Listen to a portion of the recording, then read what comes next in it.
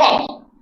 And if you look at it, journalists will be there, observers will be there. There will be more than 10. And Nigeria failed it without very bare condition that it will not be in the midst of more than 10 people. That's why they ran away. It was one of the reasons why they went to kill Nnamdi Kanu. And on this issue, to see what Nigeria did in this 2021 after kidnapping Nnamdi Kanu. Remember the allegation was that Nnamdi Kanu jumped back. He jumped back. They presented it to US senators. They sent it to US government. They sent it to UK.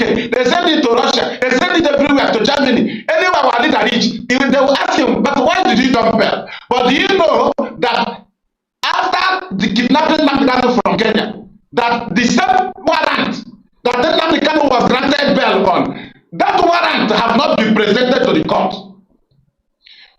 Binta Nyako told them that if you present that warrant and start handling the matter, that the issue of the invasion of his house by the army will be raised up. So Binta Nyako told them to keep it aside, that they should come with new amended count charges. Because that warrant is the warrant that should be treated. That warrant, there are charges there. That warrant, there are charges there. Which the courts, so many courts have discharged it, but Binta want to try it. Why did they not present that very warrant? They came with 5 amended count charges, first one. Second one, 7 amended count charges, 2021 stroke 2022. Then, third one, 15 amended count charges. We asked them, these amended count charges that all the charges started from 2018 to 2021. 2018 to 2021. What about the warrant? You told the world he refused to come and stand the trial, that he jumped bail. That warrant, is there no charges there? Those charges in that warrant started from 2015, 2016, 2017.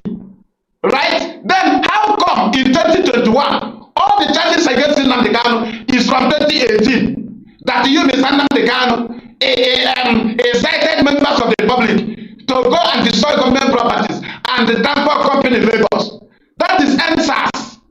You see how stupid Nigeria is. But there is a warrant he was granted bail on. Because you know, you went to his house to kill him. And if that warrant is brought forward, Binta Nyako knew that the lawyers will raise the issue of the invasion of his house. Because the killing of Jofo failed. That was their target. They wanted to kill him before bringing Nnamdi Kanu, so that they can know if they will go ahead with that very warrant. But when the killing of Jofo failed and they kill his PA, they know that they should not go ahead with that very warrant. They should come up with amended charges, because the bail you told the world he jumped from is the very warrant you are supposed to be trying him on. How come the warrant, the charges increased to 15? You started bringing unknown government, because government sponsored it. They brought them attack on INEC facilities, because government sponsored it. Because they knew they would not use the old warrant. Everything they sponsored, attack on security information, it is all in the charges against Nnamdi Kanu, all these amended charges. The only charge from 2015 that came in was the transmitter issue. Now you ask them, why did you not try him on the charges you said he ran away from? Why did you start trying him on new charges after you attacked his house? Charges from 2015, well, from 2018. That's where they fell. Now, no, I will not finish everything now. Mazi, I think I will not finish here. Yes, or should yes. I still touch? Yes.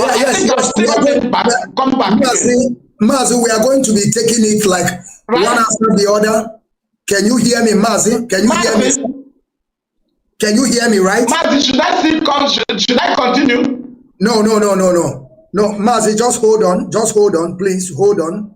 No, Mazi, I mean that we are going to be taking it one after the other from 2015 to 2017 to 2018 to 2021 to 2023, and today we are, Mazi. So I would like to. Let me move. Yeah, I think I want you to wait so that I can be able to ask Good Morning also some question because we are taking it one after the other. Mazi, Okay, it's all right. Thank you. Okay, Ndewo Mazi. Mazi George Money, I want to bring you in now. Of course, you know the mess that we are into. If we are telling people that everything we are doing is correct, that means that we are lying to people. There is a lot of mess in Biafra land, which Nigeria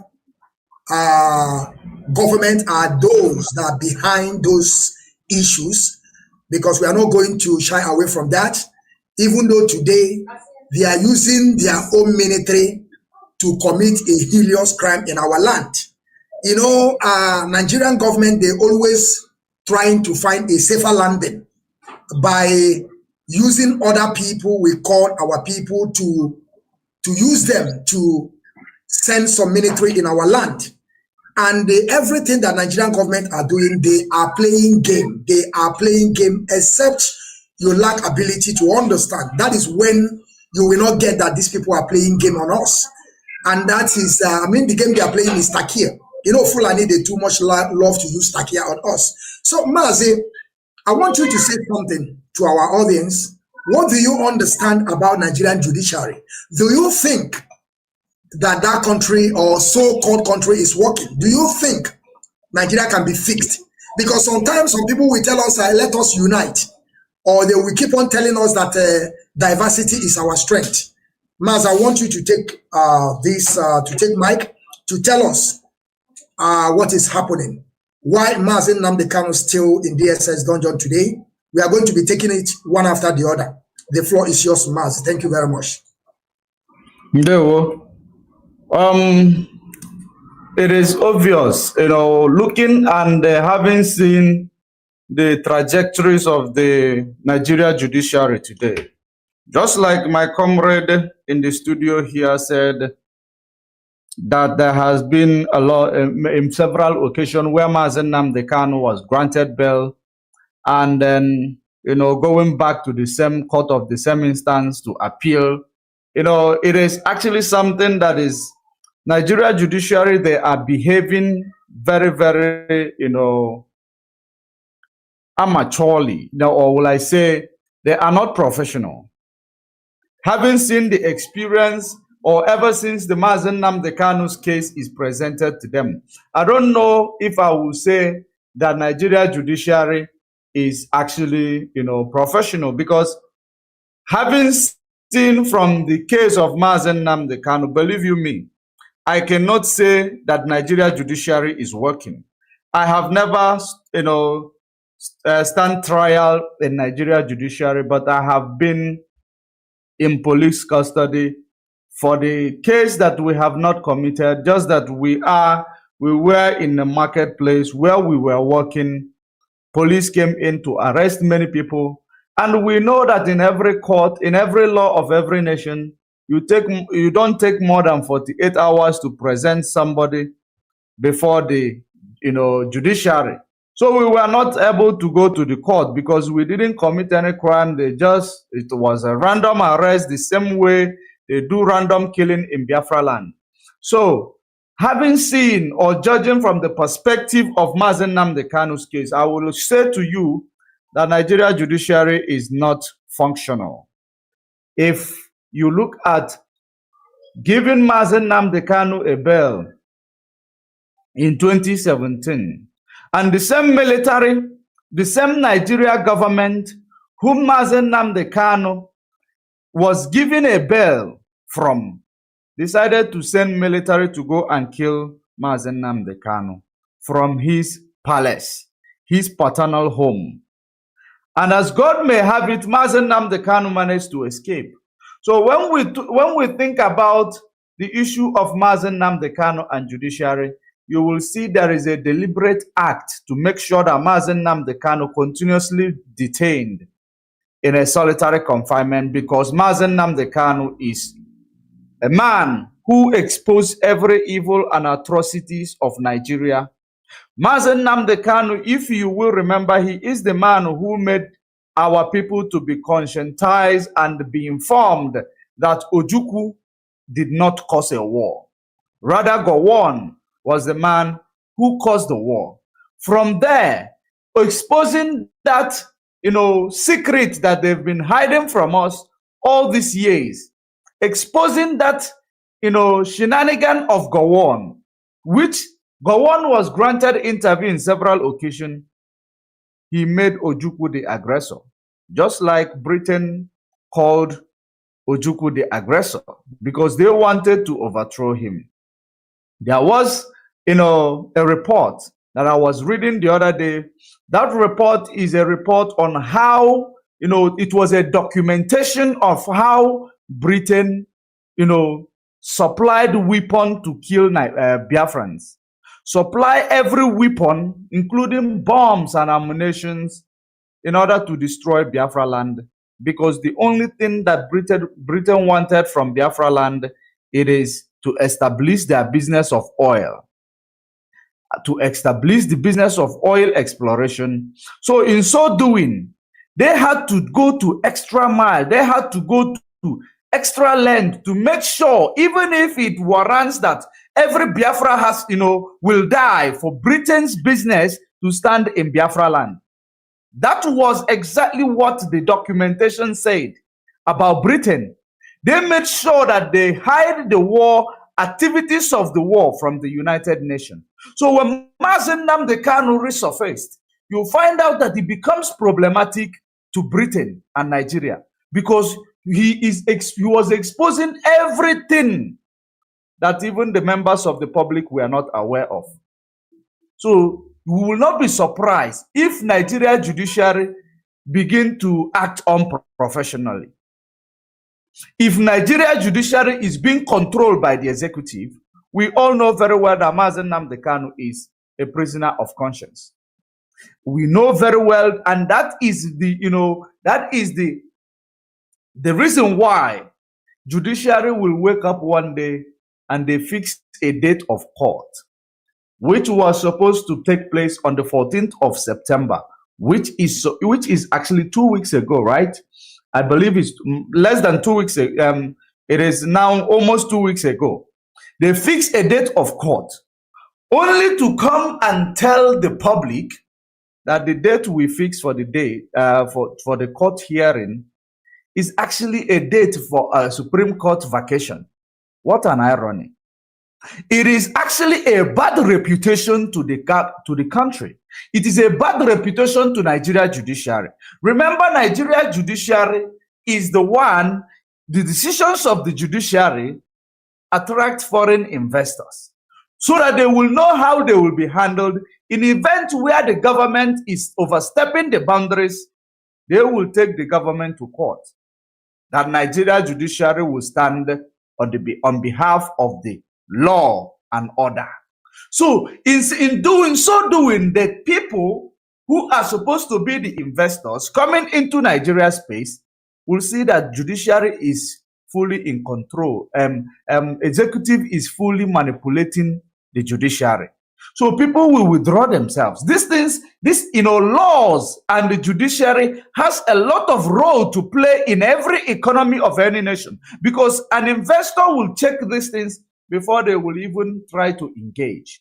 These are things that many of these, illiterates that call themselves the leaders in Nigeria does not know about. But when they are playing this game, they believe, no, it is all about, trying to deal with IPOB and Mazi Nnamdi Kanu, because the truth cannot prevail. Just like you will understand the activities of Facebook, activities of YouTube, when they are dealing with us, when we are providing the critical information, when we are exposing the critical secrets that these people has done against us, it becomes problematic even to social media owners, because Nigeria government, British government, they are actually trying to make sure that our voices are not heard, just like they did in 1967.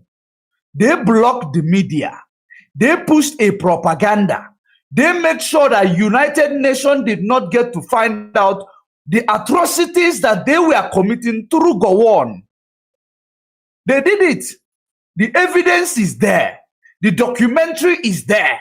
Just like, some of these media houses, like, sometimes you see BBC going to, have a documentaries, just like you saw they have the documentaries about IPOB, and saying that the media warriors of IPOB were actually, doing one or two things, just like they did that documentary. That is the same way many other news media houses does documentaries of secret that they do not want you to see. So the documentaries is there, the documents, I have it. They said that they were secretly supplying weapons of war, weapons to destroy Biafra land. They were even pushing Gowon to say to Gowon, fight this war as quick as possible. Do you need anything so that we will supply you, that you may finish this war quickly? All because they want to bring back their business in Biafra land, business of oil theft into Biafra land. That has been the order of the day. So why do you think that Britain will take their time in order to do all that? Kill people, because they are very good at killing children and women in order to achieve their selfish, benefit. So if you look at it, Britain went out of their way to make sure they sold the security information of Mazi Nnamdi Kanu to Kenya and Nigeria.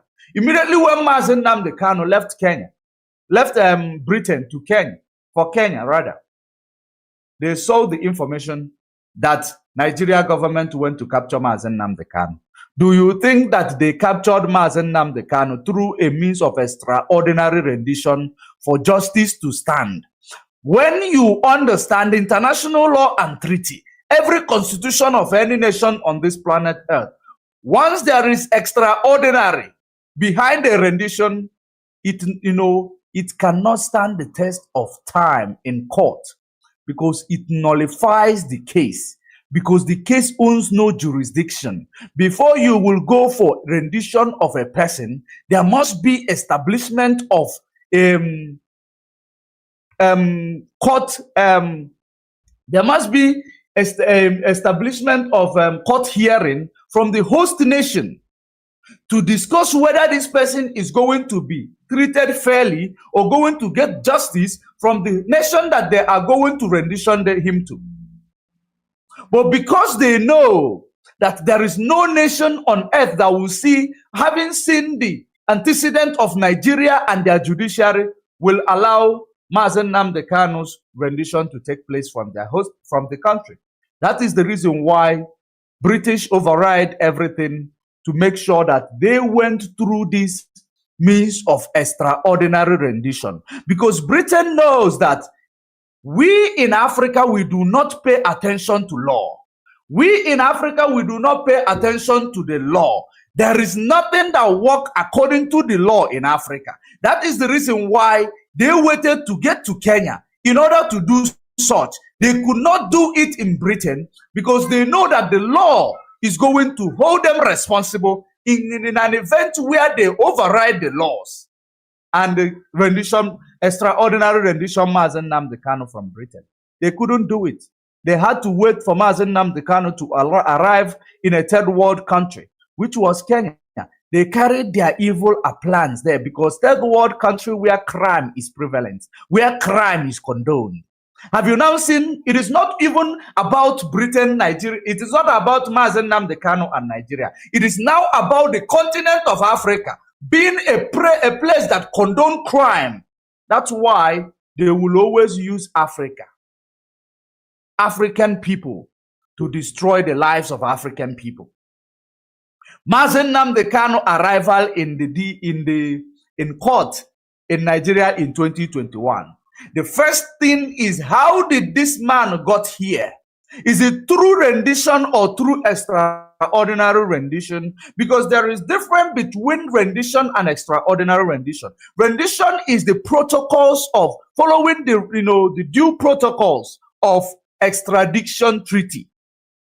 If you have bilateral relationship with any country, you are bound to have a rendition of a person or individual who is presumed to be a fugitive or presumed to have a crime to answer in their own original country. And the establishment of court proceedings must start so that the host nation, will know whether this person is going to be killed. Because if the host nation is not a place where does not condone treason, they don't have treason for anything, they will not rendition somebody who is going to be killed back to a place where he is going to face treason. Because they will now, unless if there is a written agreement that this person will get justice and will not be subjected to treason. That is the process of extradition, which is rendition. But in a situation whereby there is extraordinary behind that rendition, the court cannot entertain it. The court cannot entertain it because it is an act of kidnapping somebody to extort information forcibly, which is, the person is subjected to torture. That is the reason why you see Nigeria judiciary from the court of the first instance, which is the court of Bintanyaku. They stood trial. Bintanyaku could not help it because there is a lot of pressure from the federal government. Bintanyaku managed to strike some of the count charges because she does not want to be seen as an unprofessional, and she does not want to, go contrary to the, manipulations or the control of the executives. That is the reason why Bintanyaku had to, remove some of the count charges, knowing that within the ambit of the law, those charges cannot stand. Then he now decided to hand them over so that they will go to the higher court.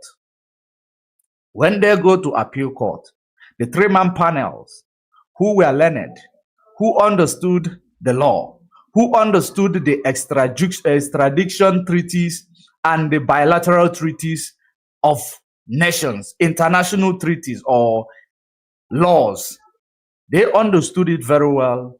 They know exactly that as long as Nigeria, prosecutor is not able to analyze to this honorable court, how and, which means did you use to bring back this man from Kenya? They were not able to prove that there was a rendition process. They were not able to prove there was an agreement between two nations, that, there was establishment of court hearing, which will now promote a rendition process. They could not prove it. So, in other words, it was a extraordinary rendition, which there is no competent court in any part of the world who will entertain any case of extraordinary rendition. You cannot commit crime and bring to the court. You cannot commit crime against a person who is even presumed to be criminal. Presumed to be criminal. You cannot commit crime. You cannot go against the law to come and try that same person within the law. It does not work like that. So the three-man panel who are learned discharge Mazi Nnamdi Kanu and even tell Nigeria government to send him back to Kenya, with actually, making sure that they do something to compensate him for the act of terrorism being meted against him, because he could charge the Nigeria government, and Nigeria government could pay billions of dollars if laws is working in Nigeria. So that's what the three-man judges was trying to prevent for Nigeria.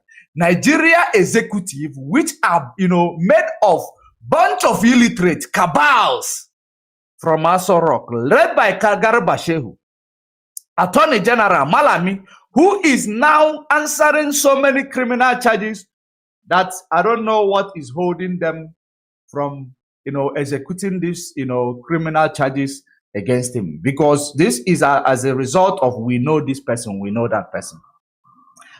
Incompetent Attorney General went to overrule the verdict of the court. How did he do it? he actually deployed the colonial era, pronouncement in a court by saying stay of execution. It is colonial era, proceedings, stay of execution. Now, having seen that he ordered the stay of execution because he used his authority in the office as Attorney General, because Buhari at that point in time is much interested in dealing with Mazi Nnamdi Kanu decisively. Buhari did not want to really go through the, through the law to, deal with Mazi Nnamdi Kanu. He just wanted Mazi Nnamdi Kanu to be placed in a solitary confinement because Mazi Nnamdi Kanu exposed him of not being the real Buhari in Aso Rock. So they had to shut him up, that this man must finish and do all their shenanigans and hand over to the next Western stooge. That was exactly the reason why they had to do this, that APC may continuously be in position of power. Because they believe that if Mazi Nnamdi Kanu was there, he will be exposing them in advance. So in so doing, they had to deploy this law of colonial era, stay of execution. Not only stay of execution, now overriding the order of the court that Nigeria court has no jurisdiction over the case of Mazi Nnamdi Kanu. So when they say that Nigeria court has no jurisdiction over this particular matter, it means that it has no prospect of appeal. The main case has no prospect of appeal. Have you now seen the reason why the appeal court or the Supreme Court will have to now insult themselves by placing a court sitting date on the day of their vacation? Have you now seen, the reason why it is a delayed strategy? It is a game. Having, coupled with the election tribunal shenanigan that is going on, because they want to use also Mazi Nnamdi Kanu to play a game of chess to this, to the Biafrans, while this man who is called himself obedient, will be deceiving himself that he is going to get a mandate. For you people who are gullible, following him, believing that he is going to get anything, without knowing that he is wasting your time. He has nothing to lose. He has a home abroad. He has offshores. He has business in abroad.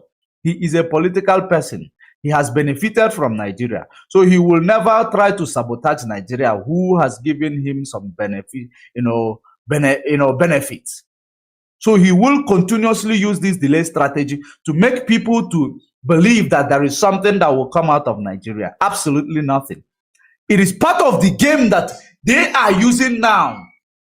That is the reason why you don't see them fixing a date of Mazi Nnamdi Kanu trial.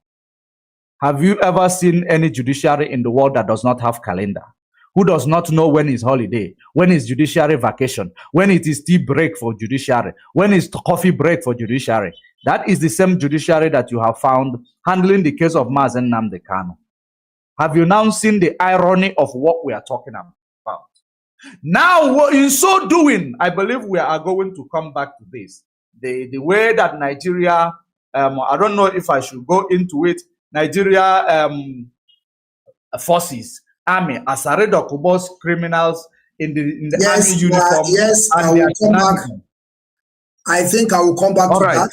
I think I will come back to that. Thank you very much. Take a bow from here. Thank you very much for this, your wonderful analysis about the Nigerian judiciary. Of course, we keep on telling our people that we are not part of Nigeria. I heard you clear and sound when you said that Malami has a questions to answer in that contraption. Have they arrested Malami? The answer is no. Abba Kyari, the murderer that have been killing our people, and they went to Kuje prison and they opened door for the man to go scot-free. From there, the man came back again. They have freed him. he has no question or any case to answer. A man, they went to prison and took him away. Today, the man has no question to answer. But a man that fighting for his own survival, they have discharged him, but they are still holding him. And some of our people up to date, they don't want to learn and understand that we are not part of these people. According to Ahmadu Bello, their great-grandfather, they have forgotten about it, that we can never, take decision on our own. We can never rule these people. When it comes on Biafran people, Olisa Metu is there. The case is still waiting for him. Any day that he trying to challenge them, they will bring up his case. That is why today he's mute. Or Jose Okalo, they chase him away to become the, what they call it, their senator, the president of the Senate. As they rig him out, he keep quiet, because if he speaks, they will bring his case and he will go to jail and nobody will speak for him. But if you are telling these people that we are not part of them, they don't seem to understand. Now, I want to go back to you, Mazi, fearless evangelist. Let us take it from that, when the extraordinary rendition Mazi Nnamdi Kanu back to that zoo. They never even talk about that he escaped the court case. They don't want to bring that case back now. But when Mazi Nnamdi Kanu were out there, they were shouting, he jumped case, he jumped court, he jumped court, he jumped court. And now they brought him back. They extraordinary renditioned him to that contraption. Instead of them to start from that issue, why did you not appear in the court? No, they don't want to go there again. Now they are now fabricating lies, concocting stories and begin to pay some agent for them to be able to find a new case on Mazi Nnamdi Kanu. Mazi, I want you to start from there. The reason why they don't want to talk about that jumping of court or did not come to court. Mazi, the floor is yours. Thank you. Thank you. The issue now with the Nigerian government is that IPOB neutralized them. Mazi, I am playing, my voice is playing back on me. If your voice is playing back on you, that means that you have to mute your mic from telephone. Mute the mic from telephone, then you start talking. No, but it's coming out clear.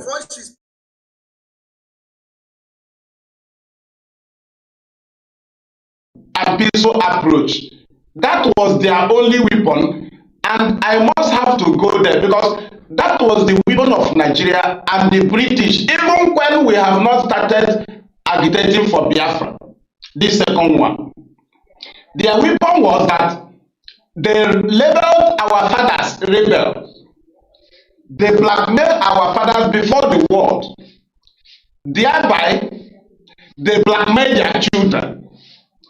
That's why so many parts of the world, when IPOB have not come and clarify issues, they don't value us normally. Because if you shout too much, they will now go and check their paper. They check their book, their file. They discover that your fathers are rebels. And that's why it is important you will not start the next Biafra agitation with war. You must come with self-determination.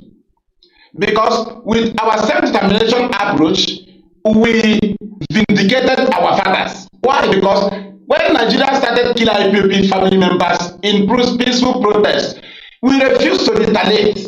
Because their trap was, when we retaliate, they will tell the world that that's how their father did.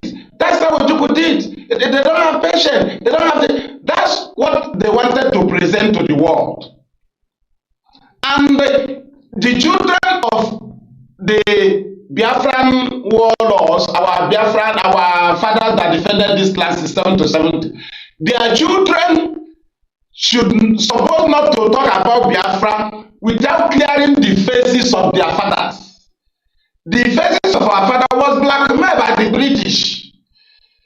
And we cannot present our matter to any table without clearing our face and the faces of our father, so that our faces can be seen clearly. And today, through our perseverance over different extrajudicial killings uncountable of IPOB family members by Nigerian army and police, we never retaliated. That's when we was able to vindicate our fathers, and we now created express road for ourselves to move to any government in the world, because initially we cannot be accepted. Now, with our endurance and self-determination approach with peaceful conduct, we have neutralized Nigeria plan, and that's why they are angry. They have no other plan than violence, instigation. When they instigate, we retaliate. That's why they failed to make us terrorists. They expected us to act like terrorists from 2015, 2016. We never acted like terrorists. Remember that when they killed IPOB family members in National High School at the 9th of February, that Nnamdi Kanu have already been discharged by Justice Ademola. Ademola was discharged Nnamdi Kanu on the 20th of December 2015. And the IPOB was in National High School praying, not protesting, praying for free Nnamdi Kanu. Not Nnamdi Kanu that have not been freed, Nnamdi Kanu that have been discharged by the court. Upon that, they came and killed us. That was when they expected that we should retaliate. No way. They were pushing. The British told them, keep pushing, because that's what they did to you. Right? Then they were pushing. They now came to Mbo again. They killed us. Daybreak. They night protected me. They told them, keep pushing. They will retaliate. That is the only weapon. We refuse to retaliate. That's when we neutralize them. Now, because they want to tag us, they want to make us terrorists, not even tagging, they want to make us terrorists, we become terrorists, right? And Nnamdi Kanu controlled us. He controlled us. He used IPOB structure to control us, and we understood him, we heard ourselves. Do you know that when they saw that they have failed, because they killed us again in Iguacha, IPOB in solidarity with Donald Trump, 20th of January 2015. They killed us, 2017. They killed us. Under wicked killed us. Now, we refuse to retaliate like bullet. And during this very killings of IPOB members, do you know that Nigerian army and police, they burn American flag and Israeli flag and Biafra flag together. That Wike will provide that commissioner of police. That commissioner of police River State that burn it to ashes. He put American flag, Israeli flag, and Biafra flag together and burn it in Iguacha next to Wike. This one they make minister now. This criminal, they will later kill very soon. This is for government to kill him. Then we move. Now, when they saw that we refuse to retaliate, they now say, okay, we will now finalize, we will grant him bail. When we grant him bail, remember, they wanted us to retaliate while Nnamdi Kanu was in detention. They said, okay, let us grant him bail. They discussed with our let us grant him bail. Then keep him, we will not give him his international passport. We will keep him here. Then we will plan and go and kill him. Now, if we kill him, we will tag them terrorists. Do you know that when they tag us terrorists, they have not even finalized that Nnamdi Kanu escaped. Even within 1 month, Nigerian government did not believe that Nnamdi Kanu succeeded the attack. Because what they did there was, now we let us go and tag and kill them. If we kill them, the world will ask us, why did you kill them? So what we now do is to tag them terrorists, so that if the world come to ask, why did you, we tell them they are terrorists. Because we refuse to act like terrorists. So they now make it by themselves, by killing us and to shut us up the target terrorists. The same thing they did to Juku. They made agreement in Ghana. They agreed together. They came back. Then go on. The British told him not to agree. Instead of them to call him again and say, let us look into another option. Or instead of them to say, okay, we don't agree, let us arrest him so that we'll still discuss. No, British said, go and kill them. If you kill them, there will be no opportunity to bring out the Accord agreement so that the world will be looking into it. No, just kill them. So now, had they killed Nnamdi Kanu, they know they will now, the world will now be on the fence because they will say they killed a terrorist leader. Because their target is attack them, then we declare them terrorists. That thing they don't know they are not to read out. They wrote it and gave to Southeast governors. We know that they just read it out. They first of all declared terrorists. They planned it, they wrote it and gave it to them. They gave it to them. They even gave to Traditional Rulers Council chairman from the East, all the states, because a Traditional Rulers Palace was invaded and the 28 people was killed. The Nigerian government shed blood in a palace in Igbo land. Why did the Traditional Rulers keep back? They received a letter. They were controlled. Now, if they didn't fight for Nnamdi Kanu, why didn't they stand for the invasion of a palace? Okay, why didn't they stand for attempting to kill a prince? Attempting to kill a prince. So, Mazi, that's where they fell. When after all this, they were the people that attacked us. They say we are terrorists. They came to our home. We did not go to Abuja. We did not go to oil well. We did not go anywhere. They just killed us. They attacked us terrorists. And since then, they fell. Immediately, Nnamdi Kanu survived it. That's when they fell. Today, they brought him here. So what we're asking them now is, that very blackmailing, you blackmail Nnamdi Kanu that you jump there. Why did you run away from it? Mazi, you know their target in the court of Bintanyako this second time. You know Bintanyako facilitated this thing. Justice Bintanyako. That's why initially I refused to add justice to her. I added in justice, but I just added in justice. Recently, she just looked into the head of our leader and started granting some fundamental human rights. You know, that's when I started adding justice. A woman that overlooked the judgment of other judges and ended up granting bail. So we asked Bentanyako, that warrant you granted Nnamdi Kanu bail on, where is that warrant? Why did you tell the federal government to keep it aside and come with amended crime charges? Bintanyako, did you know that warrant, in short, Bintanyako is not, although there was a warrant signed, where is that warrant signed? The bail condition was made up. Where is that warrant? Nnamdi Kanu tried to defend himself before the war that he did not jump bail. If he appeared before US senators, he would be defending himself that he did not jump bail. And the time will be up for him to present the matter. Then when you kidnap him, where is that very warrant? No way. And the Mazi, do you know the people that facilitated these things happening? Nigerian citizens. Because these very Nigerian citizens, when they heard that Nnamdi Kanu was exposing Buhari, they were saying he was in abroad, he's in abroad. When he come back, do you know that since Nnamdi Kanu was brought back, we were expecting Nigerian youths. Immediately, Malami brought out the first 5 amended charges. When they read it, they did not see that Buhari died among the charges. We said, okay, maybe they'll add it in the next second one. 7 amended charges. They did not add it that Nnamdi Kanu said Buhari died, which would have been the best weapon of the Nigerian youths. They neglected it.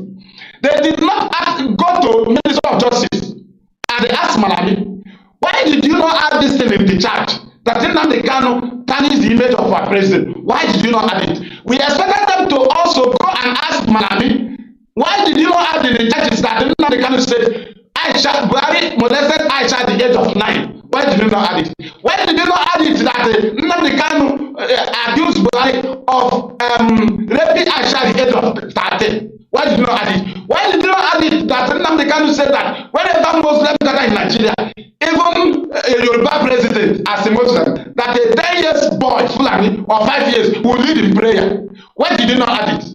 You were there, Nigerian youth, you were there. You saw an express road to stop Biafra. by challenging your president to prove that he's alive. You failed. Today, Tinubu used it to become president. But what we are saying there is that the judiciary of Nigeria have exposed Nigeria. And the judiciary of Nigeria have also exposed the British compromise towards the people of Biafra. Where is the bell he jumped? That is our question. Where is that bell? Then that bell you granted him, where is it? Where have it been brought to any court? Where is that bell you granted Kanu? Their expectation was that Nnamdi Kanu lawyer would defeat them in a federal high court of Bitanyako. That's what Malami planned. But he don't know that Ozokome is a wizard in their profession. See what Ozokome did. He knows the plan of federal government, that if they press on federal high court, that if they discharge Nnamdi Kanu in federal high court, they will go to appeal. Now, Ozokome saw the game. He destroyed only 7 count charges in federal high court. He now first of all be in appeal with 8 count charges. Now the 8 was destroyed. Then, and Nnamdi Kanu was discharged and acquitted. And also, the judgment condemned the way Nnamdi Kanu was brought back to Nigeria. That is a extraordinary rendition. That is to say, the judgment found Nigeria guilty of extraordinary rendition. They were found guilty. Right now, when the judgment ended, instead of Malami to surrender, they went back to the same appeal court. How can your traditional ruler give judgment? You don't agree. You go and remove a traditional ruler and put another traditional ruler in the same community. It's a lie. You must go higher place. But the best way for them to go and appeal is in appeal court. Hasn't Nnamdi been decided in federal high court, but he was decided in appeal. So they would have been in Supreme to challenge it, but they returned back to the same appeal. Do you see where they fell? Because Ozokome don't cross them, knowing that if he defeat them in federal high court, they will jump to appeal. But he now went to appeal and destroy them. They have no other option to now dance in a naked dance. Mazi, I'll still come back so that we'll finish the Supreme Court. Thank you. Thank you very much. Thank you very much. And I also greet our people, our audience, those that are listening. I greet you all. And at the same time, I want you people to distribute this wonderful program. You know, we are doing what we know how to do best. You know, we are in a different way. You know, that's why you see the media warriors, we are unique. We are unique. You see, this thing we are doing today is not that we learn it, but it's because of the wisdom that Chukwu Abiyama gave to us. We are thinkers. Even though when we are in our mother's womb, we can do everything. That is why we are fighting for survival. We want to be on our own. We don't want to depend on people. You see all this depending on people that without us, you people cannot grow. You brought clothes to us. You bring this one to us. We want to try to manufacture things by ourselves because we have been doing this during the time of our great-grandfathers, even though 1967 to 1970, we built our own. All the armament we use, we build it. Even though before they came to colonize us, we have been building. Usuoka, when you are hearing about Usu, we have been building. No, it did not start today. Even though when you talk about writing or symbols, which is over 500,000 years ago, that we have been writing, putting things on a letter to be able to communicate. But today they are telling us that we are nobody. They want to write our history and tell us how we are going to live. Mazi, I want to go to you, Mazi George Morning. Let's talk about Nigerian security because we can see the game they are playing right now. You can see they are playing game. And I'm not going to lie to people. It seems that their game is working for them because what they are doing today, they are deploying, all these, they are janjaweed, all these are terrorists in army uniform. They are now deploying them at the same time, playing game. They will go and gather some people, kill themselves, and begin to target our people. Mazi, I want you to talk about this security. And also, I don't want you to not to forget that even though the appeal court said there will be no any case again on Mazi Nnamdi Kanu, but today they are still holding him. Mazi Judge Money, I want you to pick it up from there. At least you start from the security and the game they are playing today in our land, because they are scripted. They were Mazi. All right. They were Biafrans. We are still live and direct. We are still on Biafra TV, right? Great people of Biafra and great people of Africa, because this is where we are directing our own problems to, so that we will be heard. We know that the problems that we are going through is coming from far, so we are still discussing it within ourselves, and it is very, very important that we also continue to send the signal and the messages, including to the United Nations and other international communities, because there is a saying that says, when the time of judgment, the favor will abound. So that is the reason why we will continue to expose the atrocities. We are no longer in the dark age. We are in 21st century, where information is everywhere. It's even in our pocket, information. So it is now understanding the activities of the insecurity in Biafra land, understanding the security apparatus in Biafra land, or in Nigeria rather, how they set up their security, and what ends will Nigeria's government go in order to tag IPOB, the aggressor. They are willing to go to extra mile. They are willing to go to any length to make sure that they tag IPOB, the bad guys. But that is exactly what we are going to clear up today. Of course, we have seen so many videos where people are making, the video of the execution of people in military uniform. You have seen those videos. So many people saw that video, and they believe, they believe that there is, something extraordinary about that killings in Biafra land. Remember, there will be no smoke without fire. When you start seeing things like that in Biafra land, you should know that there is a serious attack being orchestrated, being planned against our people in Biafra land, because not even more than 48 hours when this video was circulated, you'll find people's shop, people businesses being looted, being burned. You will be seeing these things and you will ask yourself, what exactly is going on? The same law enforcement in Nigeria were the same people carrying out these plans, the attacks on themselves, in order to have access into Biafra land. Because everything they are doing it to have access into Biafra land. Believe you me, so many people might see those military killing in Biafra land, and they will start, saying maybe this military killing is done by, people who are fighting for freedom. It is not done by anybody fighting for freedom. It is done as a result of Nigeria government. They are good at creating faction. They are good at creating weapons. In order to use it to counter, they can go to any length to counter any strong organization.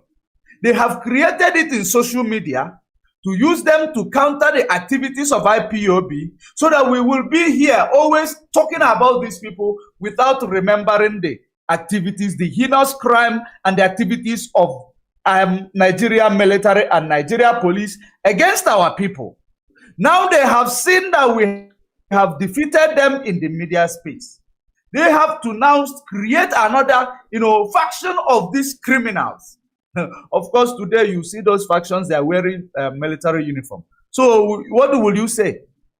How will you tell me now that those people who were killed are indeed Nigerian military?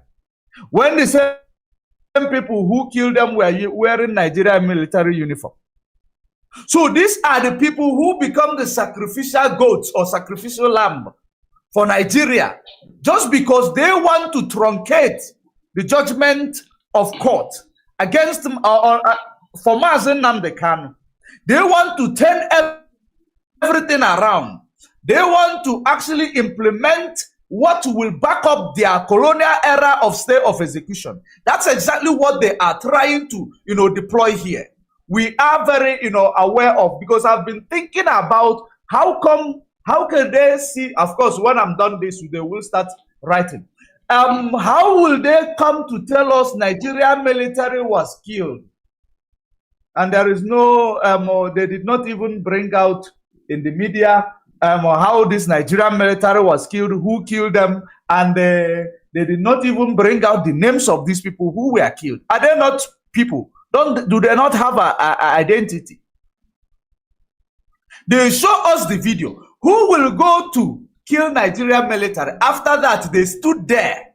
They were taking videos, telling you, taking videos. Because those who were taking those videos, they were still the same people who committed the crime. Because if you see a crime scene in Biafra land, you will never see any ordinary individual around it. Talk more of a crime scene where military were killed. Because when military is killed, or any crime scene in Nigeria, of course, you are familiar with I follow and I no follow. So, how can military be killed and people were there taking video, shouting Jesus, Jesus, Jesus? If you remember what Asaredo Kubo said a few months ago, Asaredo Kubo was making a mockery of Biafrans and was saying that their house go they burn, we go they burn their houses. He was making a mockery of that. And if you look at who were those burning the houses belonging to Biafrans, it was not people in military uniform. So if Asaredo Kubo was saying that he was burning out Biafra houses in Biafra land, will you now tell me that those people that was killed there were Nigeria army?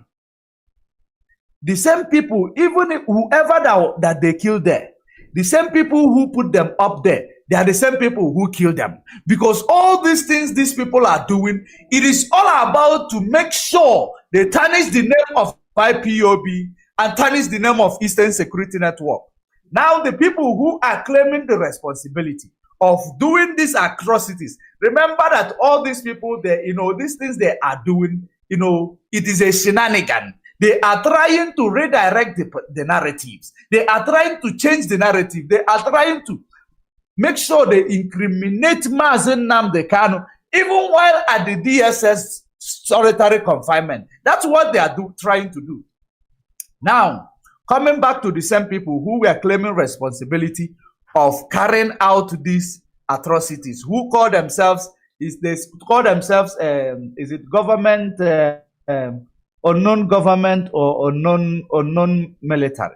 That's what they call themselves recently.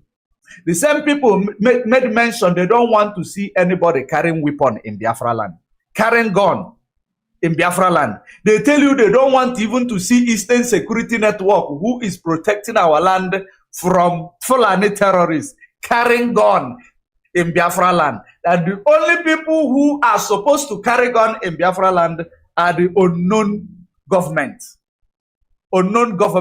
in military uniform. So when you see this, that is the reason why when I see those images of those Nigeria military, they projected to be Nigerian military, whether it is a Asaredo Kubo's terrorist giving me uniform to go into Biafra land. Because if you look at the antecedent of Nigeria, in 2020, to destroy the NSAS protest, Nigeria government created a faction who came to the street acting or behaving like they are in solidarity with the protesters, but they become so destructive in order to give Nigeria army, assistance to come in and shoot people at Lekki toll gate. So this is well orchestrated plan. In my own opinion, it is a well orchestrated plan in order for these people to have access to invade Biafra land. Because when these people are going to invade Biafra land, you will find out information will reach the same people who are calling themselves private, or is it government, private government or special government. The information will still reach them. They will know where to be found. Then the Nigeria army and the Nigeria Joint Task Force or police will start now going to destroy people's businesses, burning individual houses, people who has nothing to do with their shenanigans. They will start destroying their properties and they will start destroying the lives of our youth.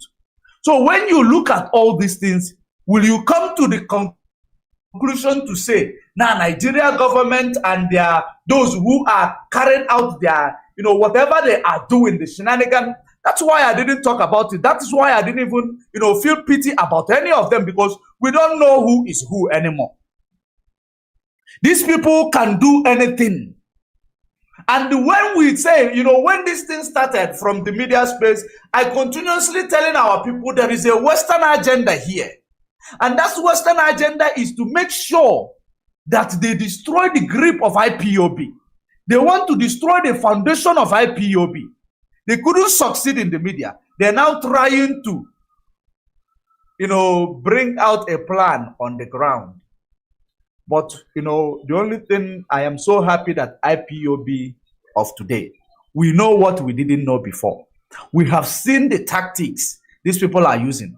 We have seen even the, mindset of those Western agenda or those who are trying to make sure that there is no civility in Biafra land, who is trying to make sure there is no peace in Africa, trying to make sure that everything that African women, children, and men are doing to emancipate themselves from this mental slavery or to be free from this neo-colonial setup, it will not it will not stand the test of time.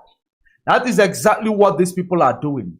And that is the reason why it is very, very important that we in the media space, we will know exactly how we present our information. We will know exactly on how to respond to this shenanigan that these people are creating. Nigeria government holding Mazi Nnamdi Kanu, even making the court to be useless and incompetent by placing a court date without knowing it is their vacation day.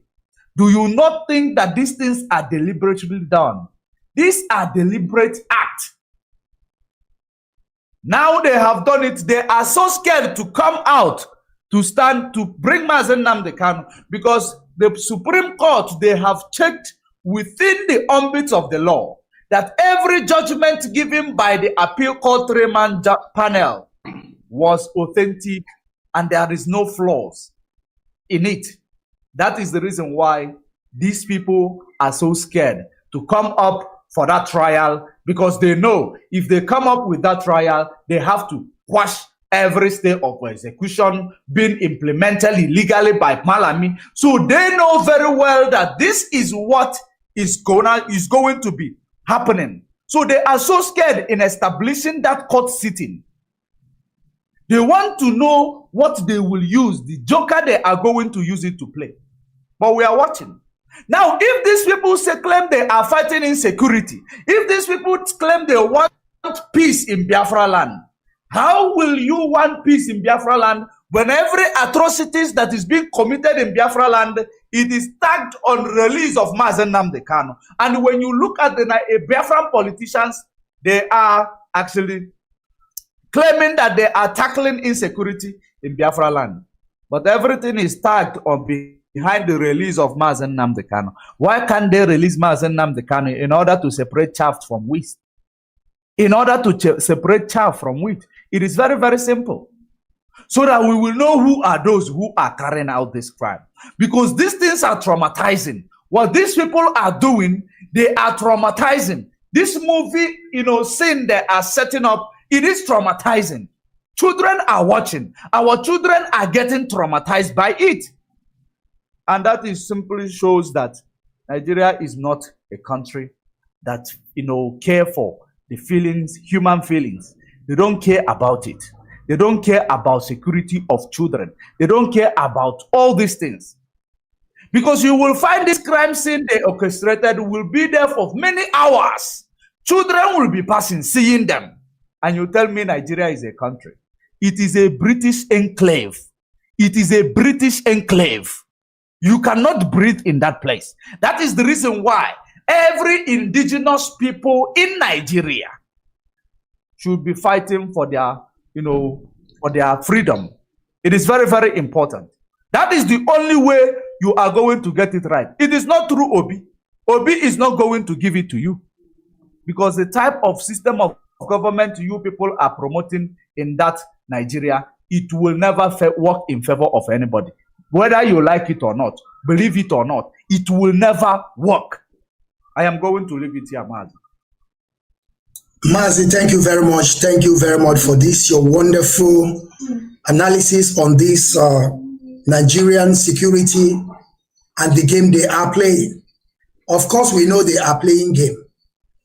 But before I will come to you, Mazi, the fearless evangelist, there's something I want to talk about here because you know that they are really playing game. And also, I don't know what is wrong with our representatives. If you people haven't forgotten, they went to Abuja. Most of them went to go and met with Mazi Nnamdi Kanu, asking him because they want to try his power. They want to know if Mazi Nnamdi Kanu remains the supreme. All of them were trooping to Abuja to see him, to stop, sit at home. And today when you go to their newspaper, they will be telling you that the military stopped sit at home. And how the military stopped sit at home? Is it not when Mazi Nnamdi Kanu spoke? And now they understood that the man powers remains who he is. Because we are here. We can never abandon Mazi Nnamdi Kanu. It's impossible on this planet Earth. We need him so much as he also needs us on this Biafra restoration project. But I want to ask something.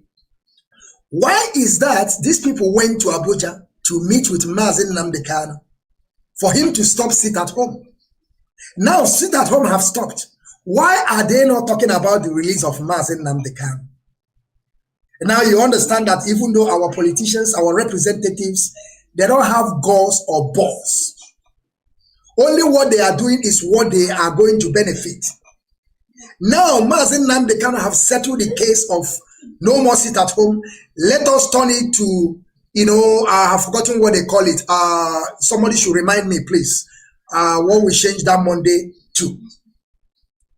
Economic booming or something. Empowerment. Empowerment. Yes, economic empowerment. Thank you. Now we have done it. Instead of them now to begin to speak, how are we going to free this man that the court have already discharged? They don't care. You see, that is why I'm telling my people that we are nobody in that contraption. And as it stands today, there is no any position that so-called Igbo man is occupying in that space today. They are nobody. Only what you can see them, they can only be secretary, they can only be deputy. You can never see them stand on the head to give decision because they are nobody. But we keep on telling them this, but they don't seem to understand. Mazi, fearless evangelist, before you start, I would like you to start also Abuja, Umuahia Court. I would like you to start from there because you know that we also warned them in Umuahia. When they were ranting and saying sometimes they will be promising a huge of money they know they are not going to pay. We don't care about the money. At the same time with the British people, and I want you people to also, I want you to touch this thing also, the game of British people. They say they are coming to our land to help us so that people will be submitting their passport in Enugu. And they never talk about how they are going to free their citizen. Because their plan was, the plan they gave to Kenya people is that when you are going to extraordinary rendition this man, don't let his passport to show. Don't show his passport. Seize that passport. Don't write it that he even have a British passport. That is the mind they gave to Kenya people, and that zoo called Nigeria. Don't ever bring out his passport. Don't write it that they have even British passport. So when the case will get to British people, they will say, we don't know, because they did not show his passport. But you don't know that it's a game plan. So Mazi, I would like you to also start from Omaya Court. And we are listening, Mazi. Thank you very much. And the mic is yours. Ndeo. Okay, Mazi, thank you very, very much.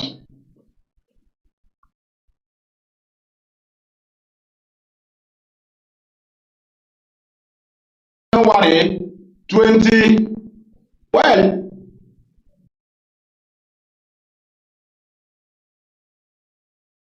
January 2022, Nnamdi Kanu was, the ruling said that it was all about jumping on bail. It is a state high court. It's all about jumping on bail. So now, it was the court ruled that Nnamdi Kanu did not jump bail, but he escaped military assassination attempt. That's number one. That's the weak point of Nigerian. That is the only thing that we are using to nail Nnamdi Kanu. But their own court that have the jurisdiction, because Omai High Court have the jurisdiction to look into such matter. The issue of attacking his house, that they always use as a point of jumping bail. So the case was taken to the very court that have the jurisdiction, and they ruled that Nnamdi Kanu did not jump bail. He escaped military assassination attempt, and the court ruled that Nigeria should apologize to Nnamdi Kanu. They also ruled that they should pay him compensation, and the court also ruled that they should meet him for discussion. 4 pronouncements in that ruling. Now, what is the reason why are they holding Nnamdi Kanu? What is the reason? Because their only weapon was insecurity. Just like sit at home you talk about. Why do Nigerian army say that they have stopped sit at home? Their reason was that they approached the senators, they approached the Southeast politicians, as they call them, telling them that Nnamdi Kanu is behind the criminal and doing sit at home. The IPOB is just trying to pretend. Now, and these people, these senators, you know, because of their crimes against us, that's why we don't value them, but they have a voice. When all of them were discussing, trying to think that IPOB is doing partial, somehow that IPOB is supporting the violence, but somehow IPOB is trying to protect IPOB. That's when Nnamdi Kanu allowed those visits. He first of all allowed Olasi, he invited Olasi, he's an elder, before the Senator Oba and Ezengri. Before that invitation, our leader had pointed hand at the criminal doing it at home. You know, Nnamdi Kanu is too clever. How did he point a finger on the criminal? He used a letter. The letter was a pointing finger. He refused to give a letter to IPOB. He gave a letter pointing finger to an individual, telling him to stop the crime. That's when he neutralized the government. That's why the senators, they started coming, they come to confirm again, and he now told them direct, and they went back and told other politicians that truly IPOB is not in this, as we thought, they are not in this. That's why they now calm down, and now federal government give them another narrative to push the case. They now told them, say, okay, you should be talking about insecurity. insecurity. So they wanted to free Nnamdi Kanu under insecurity, which will not be on discharge. It will be on bail. If they base on insecurity to free him, it will be on bail. That's why they started coming. Free him now because there is a crime. They are killing us, they are kidnapping us. Monday sit at home. They refuse to present Monday sit at home because the Monday sit at home is unpresentable. It is full of crime. In this shop, you should not present it. It is a crime. It is crime. Had they not been committing crime, it will be presented. The only thing you can pick up from Monday sit at home was the crimes. And that's what the House of Assembly members and senators, they always present. You cannot present good thing about it. Only crime. They will tell you they kidnap, they kill, they burn vehicle. So nobody, no sensible person will go to government and say we are presenting sit at home because they are sitting at home. Nobody sat at home. They were sitting at home under fear.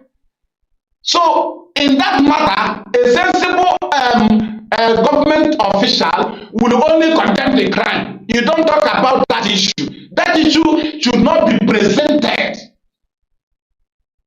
That's why they were pushing on. They want to. Their plan was to see if IPOB is involved in the crime, but they want to confirm from Nnamdi Kanu fully because they plan this very secret with Nigerian government.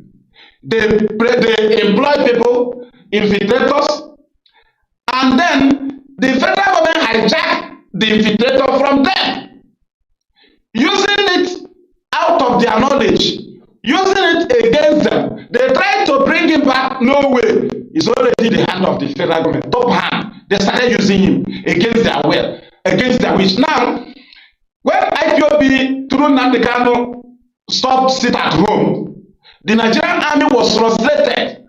They now try to see if it can still work to use it and blackmail IPOB.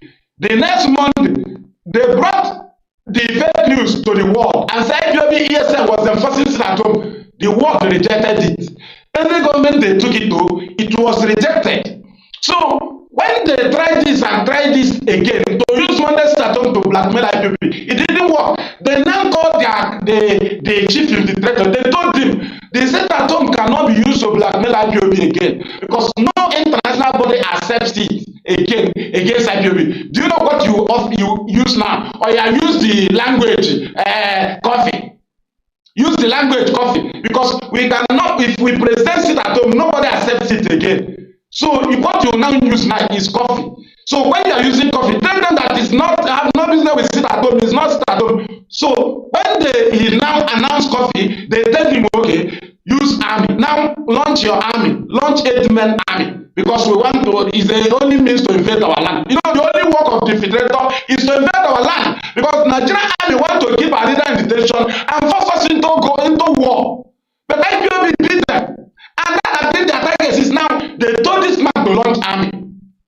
So when he launched army that is fake, few people, they now go to the intelligence room. They say, how do we present it to US? They gathered it and said no.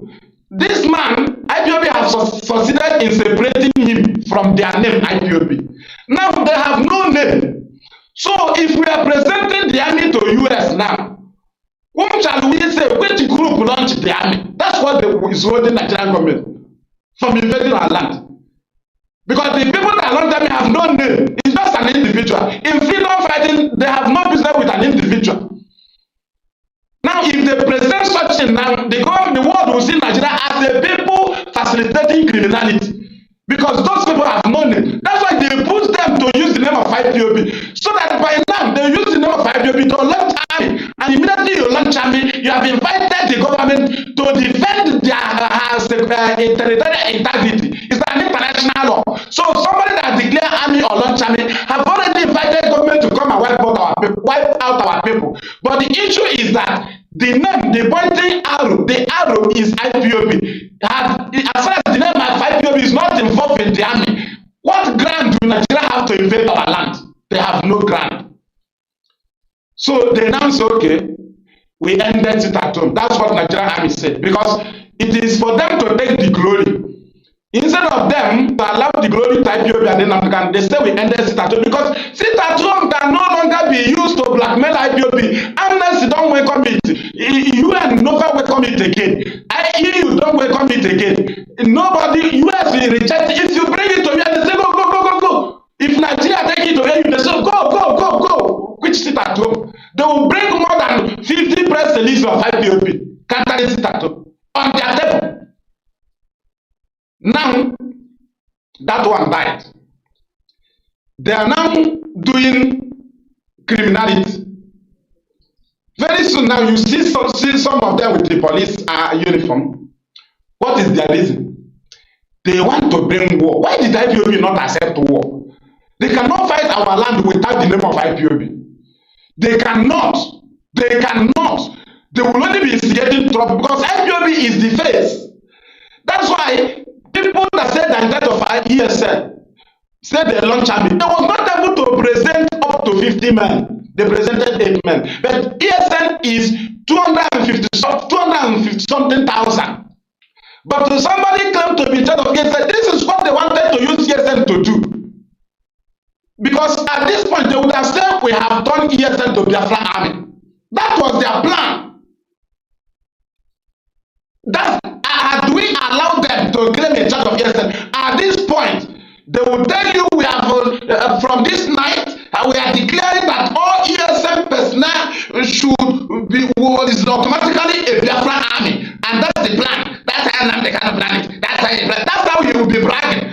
And he will not tell you that officially we are now seeing not a judge as a general commander before, but we are appointing Gen tonight. That was their mission. To use the name of it to turn ESN to Biafra army. But have we not succeeded in separating them? Now ask them, why do they now come up with the video telling you that ESN have no right to hold a gun? And you know that ESN does not hold gun in the community. They have gun in the bushes. Do you understand? So this is a defeated war. What we are seeing now is the final bus stop of federal government. They have failed the judiciary. They have failed that area. Judiciary, Supreme Court must win Nnamdi Kanu. But what do they want to do? They want to set a scenario here that our land will be uncontrollable for Nnamdi Kanu. And they want to create rival that if Nnamdi Kanu give order, the other one, they will say another Biafra group counter it. They give order, they disagree. Unless they say that Nnamdi Kanu and the other group should agree together. They should agree, they should come together. That's what they plan, but there is nothing like that. Because there is a voice, there is a channel. What actually destroying the Nigerian government is the channels Nnamdi Kanu created. One, IPOB Media Publicity Secretary, Radio Biafra, leadership of IPOB. These very channels is authentic channel that the world takes words from us. This is where we defeated Nigeria in their court. Their plan was to dribble us in the court proceedings, then bring war to our land. But we rejected war and we are using people to bring war, and we said no. And today they are ready to go into war. But which name will you use? Is IPOB involved? The answer is no. Because Nnamdi Kanu have cleared all. IPOB have cleared all. There are evidences all over the world that we are not involved in the criminality because we even catch criminals. We even call names of criminals. We even share pictures of criminals. We even give them ultimatum to leave our land. That's why we beat them. So, Mazi, I will still come back again. I just thought the insecurity. Insecurity is that why the governors, you see them talking about this because it have gone out from their hand. And initially, the governors that organized this thing have left seats. Right? So, that's why when they are criminal, they saw that it doesn't work. They now tell you, everything I'm doing now is not under the order of Nnamdi Kanu, but you kill people in the name of Nnamdi Kanu. When everything fell, that's the bus stop. Now, he now wants to act as, to be a freedom fighter. What is your name? You must have a name. So that is it, Mazi. Thank you. Thank you very much. Thank you very much, Mazi, Fearless Evangelist. Thank you very much for this, your wonderful analysis on courts in Abia State and the reason why they are playing their game.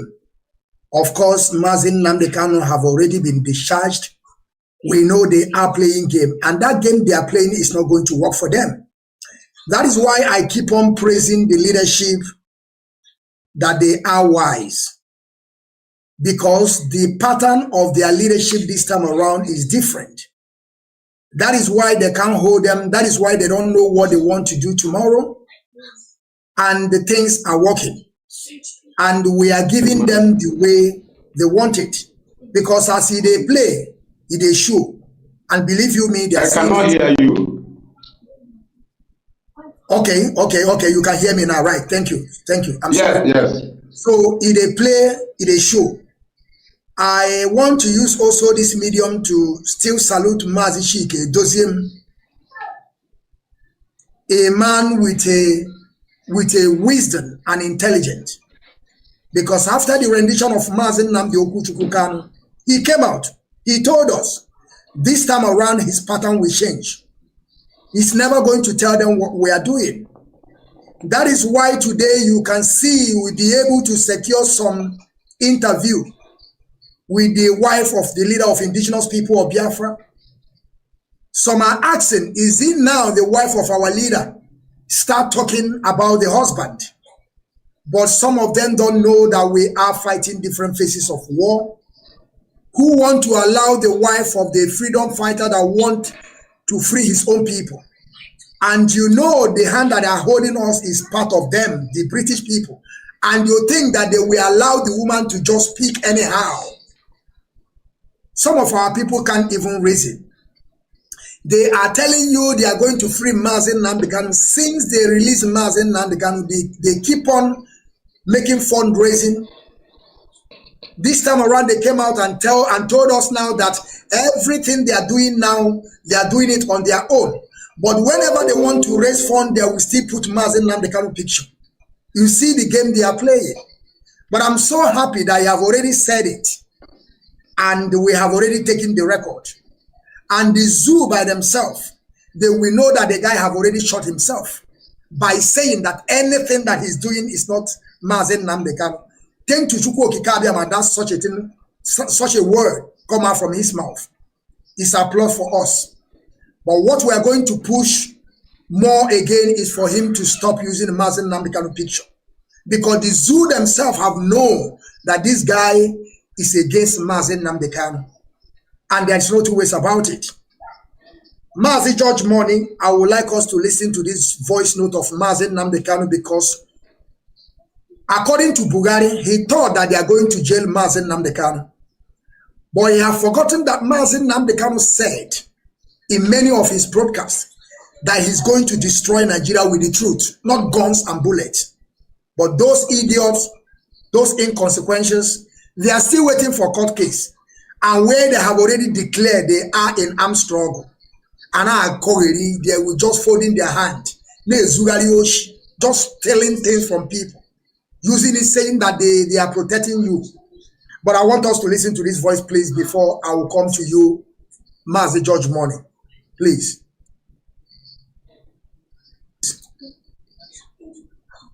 And by the way, why should some people even comment and say that, oh, they helped Nnamdi Kanu to come out of prison? This is how they're being repaid. Are you not foolish? Did I commit any crime? Did I commit any crime? The answer is no. I committed no crime. I am fighting for the freedom of my people as contained in the constitution of the zoo called Nigeria. I did no wrong. That was why after 2 years they could not prove any case. Even till now, they're still in court, they cannot prove any case. And people talk as if they are so moronic that an animal is better. They say I insult them. I insult you because you can't reason properly. I did nothing wrong. Yes. Calling for the establishment, or should I say the restoration of Biafra, is within provisions of the Constitution of the Federal Republic of Nigeria. It is very clear and straightforward. It's there. Go and check it yourself. And you're asking me to be happy. Instead of me to be upset that I was arrested for no reason, you're asking me to be happy that somebody came to bail me. See how foolish some people are. I beg anybody to bail me. No. They meant to insert that very condition that it must be a senator. that will bail me. You ask them. Nobody. To lock me up and to hold me in the first place. They are the people. I know those that came to me and said they want to go and speak to the then Buhari when he was alive. And they never came back to me. They went to Asoro with their John Onyango, one of them. For employment. But they went there to go and discuss Nnamdi Kanu. That was why they went there. That is why. To Asoro place, turned everything around. It became a trip about them and the world of their family. That is how they became. And you answer a politician. And you think because of that, we will respect you. We respect you because of what you've done for us. Yes. We love him cooperating tomorrow morning. Yes. We love you because of what he's doing, because of what he did for us. Ojukutu. When people behave very well, we love them. That is how it is. This is how it is. We are as a people. You don't need to buy us. You don't need to. Just do your job. Your job you cannot do. Protect the people, you cannot protect them. On top of that, you have the temerity to talk back when we are complaining that you are making a complete idiot and mess of yourself. Thank you, great people. Thank you, great people. I hope every one of you listen to this voice of the leader of indigenous people of Biafra. You know, when we are saying that Mazi Nnamdi Kanu is a God sent, you know, some of people will be thinking that this is a new video. This man knows what is about to come. That is why you have to keep on listening to his voice. His voice is like Bible. If you search for it, he have already said things about it. Even though what is happening today in Biafra land, by deploying, by using some infiltrators and scripted people, Mazi Nnamdi Kanu have spoke about this. And everything that he said with his mouth, behind the mic, on Biafran Radio Biafra, is all authentic. Now, the same thing they are planning today, according to our brother, Fearless Evangelist, he said their plan is that they want to release Mazi Nnamdi Kanu on insecurity. Then they will come to, you know, to shorty him so that he will have a limited to speak. They don't want to free him like, okay, you are free. There is no case against you. Now they are preparing, using people to commit crime so that when they will release him, they will say, okay, because of this insecurity, we release him, but you are not going to do this, you are not going to do that. But Mazi Nnamdi Kanu is asking you, did I ask you to come and shorty? Instead of him to be angry that they arrested him for no reason, up to date, Buhari said, meet me in the court. They went the same court, they freed the man. And the man have told you people that up to date, as he stands today, there is no case against him. Did you see any case? The answer is no. All the whole 15 count charges, they have trashed it. Did he have any case? The answer is no. Now ask me, why are they still holding him? Because they want to bail him on condition like insecurity. Don't do this. You are the people, your people are those that are doing this, so that people will come and shorty. It will be like what happened in 2015. So they will tell him, don't go there. 10 people shouldn't come around you. When you do this, they will do that. But Mazi Nnamdi Kanu is a free man. They must free him. So Mazi, George Money, what do you have to say? Because Mazi Nnamdi Kanu said a lot of things in this short broadcast that we just listened to now. And he also talked about when the politicians are doing the right thing. That is why we keep on saying, calling on Mazi, the Senator Abaribe. We are not coming here to praise them, because all of them, they are politicians. But as far as you are doing a little thing to support your own people, to fight for your own people, of course, we are going to talk about you, but we are not going to praise you because we don't know who you are. You are a politician. You can turn back to us tomorrow, but we are going to point out that thing that you did. But for us to begin to praise you is a lie. We don't praise any politician. We can never praise them. But we are going to tell the world how they are helping their own people. Mazi, I want you to take it from there. Mazi, George Money, please. Ndewo. To start with, it is very, very important for us to know that there is a saying in our language that says that the Constitution of Nigeria understand what self-determination entails. The United Nations, the Universal Declaration of Human Rights, it is written there and gazetted. There is the right to self-determination. In United States, there is right for self-determination. In Britain, there is a right to self-determination. In every country in the world, there is a right to self-determination. So have you now seen the reason why because what we are doing, the reason why we are not apologetic to anyone, it is because we are doing the right thing. We are not committing crime. We have not committed crime against any law in any part of the world. Now, that is the reason why Mazi Nnamdi Kanu will boldly tell them, you cannot jail me. I will defeat you in your court. But now, you know, as ignorant as Nigeria has been, and the illiteracy of the previous administration, they decided they will go to court against a learned man. Against a learned man. Have you ever seen an illiterate coming to defeat a person who is well, you know, aware of the law in court? So the illiterate, the previous administration, who does not know anything about the law, just because they found themselves in the space of Nigeria executive, now they believe that they can carry out anything that they want to carry out because they are indispensable. That is the reason why ignorantly that man called the impostor in Asorok decided to say, no, Mazi Nnamdi Kanu was insulting Nigeria, therefore he need to go to judiciary to answer for all the insult he has been given to Nigeria. Mazi Nnamdi Kanu went through this process as per the command of the commander-in-chief, which is the impostor in Asorok. He went there, he stood the trial, which is illegal trial, because he has no jurisdiction to actually carry out such trial. Mazi Nnamdi Kanu defeated them in their own court, just as he promised them.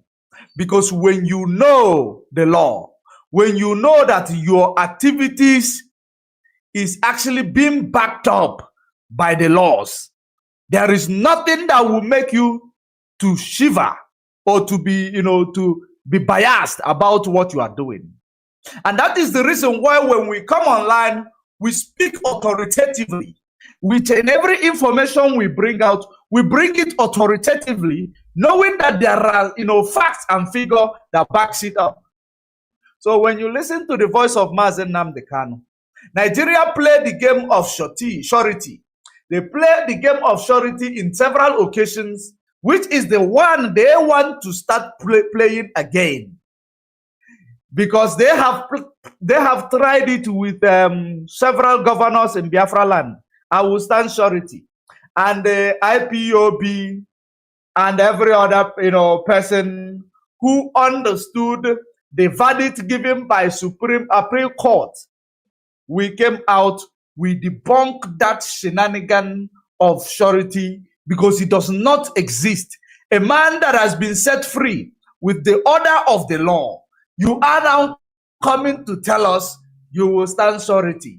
They have tried it with the many organizations. They have tried it with Ohanes and Nibo. We kick back at it, and I don't know which one they are going to use again, because they have understood that this man is formidable.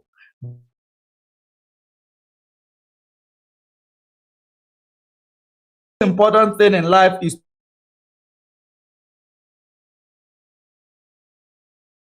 enable you to be more, you know, confidence to carry out your activities, which is backed up by the law. So everything, just like you said, that Mazi Nnamdi Kanu's broadcast is like a Bible.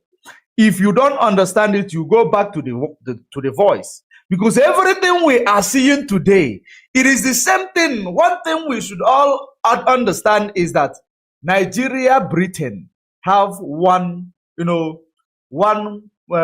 modus operandi in terms of dealing or trying to sideline the good guys. That first modus operandi is intimidation. Intimidation, which I will put it like it is intimidation and the killing. Because they believe that once you kill one or two, all of them will be, or you kill or jail one of two, you intimidate them through jailing them, one or two. The rest of them will now become, so scared. They will not come out again. Because that is what they did during the time of slavery. When a slave rises up to challenge the master, they kill him immediately. Or they put him in a solitary confinement where he will not see the light of the day again. Then the others, it is to teach them a lesson. And in so doing, they forgot that the type of people that Mazi Nnamdi Kanu surrounding himself with are the people who are actually professionals in their different, location. So that is the reason why they have introduced intimidation. It did not work. They introduced killings. It did not work. They tried to use court to intimidate us. It did not work. They do not know exactly what they are going to use again. That is the reason why the Supreme Court is scared to schedule for a court, hearing. That is the reason why they were begging all these organizations, governors in the East, senators, go and tell them you will stand a surety. You stand a surety. Once they agree you standing a surety, we will release him so that he will have a bail condition that will not enable him to tell the world what he went through in the hands of Nigeria. That is what these people are actually trying to implement. Because Mazi Nnamdi Kanu's case becomes a bone in their neck. Especially, he is the first freedom fighter that was discharged and acquitted in the court of the law. You know that? He is the first freedom fighter that is discharged and acquitted in the court of the law. This one, remember that most freedom fighters, what they do is because there is no media. There has never been media during those days. They will tag you a terrorist, including the Western nations. They will call you a terrorist so that they will use their big media, mainstream media, to make sure they project you to be like the terrorist. Even tag every activity that has never been committed by you, just like the one they have now been using by those criminals on the ground, from the media to the ground now, who call themselves secret government or whatever. And Mazi George Money, just hold on. Say that is the reason why when our internal leader with this Gowon went to Aburi Accord, they agreed. But because we don't have mainstream media, that is why they went back and told you that our internal leader started the war, and they call him a rebel. And all the whole mainstream media, the international, they carried it. But now we have come. That is why, Mazi, we are shouting that we have to do something. And I keep on telling people, the war that we are fighting today is a media war. Correct. Forget about all these things that my friend, we are fighting media war. If we conquer this media, Biafra will come, believe you me. And the Mazi Nnamdi Kanu also said it. And the Mazi Nnamdi Kanu will be happy where he is today, because he have said it, that we are not going to pay BBC to talk about us. But time comes, because they thought that they can overpower us. But when they called us this and that, they thought that we are going to run away. That is when we even increase our energy. At the end, they failed, and now they brought infiltrator. Maz, I want you to continue. Thank you. Thank you for that.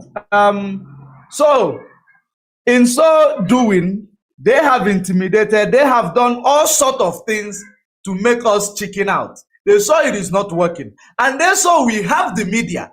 If Facebook is blocking me today, they will not remember to block you. They are blocking you today. They will forget to block the next person. So in so doing, we continue to lend our voice, to make our voices to be heard. The international community, the Twitter, we are tagging them in real time, in doing our own reportage. At the end of the day, these people now found out that there is nothing else they can do to these people. If you understand what is going on, when people begin to ask you, what are you doing? What are you doing? They don't understand the amount of the impact what we are doing with this media space is actually, doing for us. Now you look at it, you see that now, Mazi Nnamdi Kanu being the first freedom fighter to be declared discharged and acquitted by court of law. Because it is only done because these judges knows if you give a bad verdict, we are going to bring it to the media space. We are going to analyze it to the world, and the world will continue to now justify the name we have given to you, Zoological Republic. It is only a banana republic that will be proud of the crime that the government is committing. So they know very well that we have a media now. That is the reason why they are spending billions and billions of dollars to make sure that whoever that is speaking what is in line with what is happening. Whenever, have you ever noticed, if you do something wrong to me, Wachineke, and I come and start saga with you now, have you ever noticed the type of, Facebook and YouTube, they will be free with us. They will allow us. I will even have 500 people, 600 people watching. But whenever you try to bring important information to debunk the activities of the West against Africa, to debunk activities of Nigeria against Biafrans, you find Facebook, they will bring out everything they have in their arsenal, blocking you up and down. The reason why they cannot manipulate where we are now is because it has different channels. That is the reason why they cannot stop it. But if it is one standing channel, they will manipulate it and bring this number to zero now. That's what they do. So we know exactly that these people, they just want us to continue doing saga. And once you are doing saga, you will be getting viewers and likes. People liking it. But when you are doing what we are here for, you will not find anybody because Facebook will not send them notification. That has been, so the media we have is number one weapon that we have. And that is the same number one weapon we are going to utilize to destroy that damnable zoological republic or neo-colonial enclave called Nigeria that Britain created in 1914 and try to use her to destroy the name of Biafra, the name of God, children of God, to stop being in existence. And God said, no, they cannot. So that is exactly what you have seen. That's why Mazi Nnamdi Kanu will always tell you, if not for the coming of IPOB, all of you would have lived and died in the ignorance that Ojukwu caused a war. Because we have come, just like the documentary that I have on my possession, that is this, made by Declassified. You will understand that these people, they know their story, including United Nations knows the antecedent of Nigeria, Britain through Gowon against Biafrans. But United Nations is not doing anything because the United Nations and international communities, they do what I call selective amnesia. They select who is going to be, who is going to pay for the crime, who is going to be held to account, because they are using stooges that is found within the space of African leadership. They are using them to achieve their goals. So when they commit crime, they will be protected in the global stage. That is the reason why you find criminal leaders who are war criminals from Africa. They will be traveling to go and join hunger program. But once you see Russia, they will tell you, oh, Russia committed crime. They deported children from Ukraine. You will be asking yourself, these people talking about deporting children, what about more than 3.5 million women and children? That the evidence is there, that Britain orchestrated the killing and the genocide against these millions of children and women. Nobody is talking about it. Nobody is calling Gowon a war criminal. So it becomes so, ironic when we start hearing this. So this media we have, it is our biggest weapon. That's why Mazi Nnamdi Kanu say, I will destroy Nigeria without shooting any gun. So this gun we have, that is what we are using right now. And that is the reason why people, sophisticated morons and the intellectuals will continue to come and ask you, what do you do to release Mazi Nnamdi Kanu? What are you doing to do this? They don't know the value of what we do in the media. The day they will realize it, that is the same day they will remove their cap and salute IPOB. That is why immediately when the agent of Nigeria said that, no, we don't need to broadcast anymore, it is no longer the time to broadcast, I laugh. Because you do not go to history. You claim you are fighting for freedom. You never went through the history to understand the reason why more than 3.5 million women and children were killed, and they concealed the information because they controlled the mainstream media, which was the only media that is in existence. Now we have the opportunity to utilize this, or to actually take part in the benefit of fourth industrial revolution in order to be able to communicate with ourselves in real time. That is a good privilege. And that is the reason why we are going where we are going. And that is the reason why we are winning. And we will continue to win. Thank you very much, Mazi. Thank you very much, Mazi, George Money. Thank you very much. And I want to also make a small announcement here. We have already started what we know how to do best. I want to let our people understand that this is the beginning. Some of you that we never bring to Biafran Television Channel 1 on frequency, I want you to start buckling your belt, because we are back again. We are going to be bringing different people on this panel, connecting of the dots. It's not only people. As far as you are speaking for Biafran Restoration Project, as far as you are activists on your own, we are going to bring you here, because we have different minds, different understanding, and different opinions. Collectively, we are going to restore Biafra. We are not coming here to do something that I know this one, I know this one. This is the person that I'm going to bring. This is the person I'm going to bring. We don't do that here. We want everybody to be equal. Like as I am today, I'm equal to everybody. As far as you are fighting for Biafran Restoration Project, as far as you are in this struggle, me and you, we are equal. Because you are fighting for yourself, and I'm fighting for myself also. Because some people think that we are coming here to fight for Mazi Nnamdi Kanu. No, we are fighting for Biafran restoration. And that is why we're here. Mazi, fearless evangelist, I will come back to you. You heard what Mazi Nnamdi Kanu said by himself. Like he seems that he saw it, not that he have already saw it. And I want you to also put more light on that issue of, did I beg you to come and bail me? Am I asking you people to come and shorty me? You people already know that what I'm saying is truth. I have already been discharged and free, and they are still holding me up to date. And up to date, there is no court. That is why they went to Supreme Court, and they knew that these people have vacation. The judge is not there. And they knew about it, and they put the same day at the same day. I mean, they put date, the day they are on vacation. Can't our people see that Nigeria judiciary and the system of that contraption is not working? Nigeria is against humanity. That is why some people don't even understand that Nigeria is a mainstream business. A lot of countries are beneficiary of that contraption. That is the reason why they don't want that contraption to break up.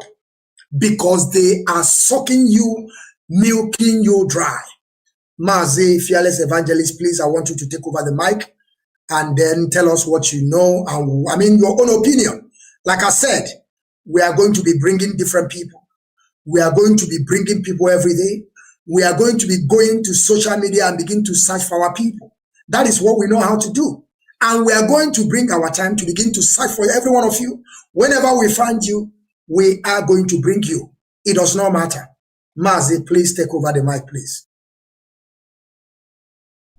Okay. Thank you. Okay, let me go on the very voice of our leader. That is the changing of narrative.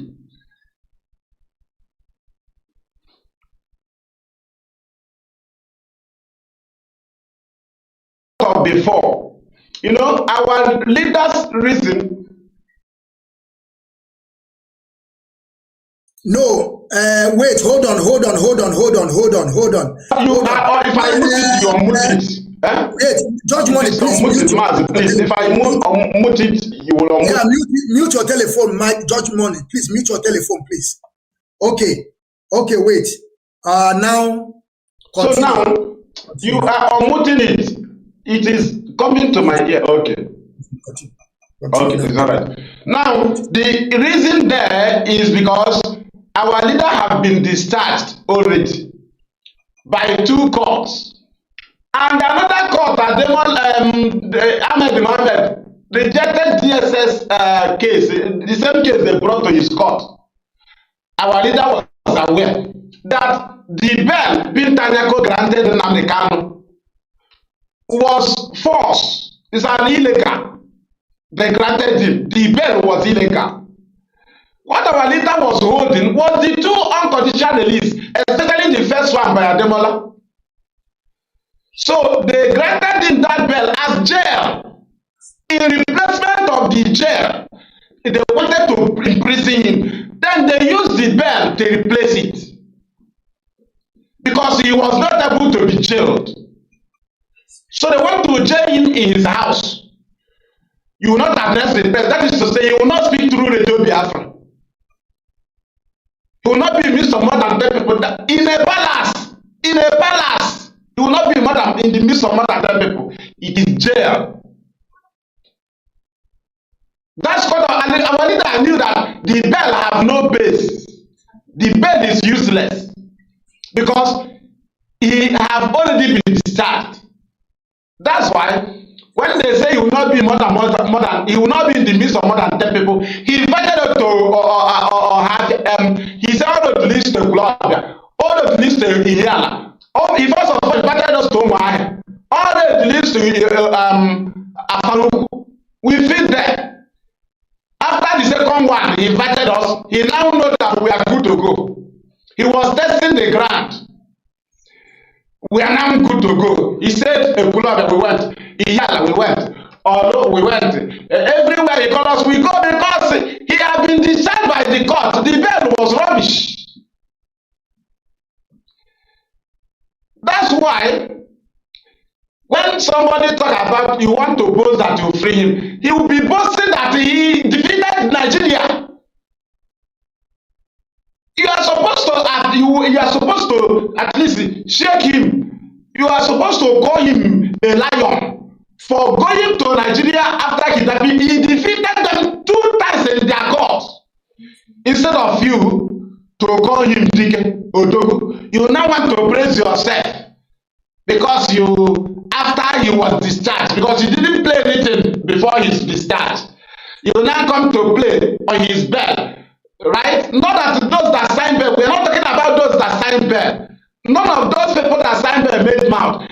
Only few people who say that I am the one who contacted Abaribe. I am the one who consulted this one. That's the people our leader was talking about. He wasn't talking about the people that signed bail. The Jewish rabbi, the Igbo businessman in Abuja. No, there are people who started boasting that they are the people who contacted this one. But even the people that signed it did not boast. Abaribe said, if they come here again, I'll sign. I'll still sign again. He didn't boast. But there are people, when our leader come out, he thanked people. So individually, when he thanked IPOB, he thanked individuals. If people that say something, now that the message is going to him, he's signing them in his memory. When he come out, he thank you. He thanked everybody. But immediately he started fighting for Biafra for coming out. You now sent the message to bring him down. He said no. You cannot jail him with the bail condition. You now say, okay, I am the one who made him to come out. I am the one who arranged these people. I am the one, Aaron.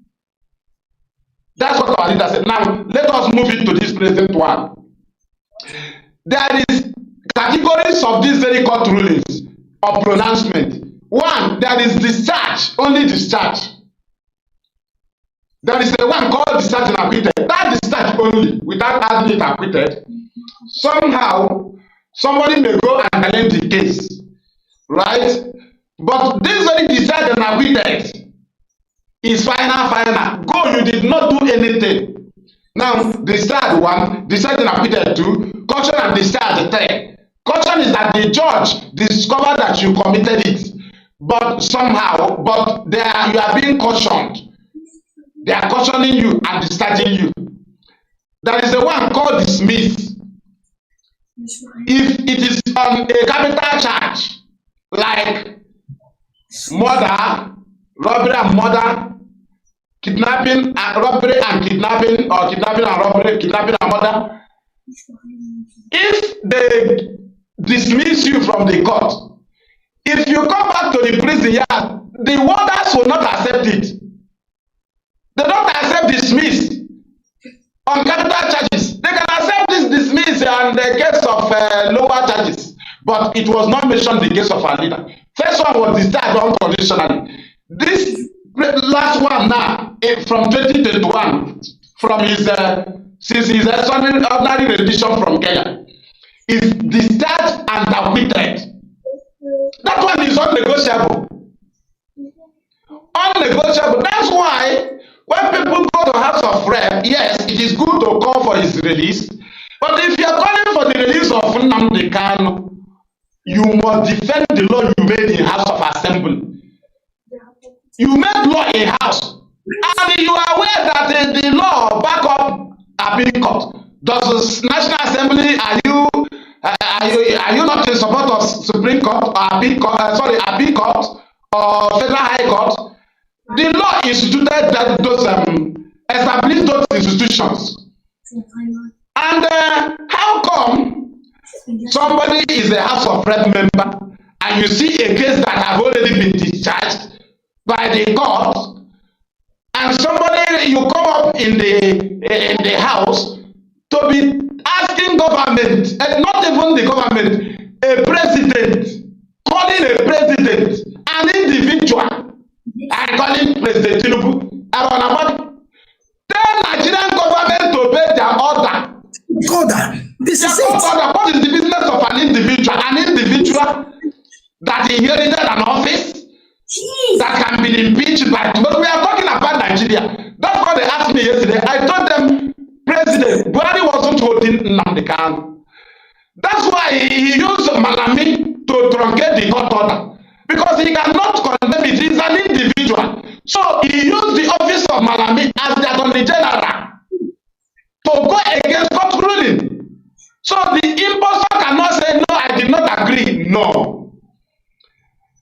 Did you understand? And then Nnamdi Kanu's case is between Nnamdi Kanu and federal government of Nigeria, not Tinubu, not anybody. Now, the duty of Tinubu is to activate their constitution. And the duty of the House of Rep member is to call the attention of the president that the court order of the country have been truncated.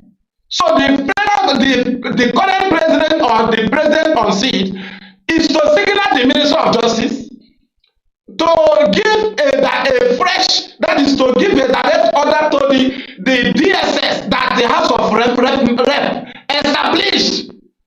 DSS was established by House of Rep. So it is a directive from federal government. The president, you give directive to Minister of Justice. You don't give directive. You don't go to Tinubu and ask him to free Nnamdi Kanu. It was when the judgment of the court had not been passed that we were seeking for political solution. Then there was no judgment. So traditional rulers and the religious leaders, they went to IPOB and said, allow us to go and seek for free Nnamdi Kanu under political solution. It's not the go ahead, but go with our primary demands. 2, free Nnamdi Kanu unconditionally, give us date for Biafra referendum. It remains what we give to anybody that comes to us. Until we follow them up, until they decide our leader.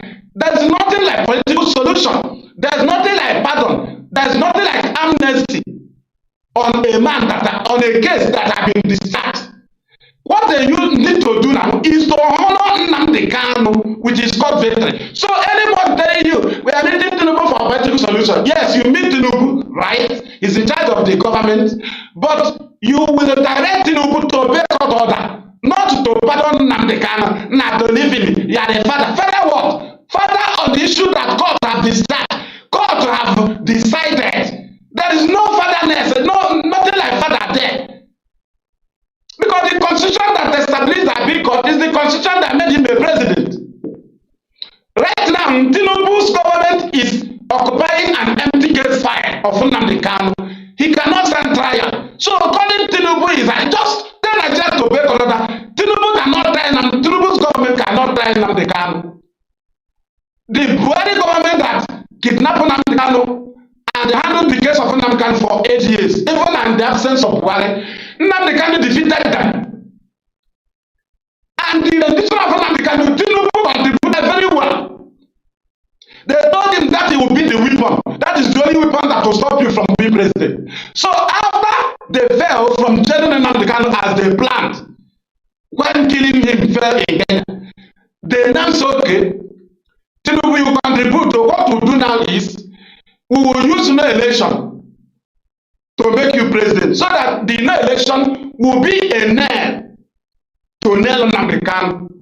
Now you raise noise, we will raise dust in the country. The people will be against him because there is no election. By then, P2B have failed. Tinubu now sponsored the election.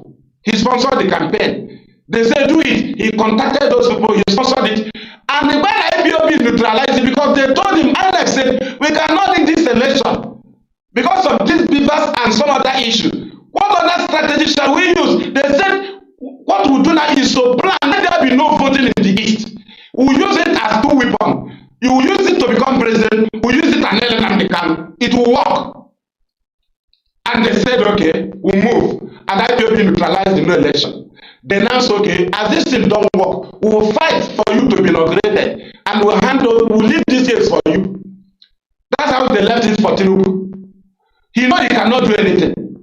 So what they want to do now is to bring war in our land. You know, when you are winning somebody in a football, he tries to fight in the field. When you allow the fight, the match will be cancelled. And your goals will also be cancelled. Not that war is not included in freedom fighting. But we are almost at that very level. Because we have gone from low court to higher court that appeal to Supreme. And after Supreme, we go to heaven. So this is the last bus stop. We have tried to manage it to that place. So thank you, Mazi. That's what I have for now. Thank you. Thank you very much, Mazi, fearless evangelist. I really want to give a privilege to our dear sister. I think she's having some difficulty with her internet. I don't know what is wrong. Awada, if you are still there, I'm not taking you out, but it seems that you are hanging. So if you want to come back, of course, I'm going to bring you. Like I said, this is the continuation of what we know how to do best. We are going to continue. We will keep on bringing people because this is just for over 2 months, if I'm not mistaken. We just, I don't know why, the reason why we left what we know how to do, begin to run with these people. This is our job and we have come back again. Like I said, I want our people to buckle their belts. Some of you that want to join us, not today, but as time goes on, we are in 36th episode. We are going to be continue doing this without stopping this time around because we have already find our safer landing. So we are going to continue. So if you still want to come in, of course, I'm going to give you that privilege. It does not matter. You are part of us. You are one of us. And you are, believe you me, you are hardcore. There is no two ways about it. Because you know that you are fighting for your survival, as we also fighting for our survival. So I want every one of you to get set. And I'm going to also paste my number, not today, on the platform, so that if you want to join us on this panel, on this panel connecting the dots or setting the record straight, we are going to bring you.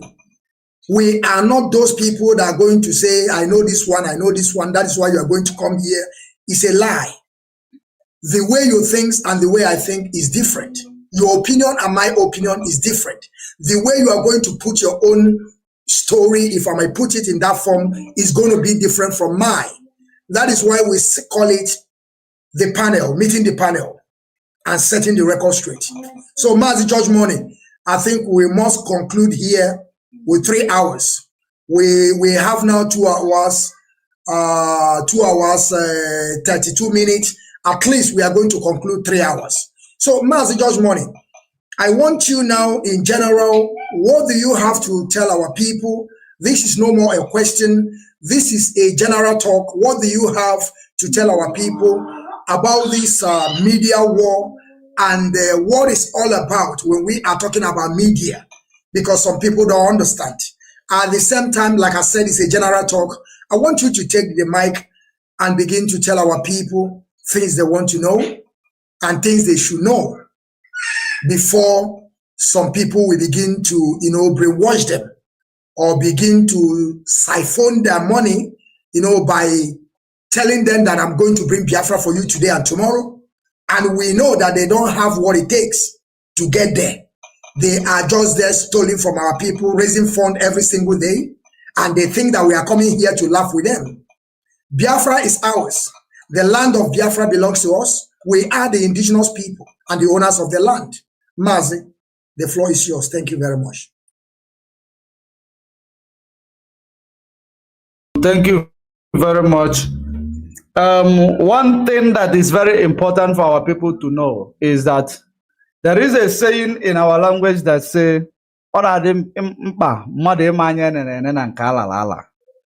one thing is that ever since Mazi Nnamdi Kanu started this freedom fighting movement, they have thrown many things at him, blackmail upon blackmail, creating, a fraction upon creating. They have done many things in order to make Mazi Nnamdi Kanu irrelevant. The same way they have tried to make the IPOB leadership structure under the leadership of Mazi Nnamdi Kanu. Because Mazi Nnamdi Kanu, they believe once they take him out, they never knew that there is a backbone. And that, some of the people who are confused today, but initially, I will not say anybody who is still claiming he's confused today, they are deliberate about it. So some of the people who were confused initially, we cannot blame them a lot because they did not know that there is a backbone. They believe that it is Mazi Nnamdi Kanu and nothing else. So to the shocking of all of them, when they discovered that there is a backbone, and now the backbone, the discovery of this backbone called the DOS, which shook the enemy to their bone marrow, because they believe that once they just, take the leader away, they will jail him, and the rest of them will scatter like like this, and they will just create another person to hijack the struggle. By the time they will release their leader, the leader will no longer be relevant, or by the time they will release the leader, people have given up on the quest of Biafra, because people will be saying, if it is this way, to suffer us through sit at home, to suffer us through this, if it is how Biafra will be, let us leave it and remain in Nigeria. So people having on the enemy having seen that, when you are actually, moving in a very clear road, you become, when you are driving in a very clear road, where you did not see any sign of speed hump, and you will be driving so speed, you will be driving in a very high speed rather. Now, you are driving, all of a sudden you see a speed hump. What are you going to do? You start looking for brake. By the time you will jump it, without, being aware of it, it can take you to the bush. It can cause accident. So that was what Nigeria government and their British, counterpart did. They never thought, they never imagined that this man, they believe that this man is just one-man squad. He govern, he is everywhere, he's in charge of everything. Nobody else is there because they have managed to remove Uchamofo, who was actually the deputy. So they did not know that they are going to meet an obstacle after this man. And that obstacle is not made up of one person. It's not made up of two people. It's not made up of three individuals. It is made up of more than the number they imagine. So immediately when they they hit that rock, they now went back. They were so surprised.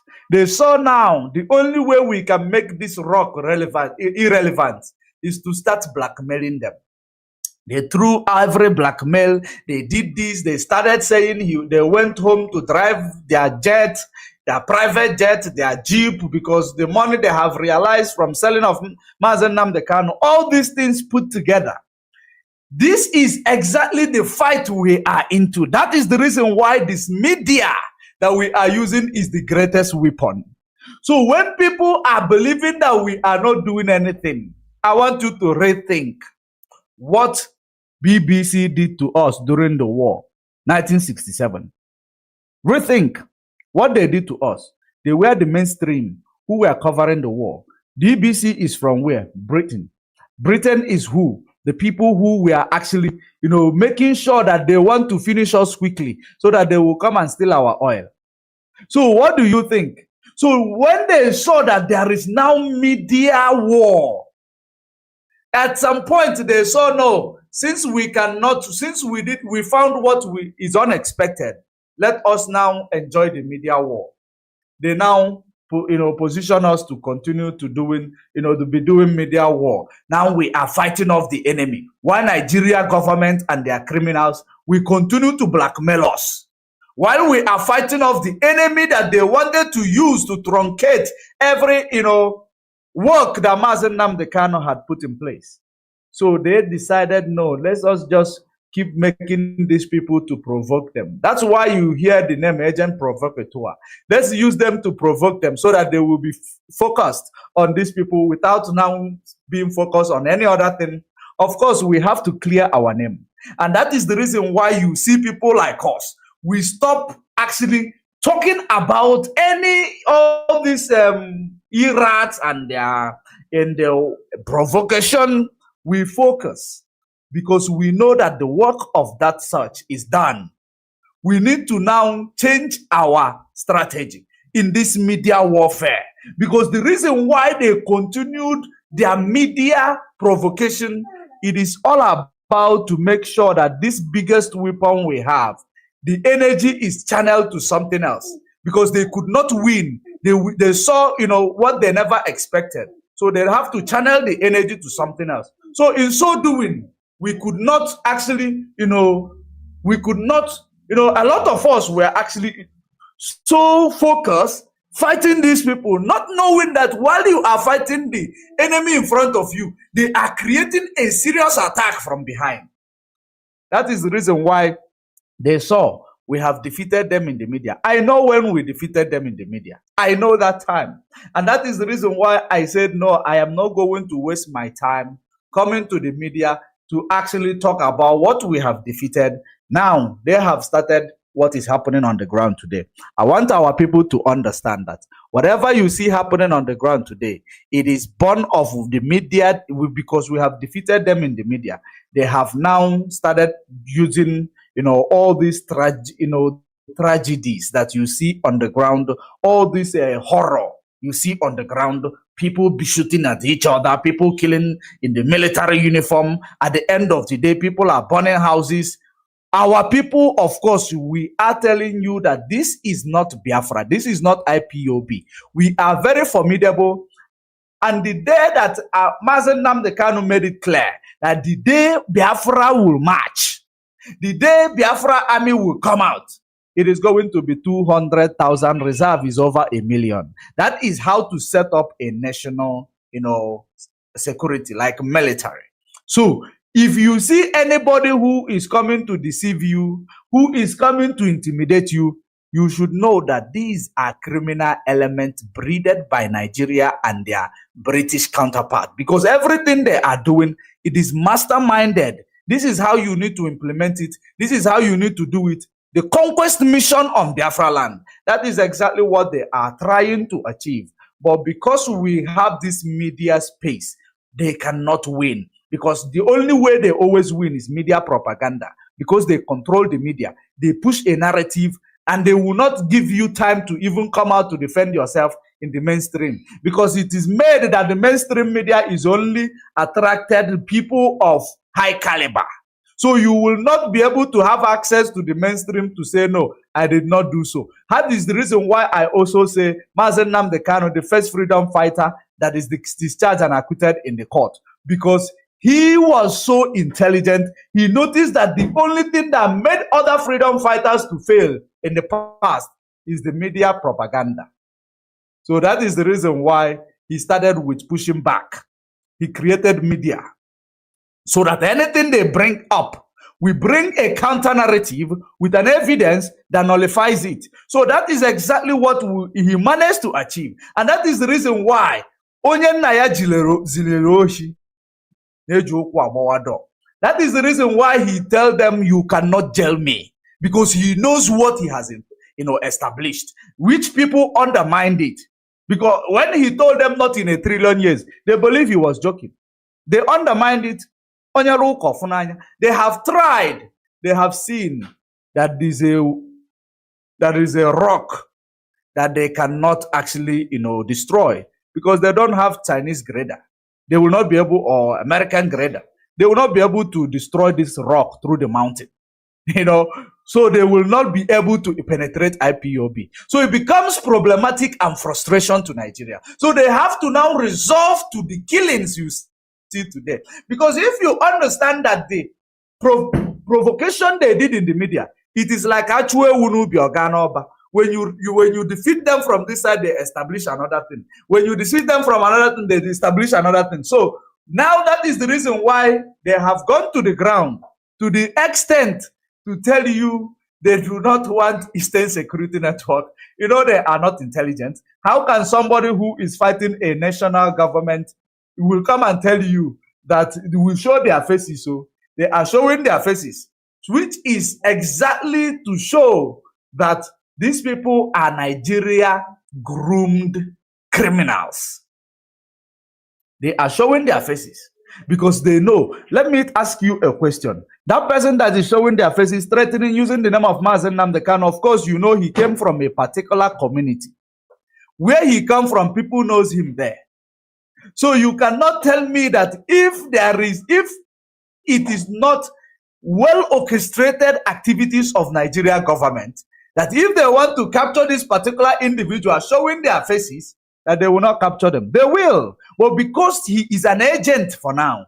But something they do not know is that when you serve the zoo, you will not survive. Because once they finish use you, they will eliminate you. And at the end of the day, you that made yourself available, you will become the victim. So that is one thing I am going to advise all our young men. Whenever anybody is calling you because you see money, we know the country is difficult. We know there is poverty. We know that they have institutionalized poverty in Biafra land, so that they will find where they will actually use how they will single out people to use them to do their dirty jobs. So when you see that, ignore poverty. Ignore everything like that. We know it is not easy. Once you see there is money, and of course, you know that when they give you gun, the first thing they will give you is gun. When you carry gun, you believe nada one. There are people who have competencies of gun. We know how gun works. We know what gun does. But it is when you wield a firearm, you feel nada one. That is one of the things they use to brainwash these people they give gun. Then they will be acting. This is AK-47. This is Mark 4. This is G3. This is G4. You will be carrying it. You believe, no, we will destroy everywhere. It is not working like that. The bullet, whoever released the bullet first, the other person is gone. That's something you people don't understand. The same people that are using you are the same people that are going to eliminate you and destroy you. Then you will make a woman who is your wife a widow. You will make your mother who have you as a son a childless mother. Let us reason, let us use our brain. We can only get this freedom if our people are actually mentally free. And because of poverty, that is the reason why the first thing that the West they will do is to make sure that there is an institution called poverty in every third world country. So that when they want to create terrorism, they will pick up from poverty institution. When they want to create bandits, they will pick up from poverty institution. When they want to create a faction, they pick up from poverty institution in order to make sure that they do their bidding. So be warned and be careful. Don't let yourself to be used to sabotage yourself. Thank you very much. Thank you very much, Mazi George Money, for this, your wonderful contribution, your wonderful advice and encouragement to great people of Biafra that we should continue on this creating of awareness. This is what Mazi Nnamdi Kanu told them. You are doing great on this awareness creating, but they have turned it around because they have Obezenago. But it does not matter. We have come to say we don't come. Like I said, we are going to be bringing people. And another good thing about this app is like, after we're done, we can also send this video to WhatsApp. So whenever you join us, you can also have this video, the voice note on your WhatsApp. You can have it for future purpose. You can also tell people you were one of those people. They were agitating for Biafran restoration on Biafran television. You can have it. And that is for purpose in time to come. So Mazi, the Homeland broadcaster, please, I would like you to use, at least don't use more than 9 minutes. I mean, talk to our people in general. What do you think can help us in this Biafran struggle? What do you think we can do? And tell us difference between the gullible people and those that are using their sense. And also make sure you extend it by telling our people they should know who are the real people and who they should follow. And also encourage them to keep on fighting on social media because we have been taking over. Mazi, the floor is yours. Thank you.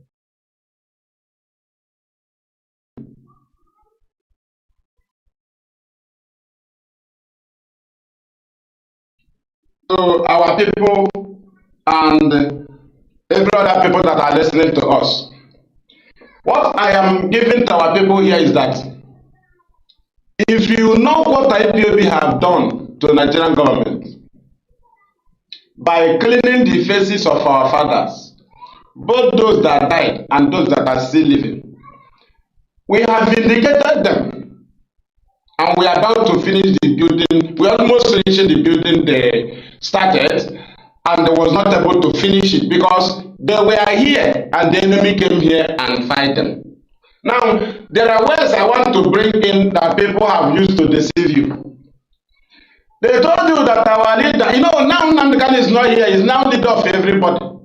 But before I bring that word, there is something I will give to you.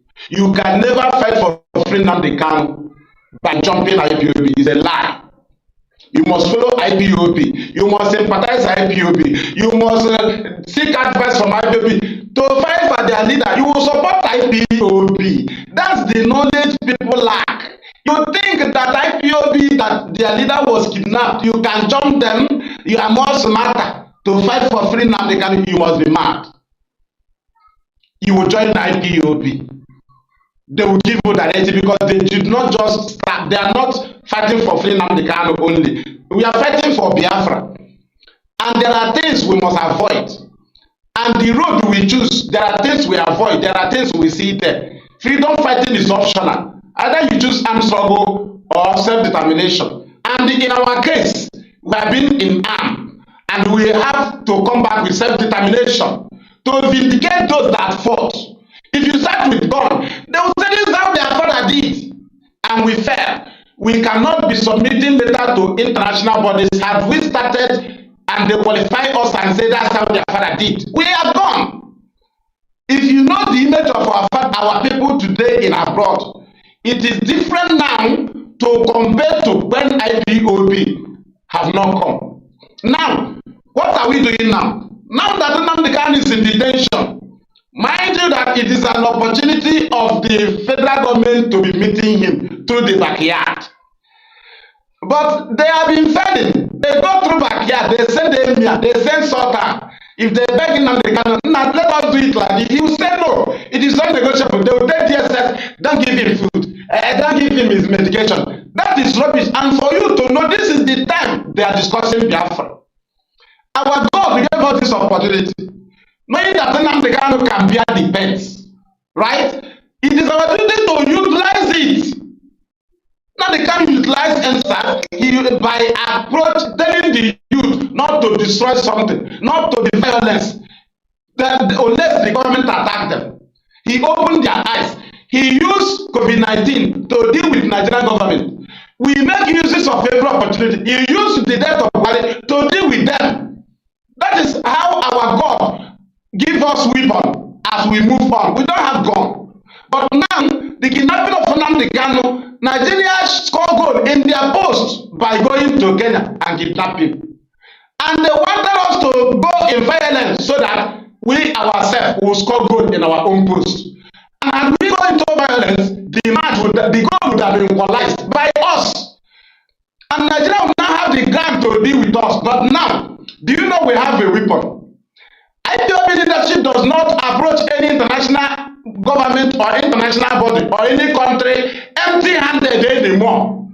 Before we go with complaint, today we go with their court order, a very serious weapon that we cannot be able to. Ojukwu wanted to present his Accord agreement. They refused him. They brought war here. They went ahead with the propaganda. And today we have occupied the space of that very media that they used against Ojukwu. And Ojukwu warned them. He told them we are coming, that we are coming. Remember then, had it been that Bruce Mayrock, the US citizen, that set himself ablaze as a protest against the Biafra genocide going on, had it been today, our people in America are more in number, that Bruce Mayrock would lead us in protest. He wouldn't have set himself ablaze. Who did it so? Our God. He knew the weak point of Ojukwu, that nobody was there to submit our complaint. And he said, okay, I'll do it, but I will use Nigerian government to do it. I will use them to suffer these people. They will run away to survive. And when time comes, I will use them to pass my messages to country. That's why our people are in abroad. That's why if you are there, you don't understand that you are there for a mission. We are feeling sorry for you, because you are there now, because we cannot be transporting from here to Germany to submit our complaint, or go to France, or go to China. No, our God has sent you there to China. When we want to do it, you submit it. It is an advantage. That is the work. And remember, it is not that the leadership of IPOB and then that now Nnamdi Kanu through the leadership of IPOB is discussing with the people that matters. It is now that we discuss freedom. It is now that we make friends. It is now because they did not allow Ojukwu. They forced him war. He was making friends in war. It is not easy. If he is not, I think Ojukwu wasn't the man, he would have given out all our resources in order to quench fire in his house. But he was a man. It's not easy to make friends during war.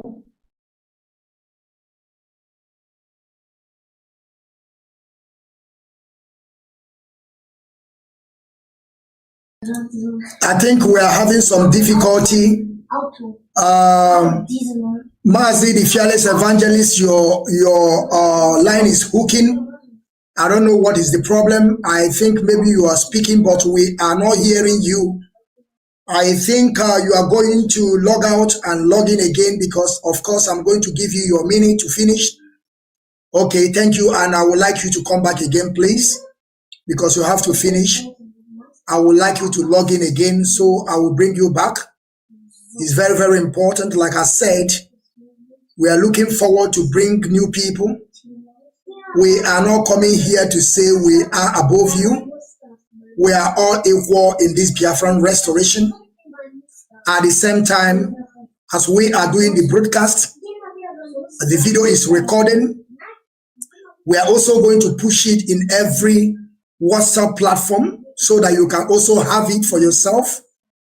You can keep it as a file so that tomorrow you can, whatever, to present it to your kids, that you are among those that fight for Biafran restoration, because Biafra must come in our time. As I see that Mazi Evangelist is having a problem, Mazi Evangelist, of course, I cannot speak to you on phone. Of course, we are beginning to descend. I think there is no need of coming up again. We are going to continue because it's not going to end today. Mazi George Money, please, I just want you to use just a 1 minute, please. I don't want us to get here more than 3 hours. Please, can you use 1 minute to just, conclude? Let us call it a day. Thank you. Okay, thank you very much. I think we have done it for the day. We have done it and we have achieved a lot. And our audience are also supportive. We know there are people who are also on the comment section who are disruptives, but we have defeated them. It is very, very important that our people continue to adhere to instructions so that you will know when the enemy is there, trying to use you, trying to enter you, trying to, manipulate you to fight your own people. It is very, very important that we know know when somebody is targeting you and when somebody is looking at you. It is very, very important. And we say, as we are actually, calling it a day, don't forget to make sure you protect your peace. The enemy will throw at you many things, but it is your resoluteness that will withstand the test of time.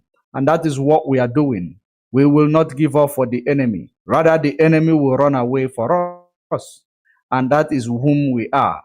Resilience is what is needed. Being resolute and consistent in what we do. It is very, very important. And I thank you for joining us from all around the world, wherever you are, watching from Biafra television. Thank you for watching. Until we meet again, don't forget to protect your peace. Bye for now. Thank you very much. Thank you, Mazi George Money. Thank you, the Homeland broadcaster. I thank you all for our audience. I thank you all for listening. Of course, we are going to continue without stopping. From me, from here, it is good evening till we see again. Good evening, dear friends.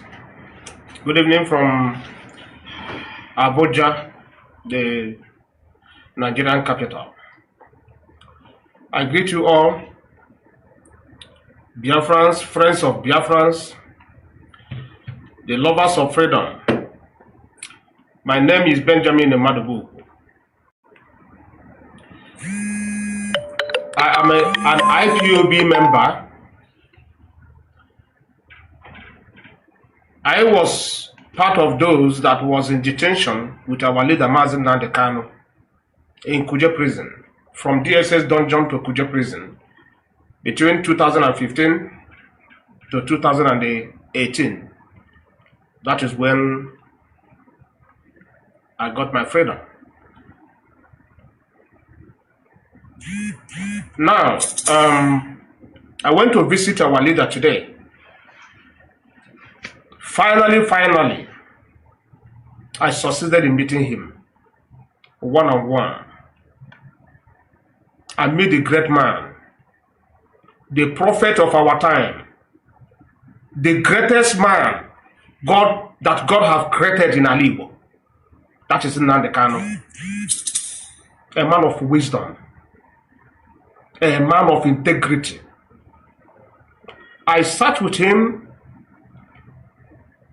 Today, he blessed me. In fact, I'm happy to receive the blessing from this exceptional human being. I glorify God, the creator of heaven and earth, Chukwu Okike Abiama, for giving us this gift as Onigbo. Nnamdi Kanu is a special gift. Special gift. In the next 100 years, there will be none like him. He's a great man. Upon all the stumbling blocks, today I succeeded in meeting him. I bless today. And I thank our able barrister, Ifeanyi Ejiofor, for making it possible. Today is a new day.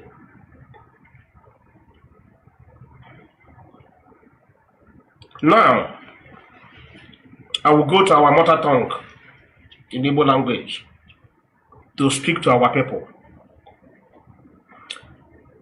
Makase ndebe anyị soro onye furu ọjị gbara ya nkụ maka na adịghị arịa ọjị kwada ọ ihe mere taa. Mela Walida nwere anyị kpara ezigbo nkata today. Ọ gwakwana m ebe ya bụ ibu si anyị ya. Ọkwa anyị nwala asịla anyị bụ his followers. Ọkwa anyị nwa le claim la anyị chọrọ Biafra to liberate our people. Ọkwa anyị nwa ji onye isi. Ọkwa anyị nwa ji onye isi ebe ọ nọ. Ọkwa ndị Igbo ji onye isi ebe ọ nọ. Ke bụ okwu ma gwa ụnụ. Tinye na fridge. Is a reality. Onye nduziri m ozi ka nzi ụnụ. Number 1 bụ ndị na-eji afa ya nwa eme fundraising. Ndị na-use IPOB eme fundraising. Ndị na-use ESN eme fundraising. Onye isi ese ngwa ụnụ kwụsị. Ụnụ kwụsị. Ụnụ emebiziri ihe ndị mmadụ ji ọbara ha wee kwụ ụgwọ for past 10 years.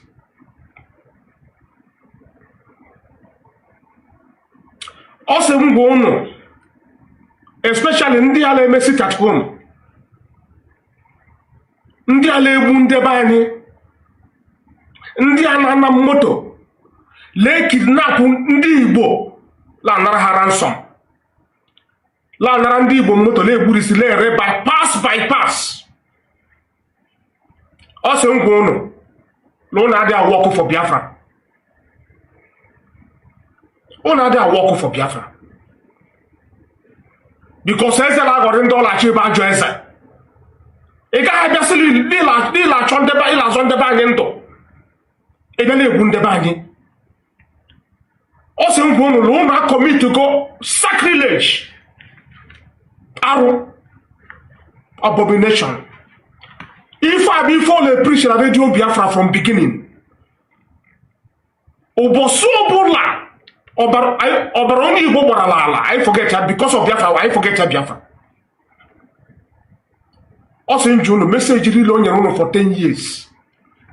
Ọ pụtara ụnụ aghọta ya bụ meseji.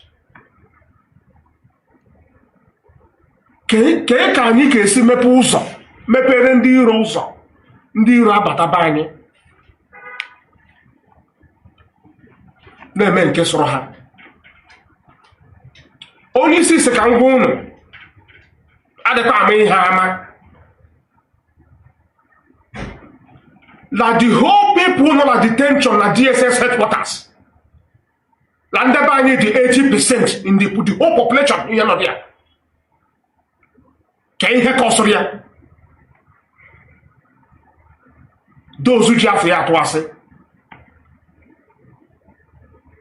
dozula na moto na-kidnap ndị Igbo, ndị na-ekpe ikpe ala, ndị na-ekpe ikpe community, ndị ga-emepesi akampụ n'ime community n'ala Igbo, laza ESN, laza ụmụọma. Also, la the crime on la commit. Lord, because of crime on la commit, call them the Nigerian security forces. Biabani, Hadiabani, Hala Mukosu, Mazi Yutu, or Mazi working Hammer, La Hajula GSS headquarters because they want to prove to the government that Hala Mono open the la committee fa Hadiafon. Also, no na akwụsịghị na-egwe eluigwe ga-agbagbusi ụlọ ncha. na-ekpere ndị be anyị ekpere 7 times every day. Ọ na-ekpere ndị be anyị ekpere 7 times every day. Ọ na-ekpere ndị Igbo ekpere the whole Biafra 7 times every day. lee achọ ịbụ unu ọnụ unu wepụ aka onwe n'ofe before ọwa aka mmadụ. Okay, sorry my people, sorry. You know, all my network Nigeria to all that. Now, only sisi ka ngwa unu. Onye ọbụla nọ n'ime community laza ESN, na-ekpe ikpe ala, na-aga ikpe dịrị family, na-ekpe ikpe dị na nwunye, na-ekpe ikpe obodo, ikpe dịrị ndị eze na ndị ichie n'obodo. Onye sị ya bụ ESN agala ekpe. Ọ sị ngwa unu na onye ọbụla na community sị ya bụ ESN nwere kampụ na community bụ criminal. You are not ESN, you are not working for Biafra, you have nothing to do with IPOB, you have no mandate from him, you are a criminal. Ọ sị ka mme ka unu mara la never in his life ka o megagoro ọnụ gwa anybody na onwe ihe mere ihe na onye nwa ga-take over from him. In the chain of command of IPOB,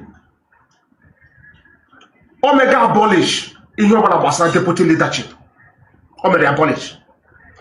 Now, in the chain of command of IPOB, in a place like you are not in place, like the next person to take charge and control the struggle is whoever not in position as the head of Directorate of State, yeah, HDOS.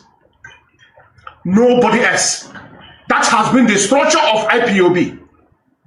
Osim Junu, onu let claim onu followers here, and again with this structure. Already ban to see long we hear Maria ya take your charge. Us in June with a mental problem. Also can go Simon Eba, a member of IPOB. Simon Eba. Although any de me go macaronoma, Malo can soon use because only from him. If any lend a web document here. Up to the play area, when I join me, how I'm going. And I'm in the best position to even quote that one here and I'm going without consulting him. Because I know Simon Eba is not a member of IPOB. Simon Eba has no mandate from him to do anything. Or what mandate from him to do anything, fundraising, whatever nonsense all enough. Or what mandate from him to do? No mandate, nothing, or whatsoever. Also, IPOB members, so that criminals, they are disappointed in all of you. They are disappointed.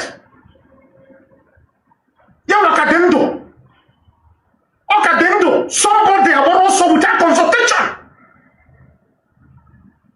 See, there are form of Biafra government in exile. Under whose authorization? I ask for you, did you give this? Sorry, Biafrans. Network difficulties because of Nigeria anyway. So now, only see very clear Simon Ekpa enweghị ndị mandate from onye ndu.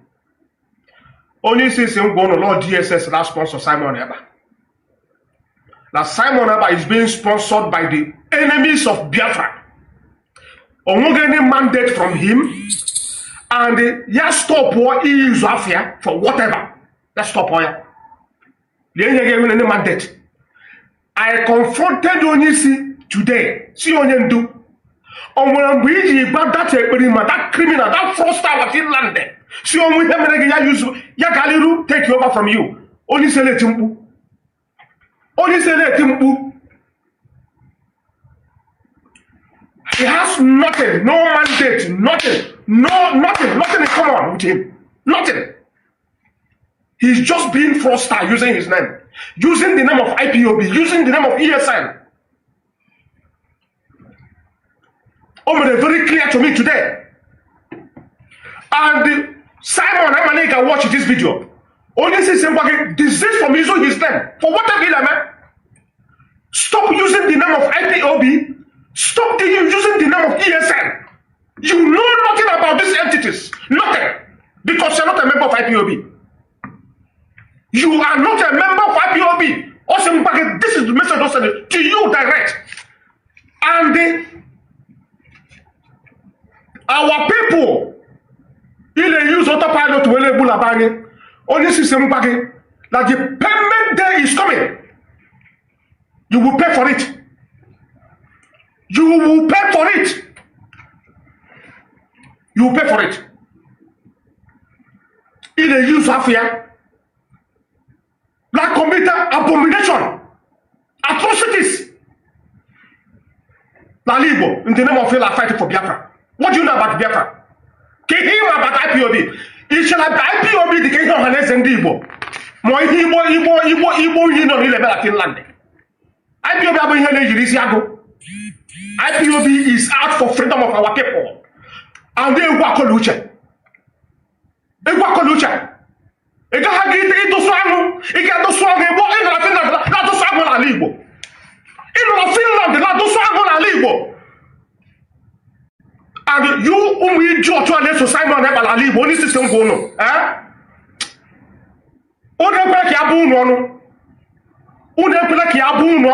And some of you, I don't happy with Onoma. I don't happy with Onoma. You know, maybe here jail prison. Or here jail DSA dungeon. They are abomination. They crime on that committed and live with here that place. I want to go to jail. All have some gono. And everybody, all of you should stop using his name. If you want to do your own thing, commit the crime on your own. Stop using his name to do it. Stop it. Stop it. All of this nonsense on the member with the right person. All the men who person in your own one. All that keep it here. But over the person here. A Wakolucha Kailaga, over the Bundibo. Over the Bundibo. Also, any single Igbo person involved in Hemaria. 3 countries we have also UK, Nigeria, and Kenya. This is the 3 countries in America. Also, Malami form one group la not. Putra. Announce for bounty. Listen, long back concluded with that plan. That was when they concluded that plan to arrest him in Kenya, to kidnap him, not even arrest, to kidnap him. UK, Nigeria, and the Kenya, the people that are responsible for what happened to him. And they deceived Kenya. In the document they give to Kenya, they write it Nigerian citizen. They never mention British citizen in the document.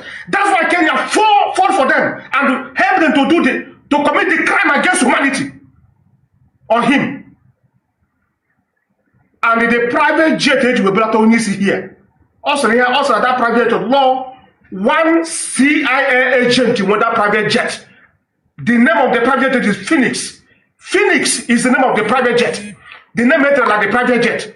Only we are going to onwere onye Igbo aka ya dara ihe mere onye ndu onye ọsọ ngwonu today. Onwere onye Igbo ma politician ma businessman dị involved ihe mere na kidnap mere onye isi na Kenya ụzọ si nzi unu ka onye ọbụla mara ọ sị ngwonu na ihe abịara bụ ịzọpụta ndị Igbo ọ bụrụ igbu ndị Igbo. Ọ sị m jụ unu ụmụ nwaanyị na-ere ọkwụrụ n'ime ahịa. Okay, continue. Ụmụ nwaanyị na-ere ọkwụrụ n'ime ahịa gara na-ata ka o mere unu gịnị? O nwere mgbe ya ji kwuo si mbebesi kacha unu n'afịa. Lia na-ewere DOS iwe because of Lia asịsị stop us at home. Ha na stop us immediately.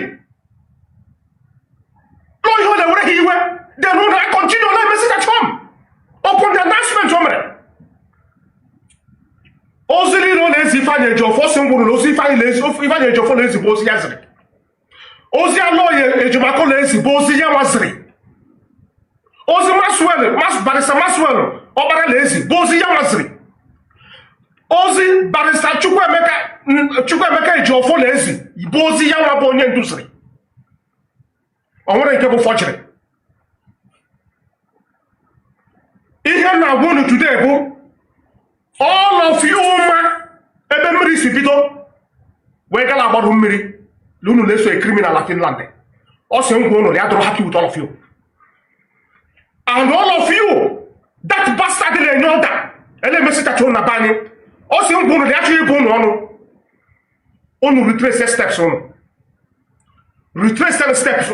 IPOB as without taking any much time, I will bring in Mazi Chinasa in order to do his introductory comment on his introductory statement before we move on. Mazi, please, welcome to the program. Mazi Chinasa, can you hear me? Mazi, can you hear me? Yes, now your voice is coming out now. Before your voice was not coming out. Go on. Okay. Yeah, I think I was on mute. Mazi Chinedu, good evening. Good evening, and good evening, fellow Biafrans and all the lovers of freedom. My name is Mazi Chinasa. Mazi Chinasa served the indigenous people of Biafra as a member of the Directorate of State. This evening, I have come to you people to continue to spread the gospel for the restoration of Biafra, to educate our people and inform our people and make certain clarifications where people say they are confused, so they won't be confused.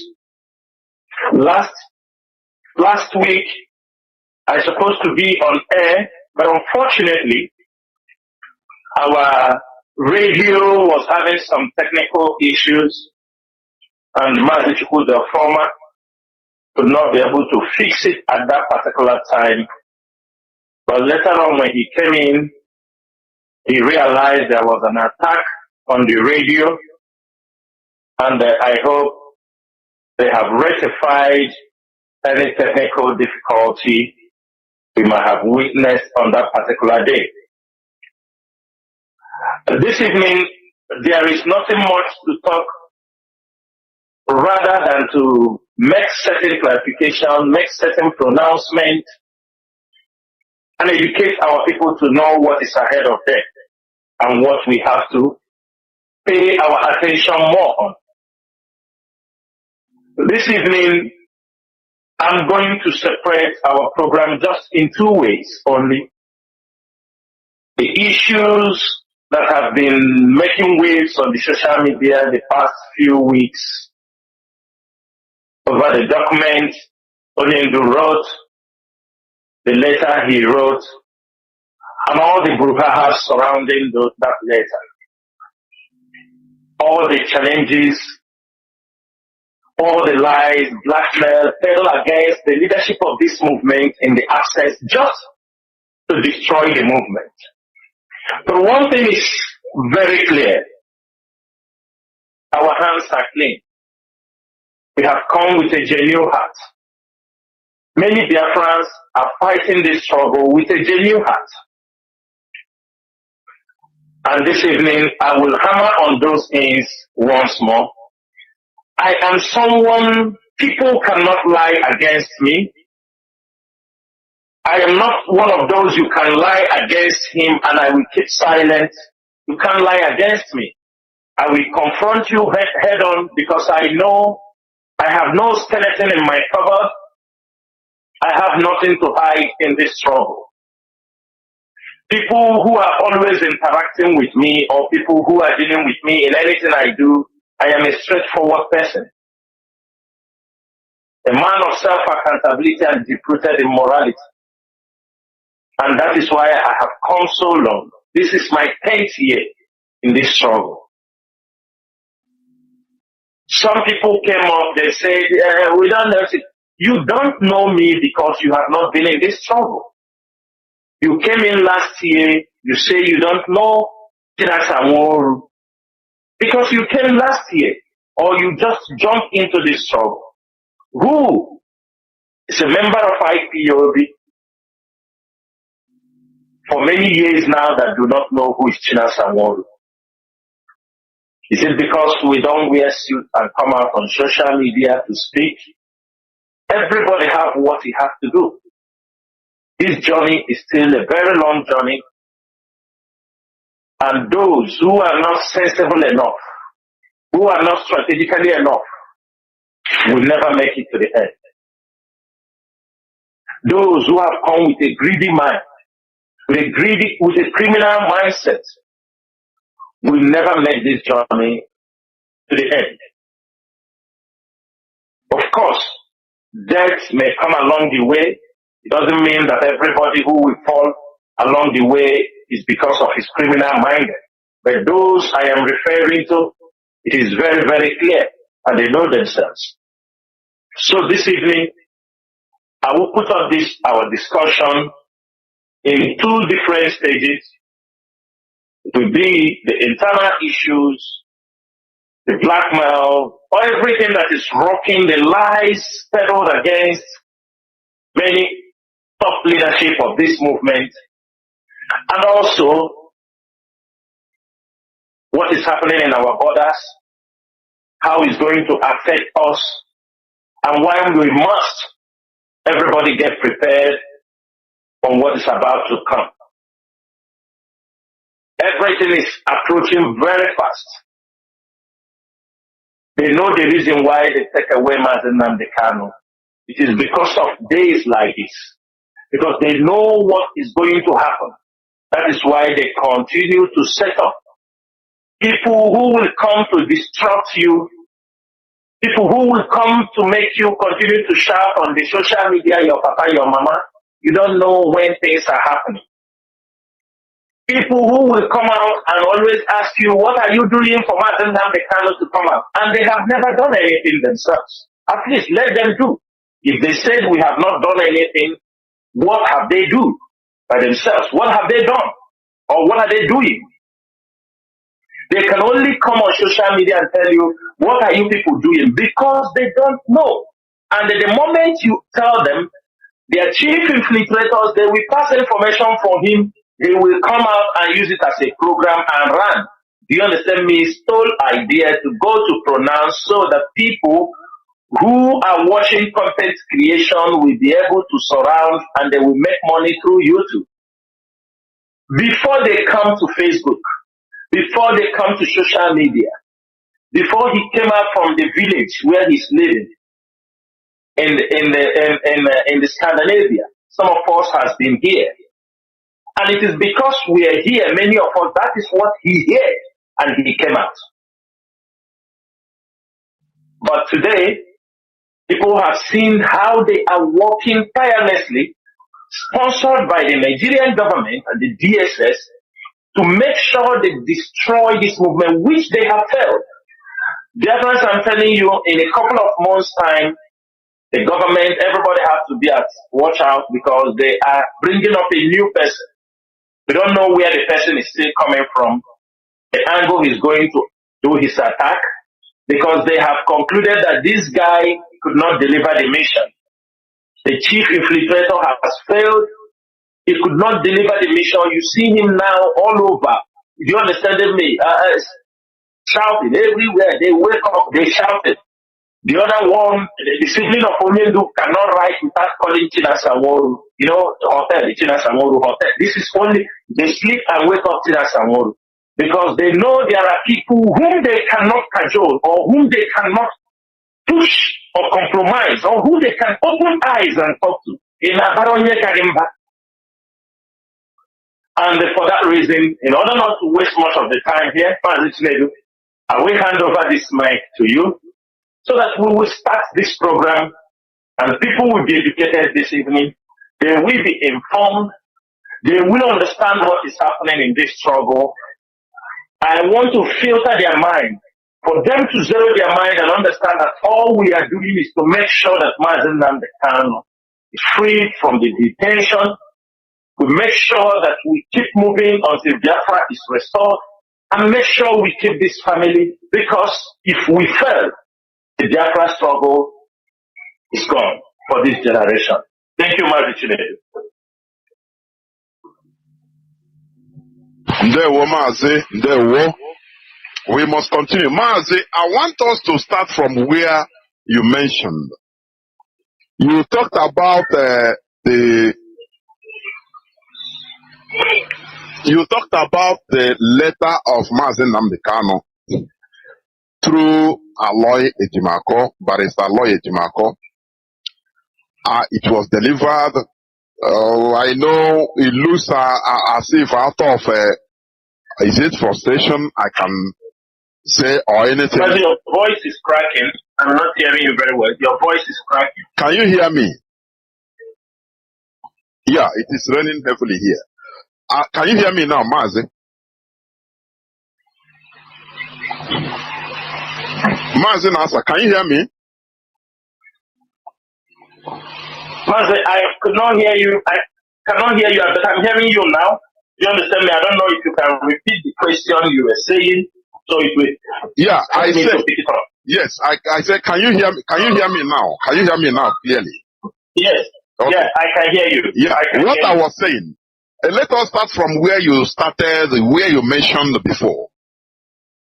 About the letter of Mazi Nnamdi Kanu, you know, to the extent that he used his hand to write letter and deliver through Barrister Ejimako, which he did, and many other things that followed. But I want to understand, also, we saw about the statement of Benjamin Madubugu that visited Mazi Nnamdi Kanu. Finally, he mentioned that anything that comes from, including Mazi Ejimako, is from him. But people are asking now, what is the basis of attacking Mazi Ejimako? Please, we need clarification. People need clarification.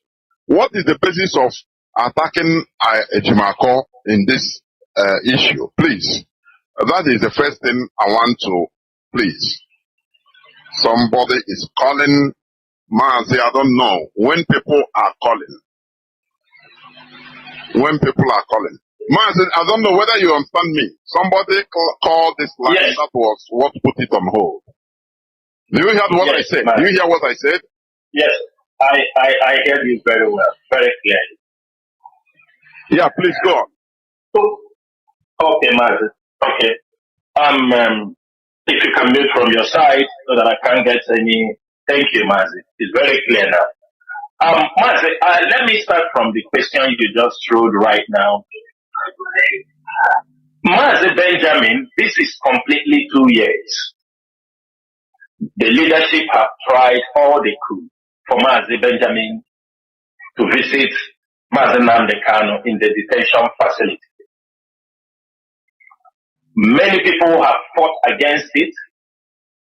Last month, the leadership also spent money to make sure that Mazi Jonathan, when Onyendu wanted to see him, Onyendu want to hear from him, because all this while, those who go to tell Mazi Nnamdi Kanu about IPOB, mainly his siblings. The siblings of Mazi Nnamdi Kanu are the ones that goes to tell Mazi Nnamdi Kanu. And the barristers, that is, the barristers is if we send them message, And we don't know other messages they used to drop from Mazi Nnamdi Kanu. But it is only Benjamin Madubugu, whom we know is an IPOB member. He went to prison because of this struggle. And for 2 years, we have tried. On many occasions, they label him all kind of things. They bring confusions. And all these things they did was to make sure that Benjamin don't visit Mazi Nnamdi Kanu. Because we know if Benjamin visits Mazi Nnamdi Kanu as an IPOB member, he knows the structure, he knows everything. At least he can be able to tell Mazi Nnamdi Kanu what is happening outside the four walls of the DSS dungeon. Mazi, am I coming out? He's saying my connection lost. I don't know if it's affecting the Mazi, am I coming out? He's saying my connection lost. I don't know if it's affecting the... Welcome back. This is Radio Biafra HAUSA-SERVICE. Welcome back, please. There is some technical issues that came up, but I think it's fixed right now. So we must continue, please. Please. I welcome each and every one of you back to this hallowed platform. So, Mazi Chinasa, you are continuing. Please continue. Let me see. Please hold on. Yes. Please continue in what you're saying. Continue. You understand the question? Okay. Yes. Your voice is crystal clear. Yes. Yeah. So, dear friends, from where I stopped, I was talking about how our brother Mazi Madubugu, we tried to make sure he visits Mazi Nnamdi Kanu. And Mazi Nnamdi Kanu on several occasions have asked him to come and see him in the DSS dungeon, which we have tried on many occasions and failed. But, Chukwukadiyama is great. Last month when he asked him to come also, he went there, he could not see him. But so God, with infinite mercy, last Thursday he went there and he was able to meet Mazi Nnamdi Kanu. And we realized also the fact that there is nobody from the leadership who goes directly or who can be able to communicate to Mazi Nnamdi Kanu. That people took that opportunity to blackmail IPOB leadership. They took that opportunity to blackmail everybody they think that will be a hindrance for them to be able to hijack the struggle. That was what had been happening for 2 years. Because I could remember the day Mazi Nnamdi Kanu was kidnapped, everything was in order. We were communicating, like I said, I continue to say it, I was communicating with him on that particular day until he told me, okay, I will get back to you. And that was the last day. And suddenly, when Mazi Nnamdi Kanu was renditioned to Nigeria, a lot of things start happening. A lot start happening. In one of the things I wrote on social media about the letter was written by Mazi Nnamdi Kanu. But you see, one of his siblings, who is very good to come on social media, he has nothing to talk since they hold Mazi Nnamdi Kanu to talk about Chinedu. I wrote that this message has been given for past 1 year, for a very long time. The letter is not coming new. And can any one of them argue that? That Mazi Nnamdi Kanu, why would Mazi Nnamdi Kanu even go to the extent to write a letter? And they gave it to them, gave it to Aloy to present this letter, even though some of us are not somehow agreeable. Of course, not everything people do you must accept or you must just say it's okay. But for us, there was no need of even giving a written note Why a written note was given out was because this message, Onyendu has continually sent this message. If you compare the time Abanibe met Nnamdi Kanu in December 2021 and heard what he said, that means from all that time, Onyendu's wife have visited the husband also. There are people that have gone to Nnamdi Kanu, continually asking about this seat at home, and he said he did not authorize anybody. After all, he is the one that told us to call up the seat at home off. The seat at home, everybody should remember something today. Why we gave that order for people to sit at home was because on 25th of July that they're supposed to bring Nnamdi Kanu to court. On 25th of July,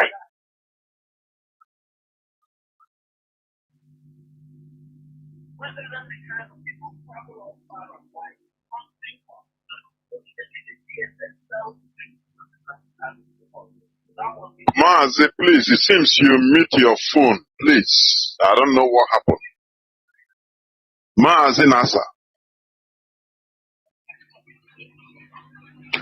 Mazi, can you hear me? My goodness me. I don't know. You mute, or is it automatic muting? I don't know what is happening. But we must continue. Do not forget that we are still on this platform with Mazi Chinedu. It doesn't matter the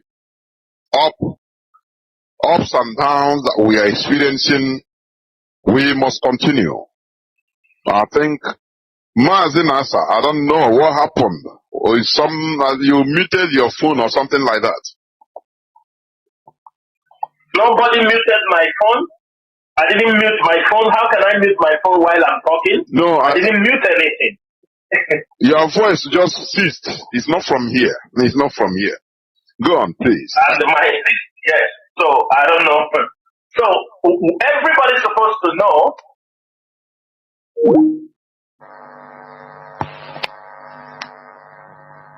Honestly speaking, this thing will just kick you out without warning. I don't really know. Mazi, please continue. My goodness. Mazi, please continue.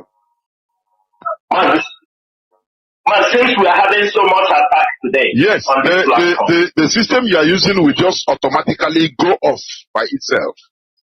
I don't know why, but go on, go on. I don't know. My system is okay. Go on, because it's not from here. It's not from here, honestly.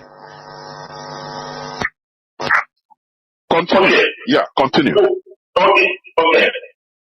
I said everybody should know the reason why we ordered for the sit at home. On 26th of June 2001, when Nnamdi Kanu was supposed to be brought to court, the DSS did not bring him to court. And there was this strong rumor that time that the life of Nnamdi Kanu was in danger. That this particular time that he could not, even the women in America were rumoring that Nnamdi Kanu had only 2 weeks that he will die in the DSS dungeon. After considering the pressure in Biafra land, the DOS had a meeting. The pressure was so much that people were leveling all kinds of things, saying we are the one that sold Nnamdi Kanu. We needed to take a measure. That was why we came together. We said, let's kickstart from here because we know the Nigerian government was waiting for us to march on the street or protest and people will be massacred. We said, let us follow it from this angle. When we called for the sit at home, we gave like 1 week before the sit at home was activated.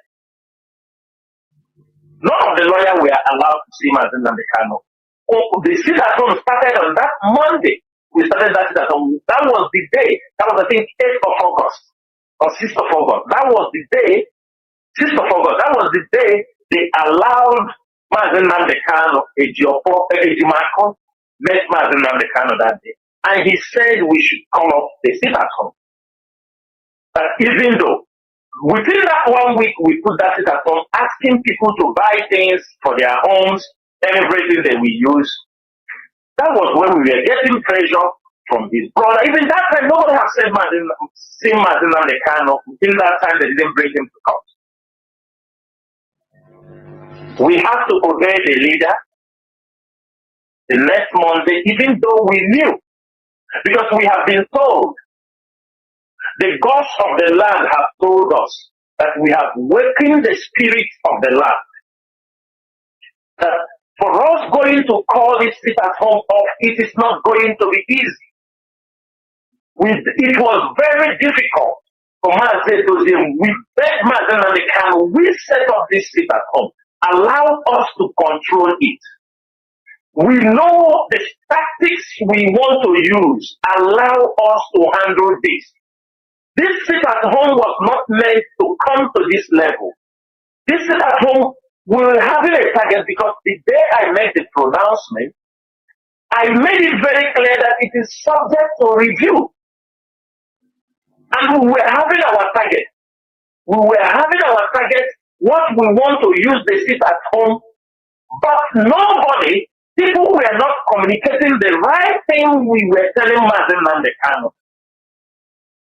We are in this struggle. Does it mean that people like us do not know what we are doing in this struggle? Is that what people are telling us? Those who attack that sit at home, for the fact that we believe in the supreme leader, this struggle is a command and control. We said we have to obey Mazi Nnamdi Kanu, even if it's in the DSS dungeon. It was very difficult. We said, let us obey first, and whatever will come after, that we have to handle it. It was very difficult. During the weekend on Saturday, Mazi Nnamdi came on air before the next Monday. We even asked, give us 1 month. We have said this thing. We are the ones to go out there to control it. We know how we set this sit at home. We know the plan. The leadership know how they have moved to use this sit at home to oppress. But people who want the leadership to fail continue to attack from day one. And at that particular time, Mazi Nnamdi called off this sit at home on a Saturday, and this is where we are today. And from that particular moment, when that sit at home issue was happening, was about to happen, we called it off. What thing people don't understand, that they don't know that this chief Eperima, you see today, that Kanu called him, told him that he's going to give him one position in IPOD. When they were having their meeting on who will take over the radio, we knew. But it's so sometimes we have to be mature, because we don't come on radio and talk about everything. When they were having the meeting with the women in America, with him and the Perima, to hand him over the radio Biafra, we knew. The people in the meeting communicated to us also. Okay. We don't need to get the instruction. We followed. We just want to do the normal thing. But I think most of you saw how far they took that. Because they were having a sinister plan against this struggle. God knows what they have been telling Onion Group, telling the sit at home, but what I can tell you on many occasions, people, Mazi Nnamdi Kanu have sent people. I can tell you he has sent Nnameka to talk to the Perima to stop this sit at home, and he will insult the barrister. He has spoken to Maxwell to tell this guy, don't do this thing in my name. He insulted them and they pushed them aside. Ejimako cannot say you have not been told for more than a year. But I don't know how they are twisting it with Mazi Nnamdi Kanu, delaying it till it got to this point that Mazi Nnamdi Kanu have to release a written document. Because I am sure all the things these criminals are doing, all they do is they have seen that when people are coming, they are telling him things, people in the name of IPO, now we see how serious those things have been coming on air to shout. And people say, I am calling the names of IPOB members on the radio. We don't call them of IPOB members who are doing the work of IPOB. We call the name of criminals, those using the name of IPOB to kill our people, do kidnapping, ransom taking, forced marriages, rape, land disputes, traditional leaders disputes, and political issues. These are not IPOB members. And we continue. The first announcement I made on this was on 14th December 2021. We continue to talk to our people. Many understood what was happening. We have fought this battle for more than almost 2 years, and we have won it before they came and raised it up again. Let me say something, because this issue, there is no way we can talk about it without bringing a lawyer to my inside, because it all circles around him. And there is no way we can explain these things. When he brought the message to people,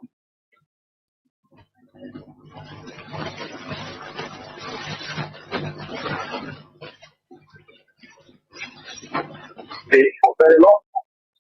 And I can tell you, only to have even asked them to institute a case against Eferima in Finland over using his name for more than 1 year ago. But I don't know how they have been maneuvering it in Tonian until he loses his patience. Let me make it very clear. When there is a breakdown in communication, there are people you see, they don't want to communicate with you because they have their own plans. They have what they want to do. Ejimako does not like to work with any member of the GOS. Nobody in the GOS, the frontline GOS, people that I know who communicates with Ejimako because of certain reasons. It's not because of yesterday or because of the day before yesterday. Everybody knew when Mazi Nnamdi Kanu was renditioned from Kenya.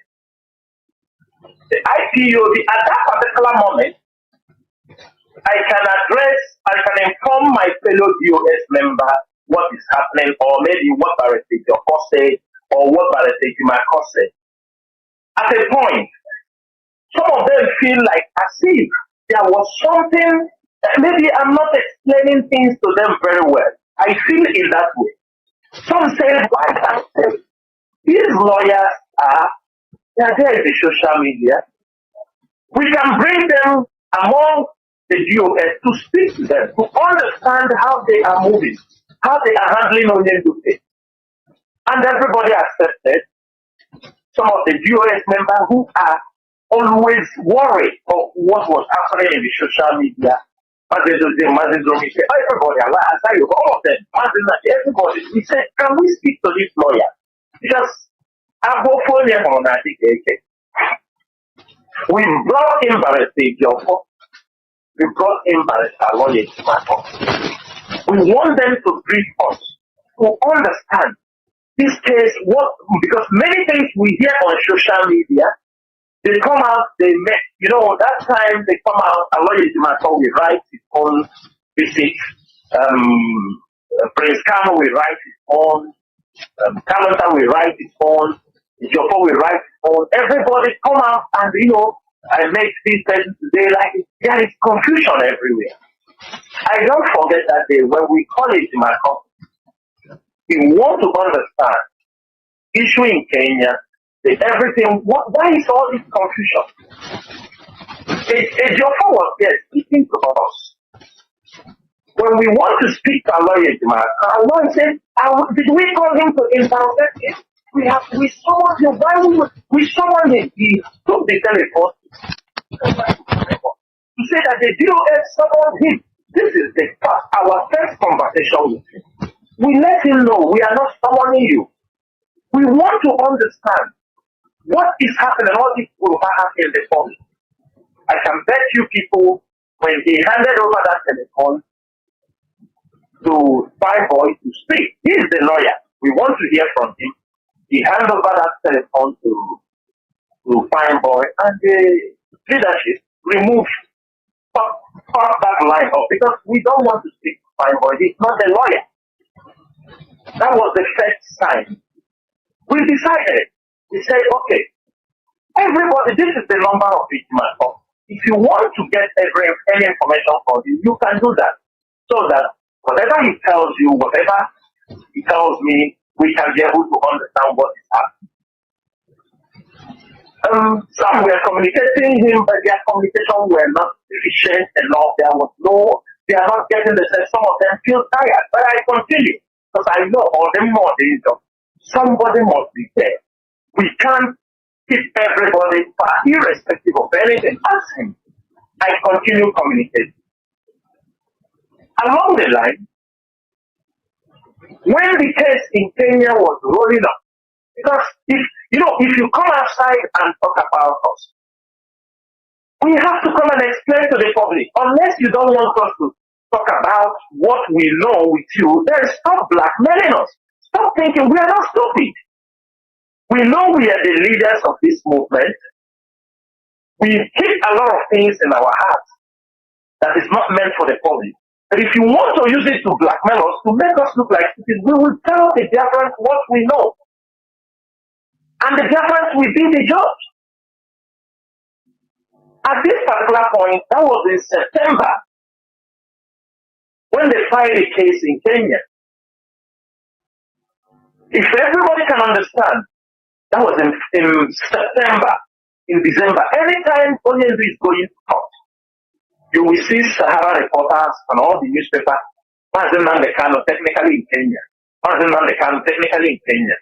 I saw this report 3 times when I said, what is happening? This technically in Kenya. I went to see the same message. It was not like they are recycling the message. I took it upon myself. I called it in I said, Palestine, can we stop whining our people? I said, can we stop whining our people with this Nnamdi technically in Kenya anytime they go to court? And I made it very clear for him. I said, Barrister, I have sent somebody to Kenya. I told him. I said, I have sent, and I sent somebody to Kenya. I told him, I know everything. I know what happened. I said, I know. Even the person lost his life on that mission. There is also another IPOB member. I'm not going to mention his name. He flew into Kenya also. Because we want to know. We know everything. Please, stop every mistake, everything that has happened. Me, I know, I have found out. And we keep it until Nnamdi is released. It is not for the public. I told him, Barrister, can we stop whining our people Nnamdi? I told him, can we focus on the case and stop? And I said, you guys are doing nothing. And I told him clearly, I said, go and tell Nnamdi that this nonsense they are talking in Kenya, nothing is happening in Kenya. I told him, forget this small thing, these things they make. At a point, Barrister, there was somebody on the even I think it was Maxwell, they want him to go to Kenya to go and follow the case. They refused. The people said that the people that when they were making all those rigmarole things, I found out that was when on my own I flew in somebody to Kenya. And everything I want to know, I know it. We are not talking on social media. We are not coming here to talk. But at the end of the day, I told Ejimako, tell Onyendu, nothing is happening in Kenya. And I told Ejimako, let's stop using, and I asked him the rationale that this man in UK is the one who found you a lawyer in Kenya. It's like a British finding you a lawyer in Nigeria. I told him we are Africans. I told him I know Kenya very well. Onyendu knows. I told him, I said, you guys should stop playing with the minds of our people. I'm not going to go far than this because if I go far on the other side, it will not be fine. But I will stop there. But I told him, he told me it's true. He went in and told Onyendu what I said. Onyendu said, what I said is bad. At the point, I told them, other people, he said, let us focus. Onyendu is in Nigeria. We have met him in Kenya. They said, people got the DOS got a lawyer. If people don't know, people are talking the DOS, through Mazi Chinedu, we got an international lawyer in Kenya.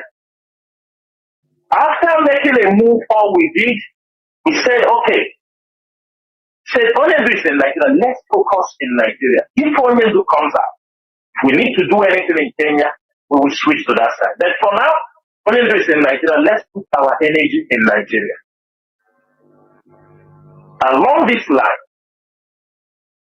Ejimako has not been very cooperative anytime we ask him questions. Ask any DOS member. When you ask him something, he says you are questioning him. You do him this, you do he. But for me, I don't care when he do. Also, I raise my voice. When he wants to do that, I will raise my voice. And at a certain time, I told him, I said, Barrister, you are a lawyer for IPOB and Nnamdi Kanu. You are not an IPOB member. I can tell you till tomorrow. If somebody like even a state coordinator, a zonal coordinator for IPOB comes someplace with you, that person should be talking. When that person is talking, allow him to speak because he is an IPOB member. Your duty is to correct him whenever there is any legal implications in what he is saying. You can step in and correct him, but you don't speak. You can be special counsel to Mazi Nnamdi Kanu. We don't have problem with that. If Mazi Nnamdi Kanu sent you somewhere, go for that. But don't speak for IPOB. I have reasons, and we know the reasons why. I'm not going to say some of this because respect is the reciprocal, but we need to. I got covered on code today. As some of them have all code today, yala. This is how. Ask any DOS member. Is it anybody in good communication with Aloy Ejimako than me? Nobody. But at the time, I saw what is happening. Every one of you knows what Mrs. Bridget, Madam Meba, and what do they call him? Radis Charles. Every one of you saw what they did to this struggle. Mrs. Bridget, all of them came up. Before Mrs. Bridget and the code did anything they did, Mazi Chinedu sent me and Chukwudi Ofoma to speak to people in America. We spoke to them on several occasions. Trying to clarify them, we are not satisfied. I know what Mrs. Bridget told us in that meeting. That even though Eberima did not sign the document, we should hand her over the document. She will make sure she signs it. So it is you, Eberima, will. All of you were there. Mrs. Bridget, they are the one, the women in America, they were the one push Simon Eberima and tell him to fight because they want to dislodge the leadership. After all that said and done, after all these things, I don't know what they are telling Onyendu because all these things are in the public domain. Every one of you saw when they made their vote of no confidence that they have removed the DOS. that the people in charge now is the Directorate of the Ministry. Every one of you knew about this. And every one of you knew that the women, Oyibo brought out the document, even Oyibo went to the point to Onyendu's wife, asked her to authenticate the document that the husband told her that if anything happens to him, that she, Oyibo, will become the next leader for the indigenous people of Biafra. Oyibo, the wife of Oyibo, the Oyibo herself, contacted Lolo Kanu, seeking her to authenticate, to sign that says she have approved. Why Oyibo was doing that? Darlington, one Darlington in UK, the man they used to send our address where Radio Biafra is sent. On one side, pushing Lolo Kanu to make a video saying that the leadership, since the leader is in the detention now, what is the man's name? One Darlington something, one old man that used to use address in this thing. He was also pressurizing the wife of our leader to make a short video for him to display that now, since the husband is in the detention, that Eberima now becomes the new leader for the indigenous people of Biafra. All these things were going on. Pressures were coming from all angles. At the point, all these things are happening, Mazi. That is where our anger, the Ejimako is, even deeper than that. All these things was happening. The social media, they're seeing everything. There is a meeting me and Mazi was having in America with some of our people from the US, a meeting, a Zoom meeting. Some people in America, as I'm saying now, some American coordinators and people there know what I'm saying. Somebody in the meeting told Mazi that he will not take any instruction from him because he gets his instruction directly from Onyendu in the DSS dungeon through his lawyer. He said he will not take any instruction from Chinedu. He said, which lawyer is Onyendu giving you people? He said he's getting his instruction on how to run America through Barrister and Lord Ejimako. Some of you don't know about this thing. Mazi told him, if you are not ready to serve under me, because when information are passed, the information are supposed to push down to the regional or the state, he doesn't do it. He don't want to do it until he gets instruction. How can a movement survive with people of such mentality? And these are people that want to come back to IPOB. So Ejimako become a medium of instruction to them. Mazi, on that, Ejimako now, I don't know how he wake up. I don't know who gave him that impetus. I don't know who. How did even Onyendu know? Who started lobbying? Onyendu is in the DSS dungeon.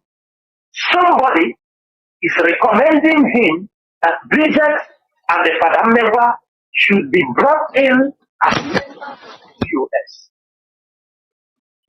When Mrs. Bridget and this group, when we have broken them, most of you heard the voice message of Bridget, where he was telling people, when we broke them from Owada and with the Verima, she was saying to somebody that they did not do much because every information about this struggle is controlled by the DOS.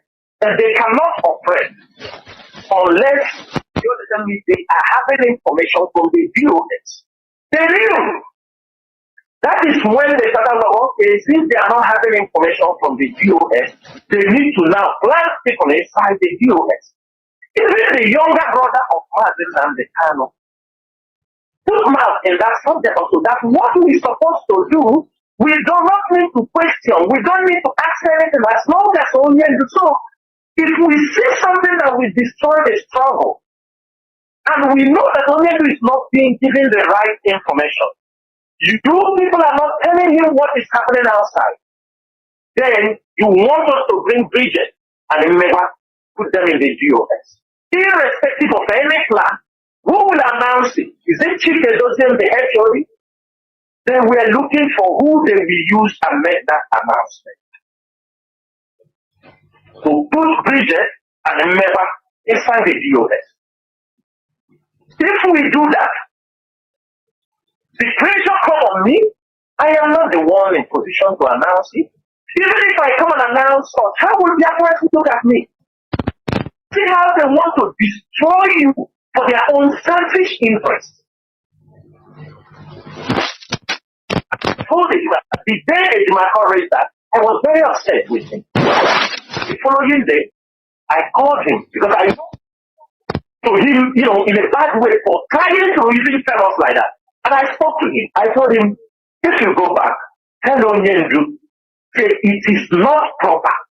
Even if he wants to bring these people in the US, when he comes out and see how things have happened, he can do that. If he wants, the US is not for me. Tomorrow I may decide, only you can come out tomorrow. When he come out and do this, I told him I resign. I resign. I become a normal floor member. I am just serving the people of Biafra. I can do that.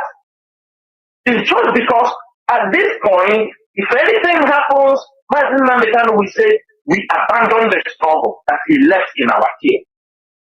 If not, I will resign, become a normal member, pay my dues normal, nobody calls me, no more 20 hours meeting, no more 30 hours meeting, no more 40 hours meeting for trying to fix things. I could remember what Ejimako told me. He told me what we are doing is just the behavior of the brothers of the prodigal son. That when the prodigal son wants to come back to the family, everybody listen, that it is. I told him the Biafra struggle is nothing to compare or quantify with the prodigal son. People are dying in this struggle. Prodigal son went and squandered money. We are not talking about money, we are talking about life of people. Bringing Bridget and Mmeba into the US is a catastrophe. I don't know how to, I don't know how to show double face in my life. And we be the last person. Because I know what Mrs. Bridget has caused this struggle. I know what that woman has caused this struggle. But I reserve my comments.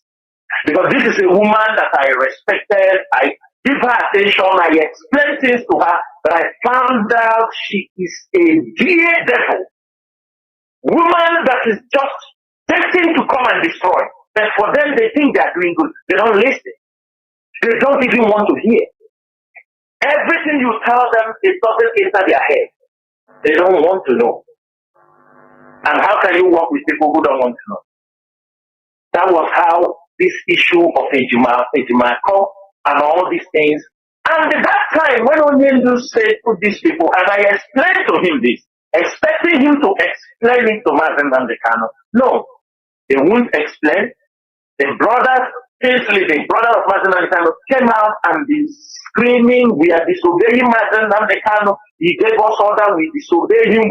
You see, that is the blackmailing word they use always. Mazi Nnamdi Kanu tell them to do this, they refuse to do it. You remember why I said this on air? Because he was blackmailing me, blackmailing the leadership. That's why I opened my mouth and said, this is what happened. Because you are pushing me. People are asking me, what is it that Mazi Nnamdi Kanu told you to do? You people disobey him. What is it? As if there is something. And I know that when I open my mouth and say it in the public, there are friends who say, what? And I can ask every one of you. Everybody knew what Bridget, Rabbi Charles, and Father Megwa did in this struggle. If they said, throw a vote for them to come back, will anybody accept them? Is there anybody who will want these people to come back to this struggle, to sit with them and discuss? It's very impossible. Now, another point. When things are going not right, we're trying to, because we rely on them to pass information to Mazi Nnamdi Kanu, the one we can pass. But when you pass to, sometimes he will ask me, you have information from Mazi Nnamdi Kanu? I say, yes, I have. And sometimes I know any information I give him, he will first ask Kalonda if he will tell Onyendu or not. If Kalonda don't approve it, he will not tell it to Onyendu. Because there was an issue. One day we called him in a meeting. I told him, this is 1 year plus 6 months. Mazi Nnamdi Kanu had a rendition. And I saw you came out to you try to exonerate the brother of Mazi Nnamdi Kanu and the secretary. That they know nothing about the kidnapping of Mazi Nnamdi Kanu and the kidnapping and about his rendition. That they don't have anything, they don't know anything about. I said 1 year and 6 months. Why is it that Onyendu don't want to exonerate the GOS? That the GOS did not know anything about his rendition, because that is one thing. They have killed many people. That is one thing people have suffered. That is one thing many GOS members, it has become a stigma on them as people who sold Mazi Nnamdi Kanu. And as I'm saying this thing, I want everybody to just open your ears and hear what Ejimako told me. Ejimako told me he have never seen anybody who said that the GOS is behind the rendition of Mazi Nnamdi Kanu. And this was there's another lawyer there, man who was there. I said, did you say what? Tell me, you have never heard it. Nobody have ever said that GOS. I said, really? Ejimako. From that day, I became more careful whatever I would discuss with him. That was when I realized there is nothing. And along the line, most of you did not understand. There are some newspaper publications Ejimako was writing to defend Eberima. When they became, and every time when we talk with him, he tells us, hey, you people don't give me money. DOS, do they give me money? Who are we giving money? Which lawyer are we giving money? There is no lawyer. IPOB is taking. Most of them do this job even help from their pocket. There is no money. They are the one meeting Onyendu. The leadership, there is no money they get for them to give to them. And we believe you that is meeting Mazi Nnamdi Kanu, if there is anything he's supposed to give, he cannot. If there is a case we want you to go for it. We will, because that is always you people give money. DOS, do they give me money? Maybe because we are not giving him money, he look for where they are giving him money. But to bring this story short, what the problem that leads to people to confront Ejimako is not because of the letter that Mazi Nnamdi Kanu, you understanding me, gave to him. The letter is authentic. Mazi Nnamdi Kanu gave that letter. In fact, the letter came late. Nobody, unless a stupid person like those, these conspirators, because they fight it, they know themselves. Nobody, no IPOB member or no IPOB leadership who did not know that it was only you that gave it. No, we all knew. But our problem was that when Ejimako was given that particular letter, he went further to go on the newspaper, on the television, and write television. That is where the anger comes in. To tell people that he knew all the things we are saying about the criminality in our place. Himself also knows issues where people's car have been taken. He knew that. We tried also to help to make sure those cars were recovered. Ejimako knew. When baby, let me say this thing very clear. Everybody remember baby. It is because of baby that we send men inside Uruala. Because Ejimako called. There are people disturbing in their place. That they say they are ESL. I told him they are not. We continue investigation and found out that Baby and his gang have relocated from also when they were having problems with those people and went to Uruala and start attacking people in the marketplace. He called me and I told him, Barrister, these people are not our people. But you are our barrister. You cannot bring this issue and we kept silent. I told him, don't worry, we will do our best. That was what led to haunting of baby. You remember baby that many of them who they were promoting, supporting the one they were asking.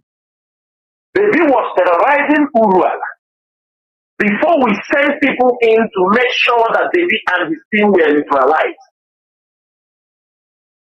How can at the end of the day, people committing crimes, you now come on the national television and say the same people of Simon Eka is the same, they are the same followers of Nnamdi Kanu. How can you say that? When you know that somebody tell you he's an autopilot. This thing did not happen months back. He told you he had his own liberation army. He had his Biafra liberation army. He's the prime minister of a Biafra government in exile. You knew all this. These things are not new to you. And you say they belong to Mazi Nnamdi Kanu. Mazi, this is where the problem comes in. This is where you see the anger of Biafrans on Aloy Ejimako. There are many things that we don't need to share on air. It's not necessary. But this is where the problem comes in.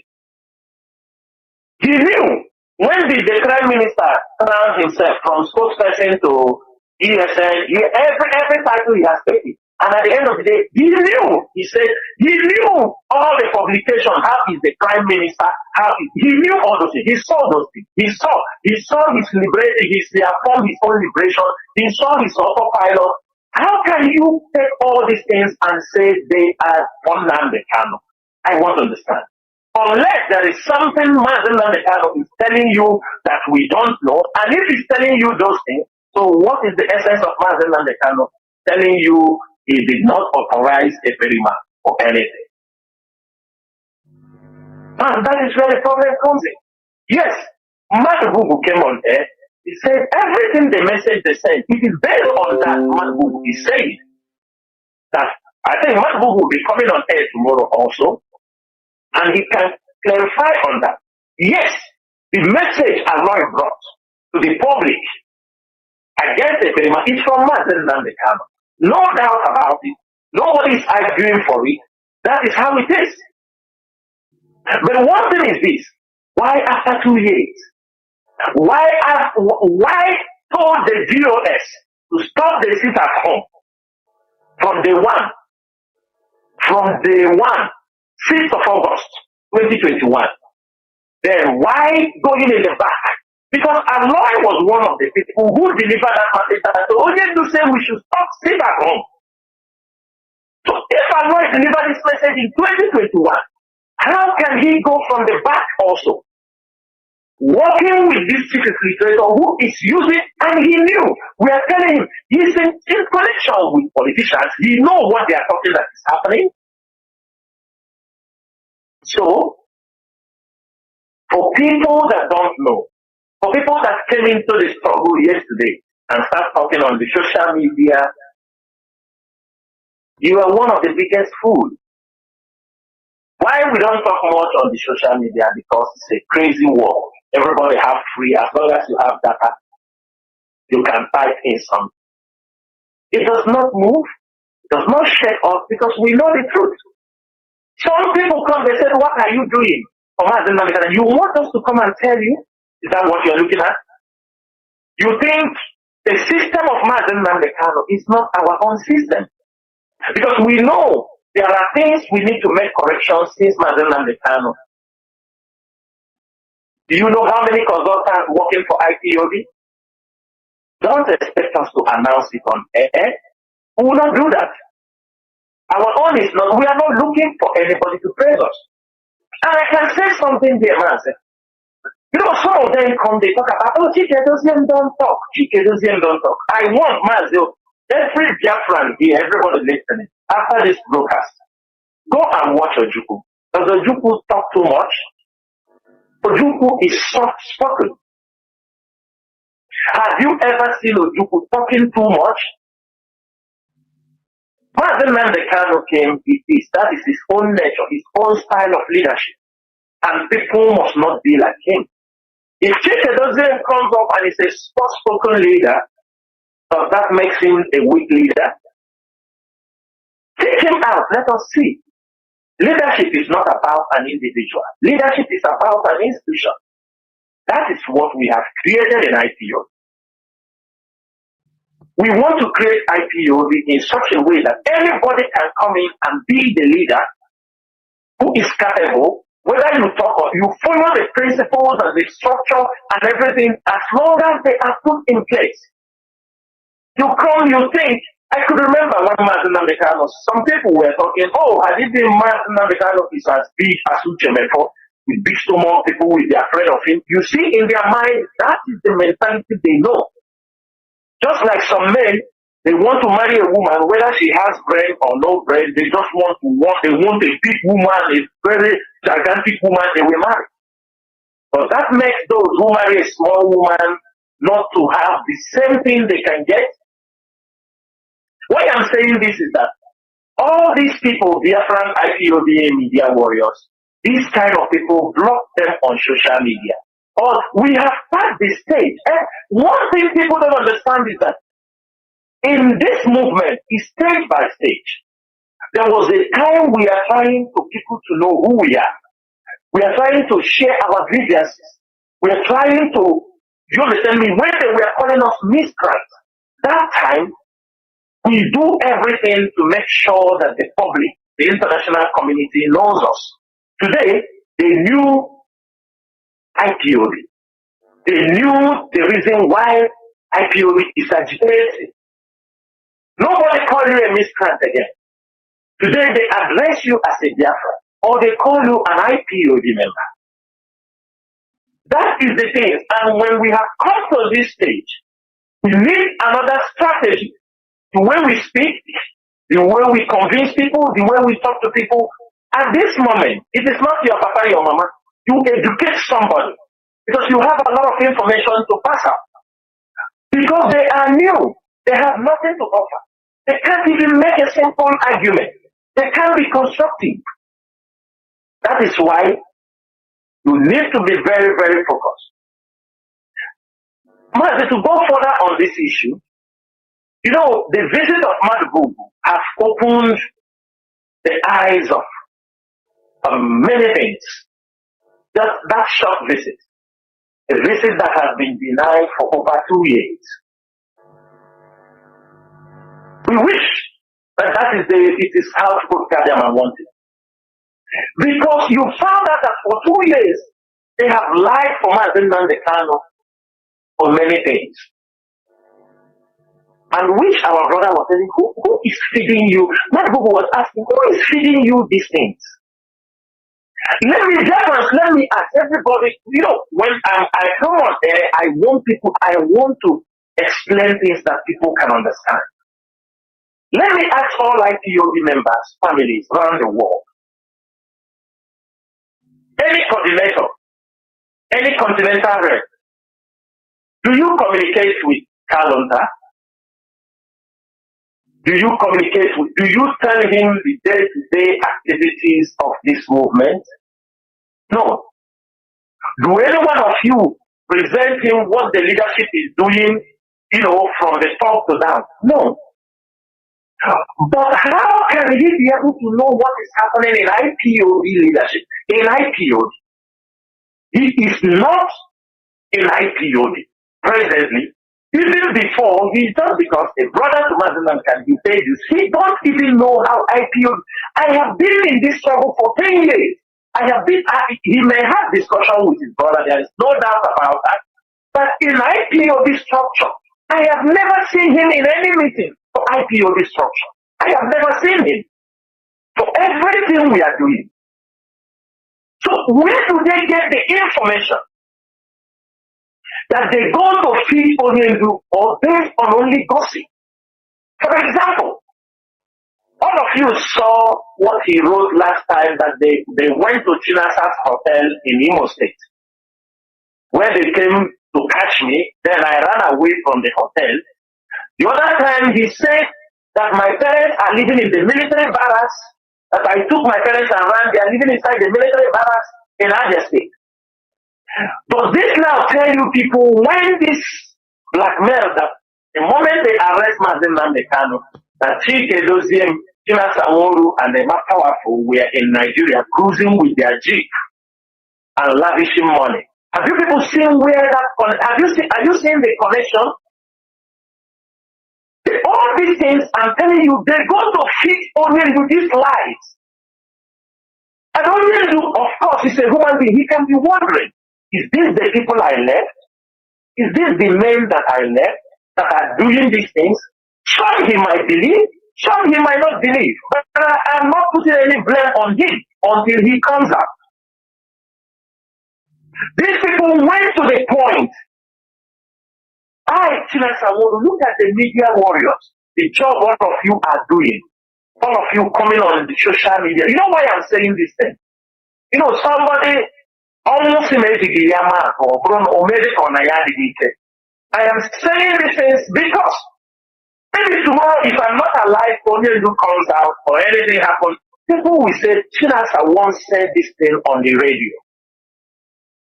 These people went to the point to say that IPOB leadership don't talk about Onyelu again. The media, we have totally, you understand me, that it is now, we are doing, that we have hijacked the radio. All the protests we are doing around the world, they don't tell Onyelu anything. They don't tell them people protest for him. They don't tell him anything. What they go there is say, the leadership do this, the leadership do that, the leadership do this, they did that, they did this. And sometimes, even to the point, there is somebody I'm not going to call his name, but it's an in-law to Onyelu. He goes to visit Onyelu sometimes. This is a man, I have never spoken to him in my life. I don't see him. I cannot recognize him. Chinedu have not spoken to him. Because I know if me and Chinedu, let me say me, if me, Chinas Aworu, have not spoken to him, automatically it's difficult to hear that Edoziem has spoken to him, or Mazi or Azayoba or Abani, if I have not spoken to him. A man who has not spoken to Chinas Aworu before. He don't know how I look. I don't even know him.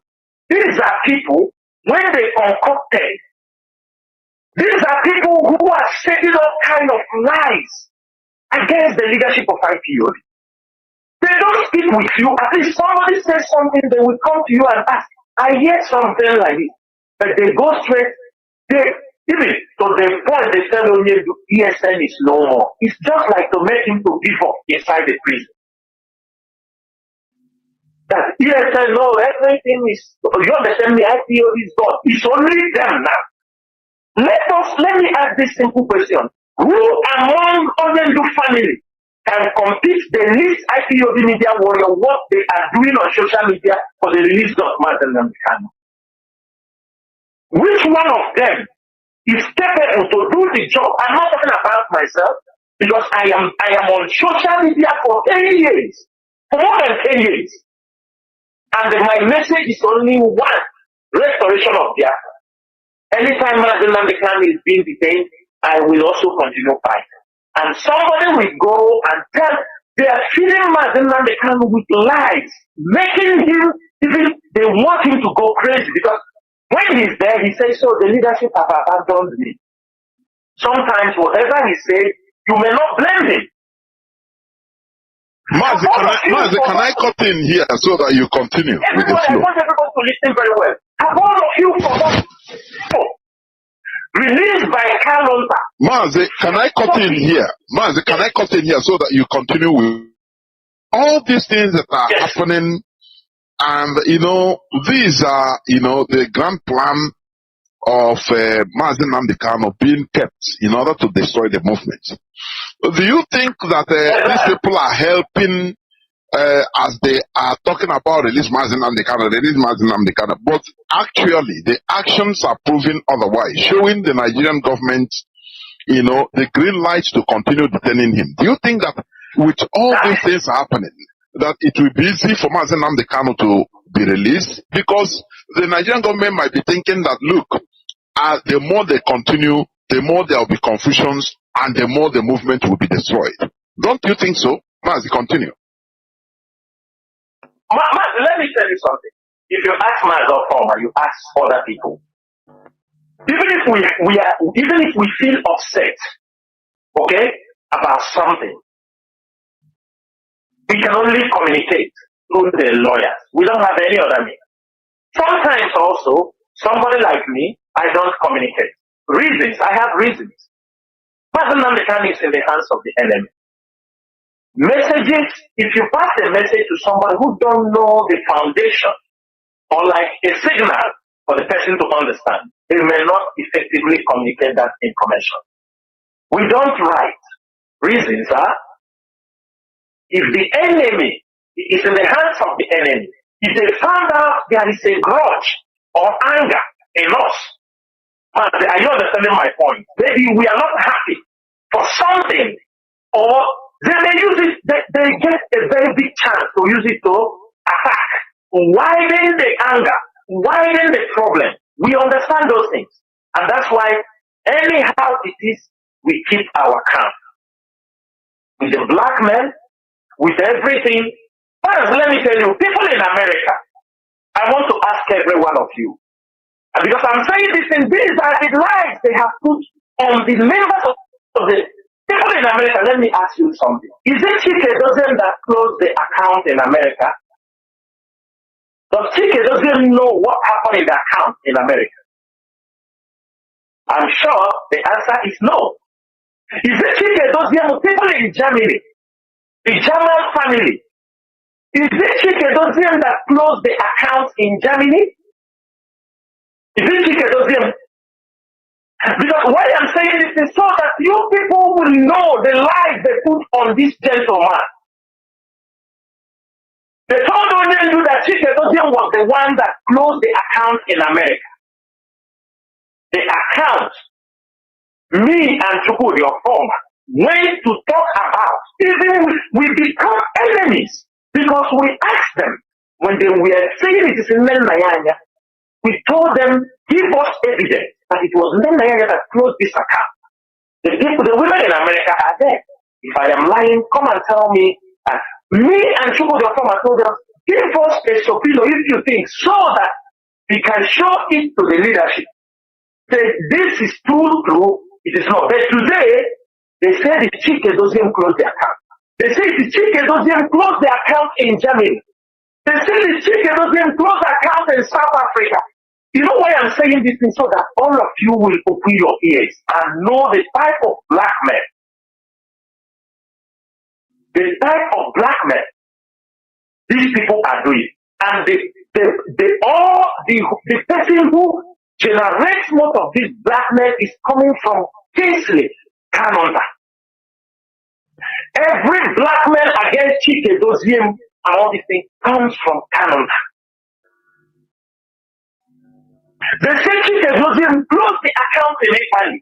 I call these 4 countries so that all of you will be awake. The day Onyindu will come out. You people must stand up to tell him the truth. How you people's accounts were closed. Today, Mazi, every Biafran, remember, if you remember the note, HAUSA circulated everywhere. Are we not contradicting ourselves that Mazi Nnamdi Kanu banned the DOS not to talk about Simon Ekpa? Banned. If somebody has that paper, please republish it on social media. They brought this document because we were exposing what they were doing, and they were not happy because they were using him to do certain things. This document was in the public domain. So, if only to ban the DOS not to speak about Simon Ekpa. Now, ask yourself, Onyindu said, make a paper disassociating himself. Also, if we want to be selfish, we will say, let us wait until Onyindu leaves the ban. Until he leaves the ban, that DOS should not talk about this. Are you understanding what I'm saying? Because we know what all that the game they were offering. The documents are there. They share it on social media. Mazi, when I start shouting about Asari Dokubo, when I was screaming about Asari Dokubo in Imo State, because I knew Asari Dokubo was working. I knew Asari Dokubo was important. At the early stage, it was Ospak that it was Ospak that Rosa was working with Wike.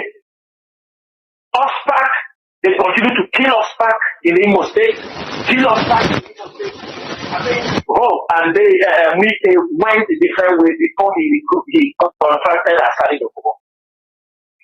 Mazi, do you believe that all that time Asari, today Asari is also shouting everywhere his private army, he's saying how he came in Imo State. Do you believe that when I was shouted and Powerful was writing press release against Asari Dokubo, they brought a message that only to say Powerful should not write about Asari again. Because Asari was working with Ukuzodema and they have a business with Ukuzodema. I am saying it on the radio. Powerful is there. They told him, don't write about Asari Dokubo again. If you write about Asari Dokubo, this will happen to you. What are we doing to ourselves? Then Asari grew wings until they saw Asari in Aso Rock, where he was pronouncing how they will kill, don't release Mazi Nnamdi Kanu. All of a sudden they wake up. They come to tell us, nobody is saying that we are there. Asari is attacking Mazi Nnamdi Kanu, nobody is saying anything. Why all this? What is it? Are we not big enough to take decisions that we make this problem? What? Let me tell you people one thing. Denial and shifting blame is a very big war instrument. People should know that. Denial and shifting blame is always a strategy by secret service to dislodge an movement. It's not any movement. This is what we have gone in hand of our people. I don't want to talk about the ones they lied against me, because I know record will not lie. But Melania told Onyedu that she has given me something million. And I said, okay, maybe the accounts are there. And when Onyedu come out, I will make it public. There are things I will never want it to go under the table. I started to ask. I said to myself, when was the last time I had anything to do with Nnamdi?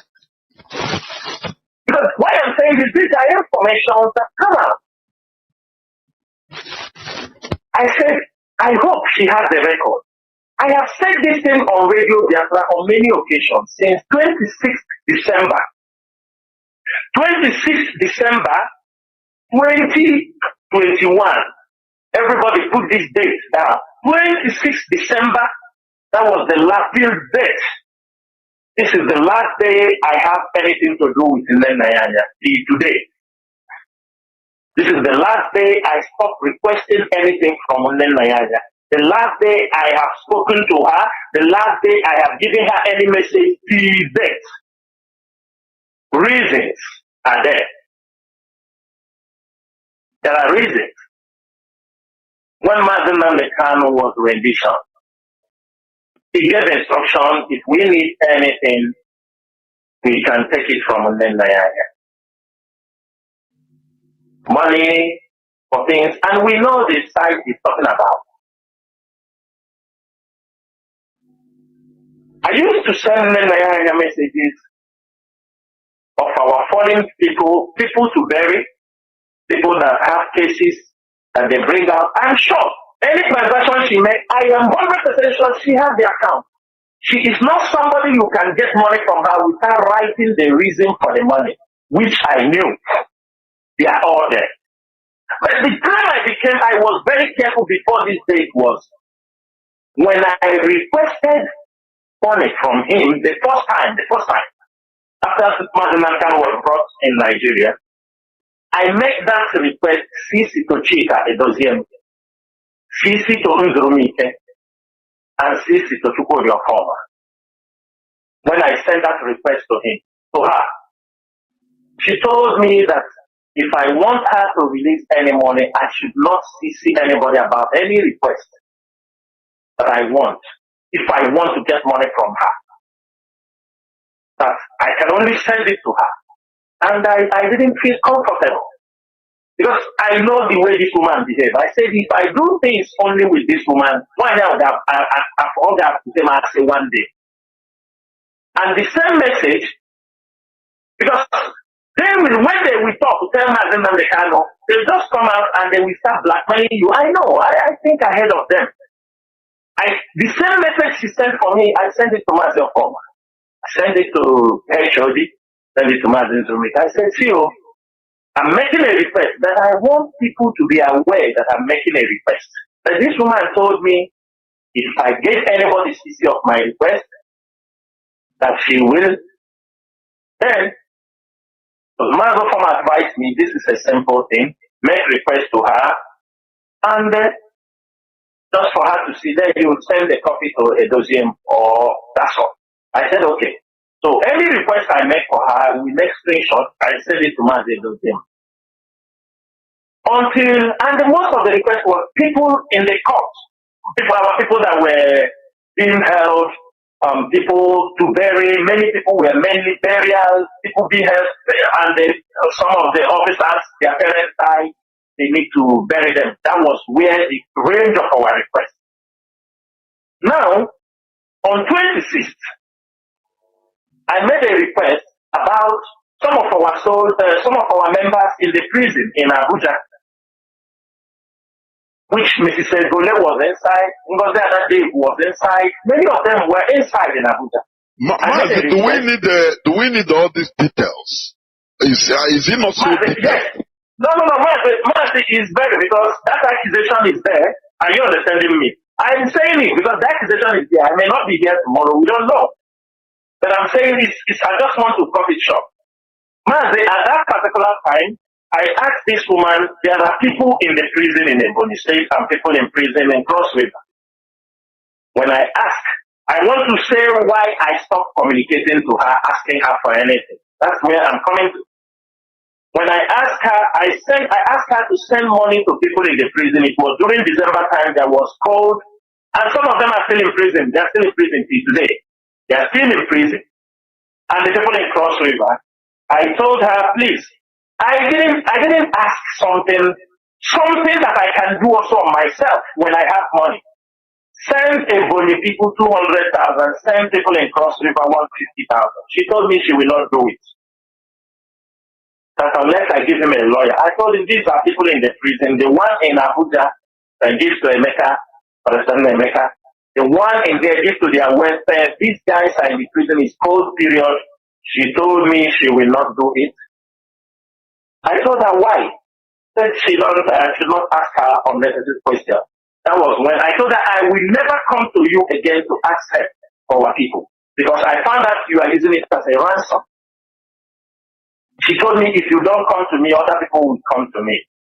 Until today, I never go to her because I'm a man of principle.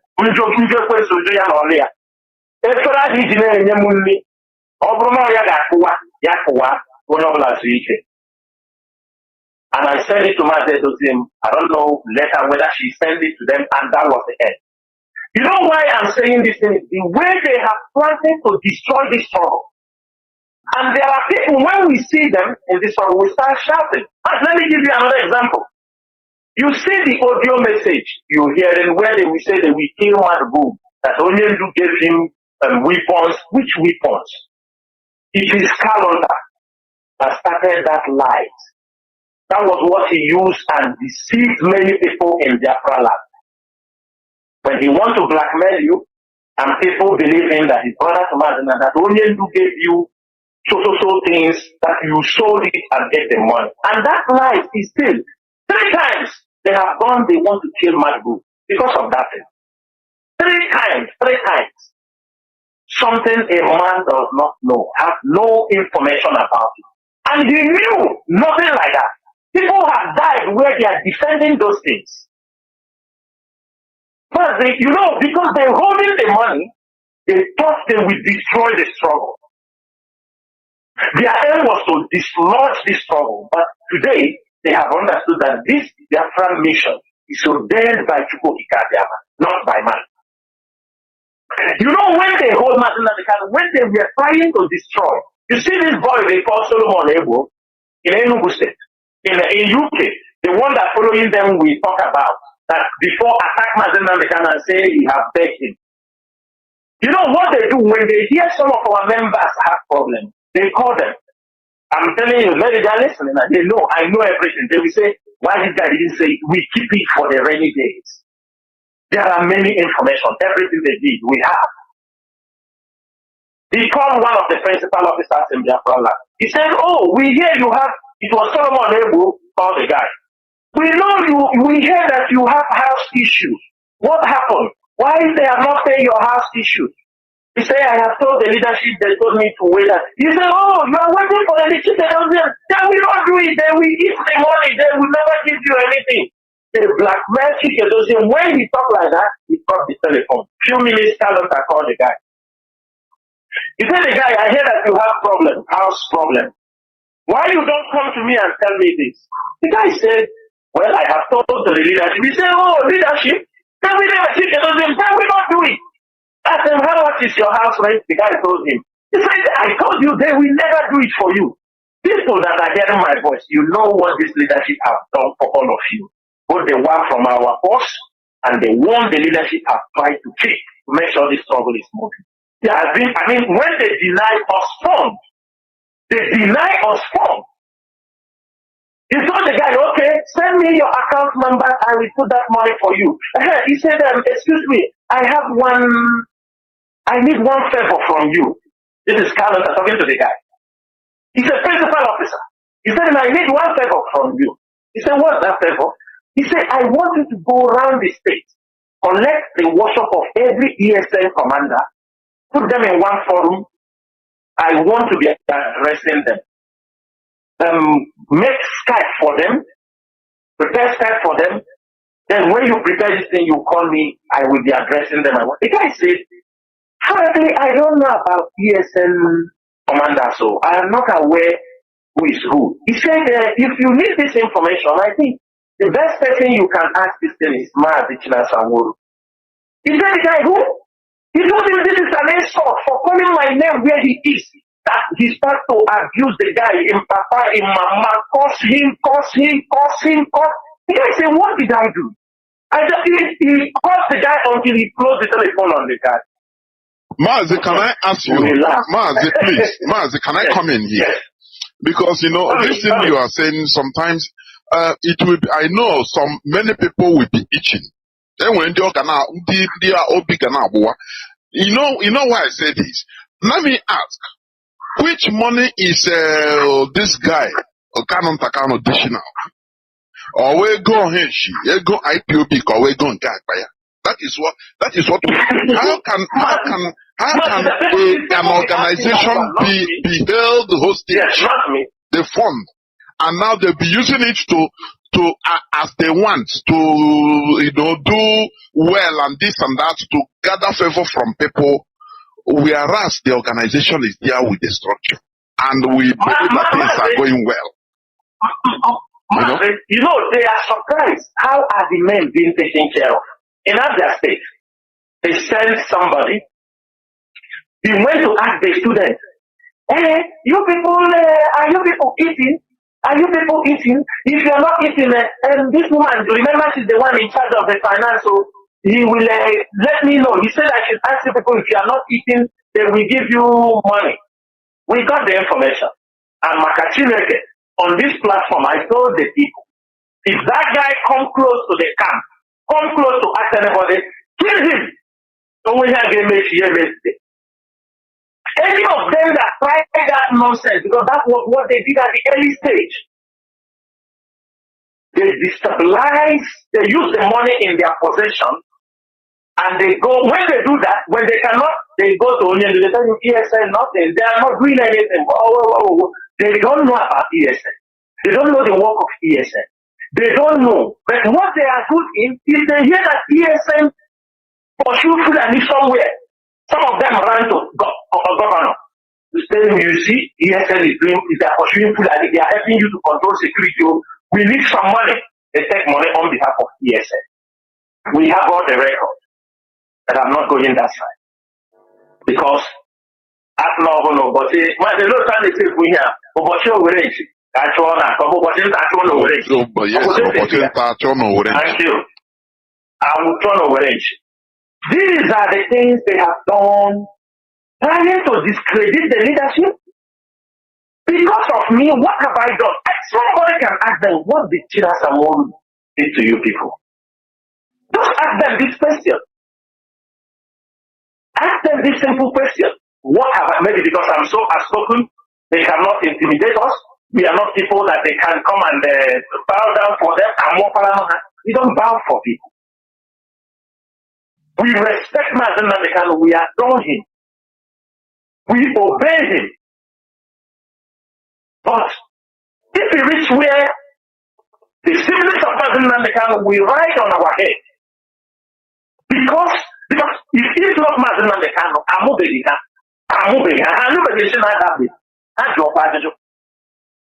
but because of Nnamdi Kanu, every member of the family of Nnamdi Kanu have ridden on this struggle. They have ridden on this leadership.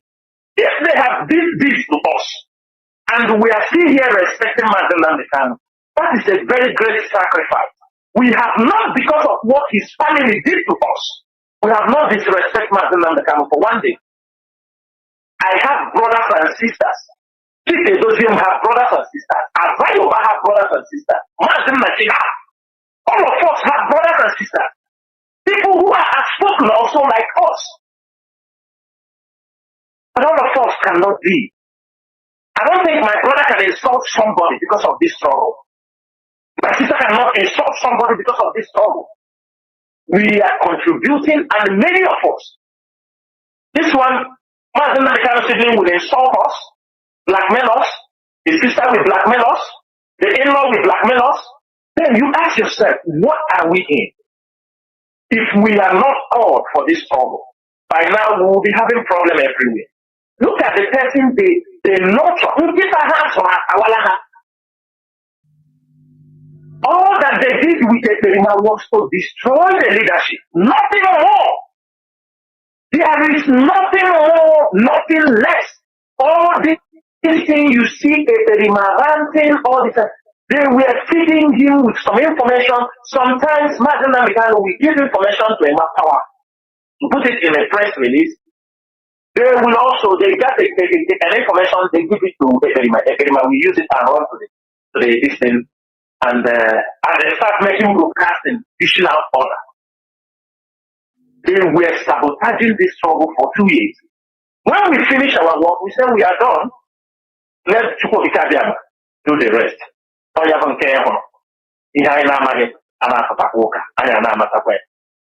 And that is the prayer everybody is supposed to be praying.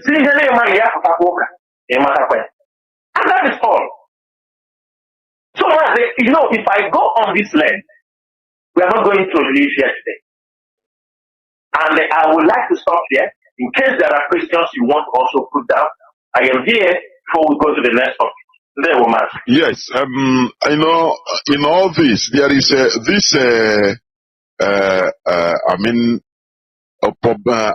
news headline. Are you there? Yes. Oh, sorry. Sorry, I muted my listen with you. Sorry. Yes, I was talking before. I said yes. There is a question about this. There is one news or news headline talking about the Nigerian defense chief. He said that IPOB that is going to finish IPOB. You know, I want to know from you. Talk about it, please. What has brought this? Is it because he is a new, defense chief, or is it because of maybe the way he saw things are happening with like what you have been describing with the Onyendu siblings and others, what they are doing?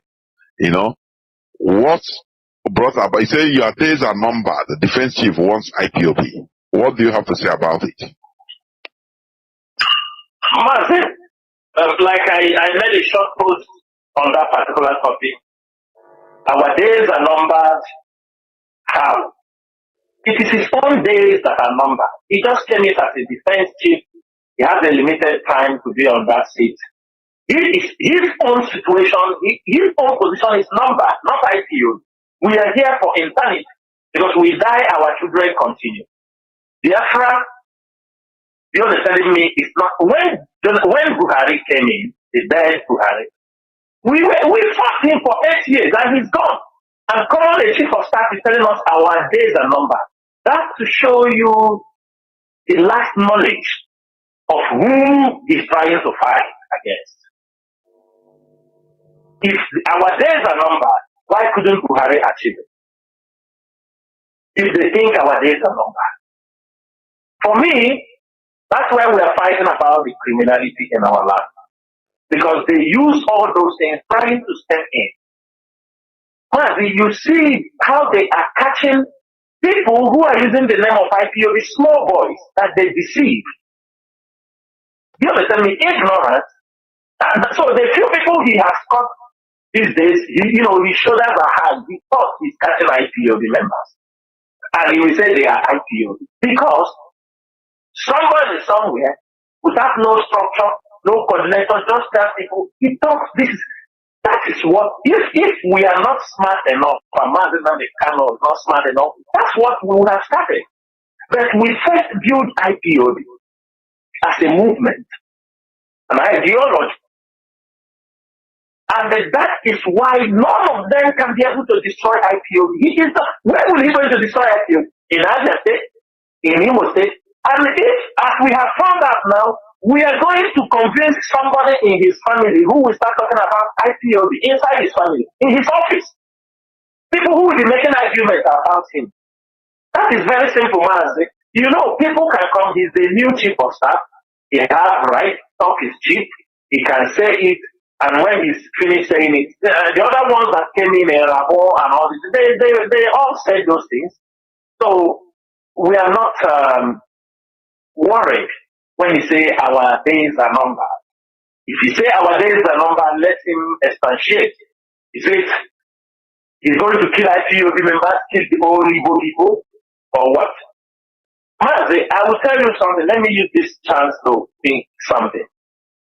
Our people don't know what is facing them. They don't know what the Nigerian government is doing against them. That is one thing you have to know. Our people thought that the struggle for the restoration of Biafra is about IPOB. No. In the international circle, in the government of the world, different governments, both in Europe and everywhere. What Nigerian government does is to blackmail the whole Igbo race. When they are writing anything against IPOB, they only put IPOB as a separatist group, but the whole blackmail using the derogatory words is against the Igbo race, against the people of the Eastern region. And you see them, their plans, they are telling the foreign countries that you see these Igbo people that are in your countries making money. These Igbo people that are making businesses, you see them that all their money is being pushed to Biafra land through the Hawala system or through a clandestine operation. They are using it to form the separation is for a separate state. That they should remember these are Biafrans, so they should remember that these are Chinese, so Chinese of Africa. When they say these words to the Western world, they became careful because the Western world is always jittery when they hear about Chinese. They know what Chinese can do. But these are the kind of messages Nigerian government push out there to the foreign countries. So when those who are doing this job for them tell them, don't worry, we are getting them, we are doing them this, we do them that, we do. And it is not only about the evil people, even some part of Edo, they put them inside. Everybody, some part of Edo, they will rule that area and they show you that that is so. People are just disturbing themselves. People are just out of ignorance. They don't know what is facing them. Our people have put their minds so much on this buying and selling, on what to eat. They don't even know the danger they are facing as a race. That every morning, if Nigeria have that capacity, if they can, they want to know every single morning every Igbo man sent into Biafra land or sent into Nigeria because of IPOB. That's why many of them, when a chief of staff say this kind of statement, they're supposed to rise up against him. Because when they say IPOB, they think, oh, they're talking about these IPOB people. But how many people are being killed because of IPOB? Because you are evil. You are being profiled. You go to the airport. They know you as an evil. You are being profiled. Buhari did this in Malaysia. When he was in Malaysia, he talked about the people bringing bad name for Nigeria and people from the southeast in particular. And the Malaysian president tried to correct him. You can't come to a country and you try to segregate your country to talk down on a pride. Our people must understand. They were here, Asari Dokubo lashed on them.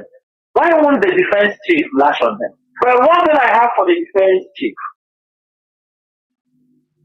This is a war Boko Haram is dead. Their days are not numbered. It's IPOB in the southeast that their days are numbered. Well, I'm not going to challenge. What we are doing is to debunk the rubbish that he has said. If he said that he is the chief of staff, that nobody do this, then now, let him come. Let him come and the end IPO. Or if he wants, I bet him. Let us bet. Let us bet. Everybody says the chief of staff, I bet him. I bet him 5 million naira. Let him end IPOD and give us the day he will end IPOD. It's a challenge. Let us make a bet. Tell us when you want to end IPOD. In 1 year? In 2 years? I bet him. 5 million naira bet. Those who knows him, tell him that Charles Aworu bet him to destroy IPOD. If he destroy IPOD 5 million naira, I will give it to him. Thank you, Mazi Chinedu. Ndewo Mazi. And before the lines are open, I want you to address all these things, all these issues too. These 2 points I want to bring out now. You know, it seems we have forgotten. We are in 2023. Last few months we saw the election in Nigeria. Before that, our people have been massacred. Even the rendition of Nnamdi Kanu, supposedly, among other things, in order to quieten him, to stop him, so that there will be Igbo presidency. Mazi, for me, this is not something that should be forgotten in a jiffy or in a hurry.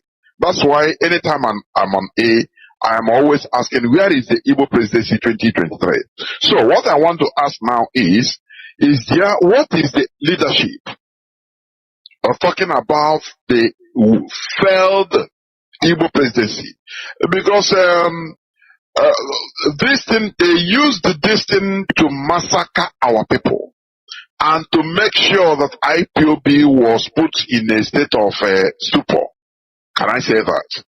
But today, the Ohanese Igbo, they are crying for, agitating for ministerial posts. No more Igbo presidency. So, is the leadership asking this question officially, or are they going to ask it? Because we shouldn't forget this in a hurry. Igbo presidency, Igbo presidency, Igbo presidency. That is number one. The second, because I want you to treat the 2 questions before we open the lines. And the second point is this. We saw the statistics, the report of the checkpoints in our land, that I think this year alone, 600 billion naira taken out of the purses of Biafrans in the southeast. And if I'm not in Biafra land, southeast and south, so to say. It's only this 600 billion naira. From 2020 or 2021, 2 or 3 years back, they talked about 2.3 or 2-point-something trillion naira taken out from our pockets, the pockets of our people, every Biafran. So, And some time ago, when our leader was here, we talk about, you know, taking all these checkpoints out of our land. So please, can you address these two core issues, please, so that people will hear it? There were. Man, the issue of Igbo presidency, we leave it for them, you know, maybe people who have time, they can ask them that. Because before that, Mazi Nnamdi Kanu have said that there is nothing like Igbo presidency and that they will never get. How many times have he said that? On many occasions. Even when Mazi Nnamdi Kanu was in detention, we continue with that message.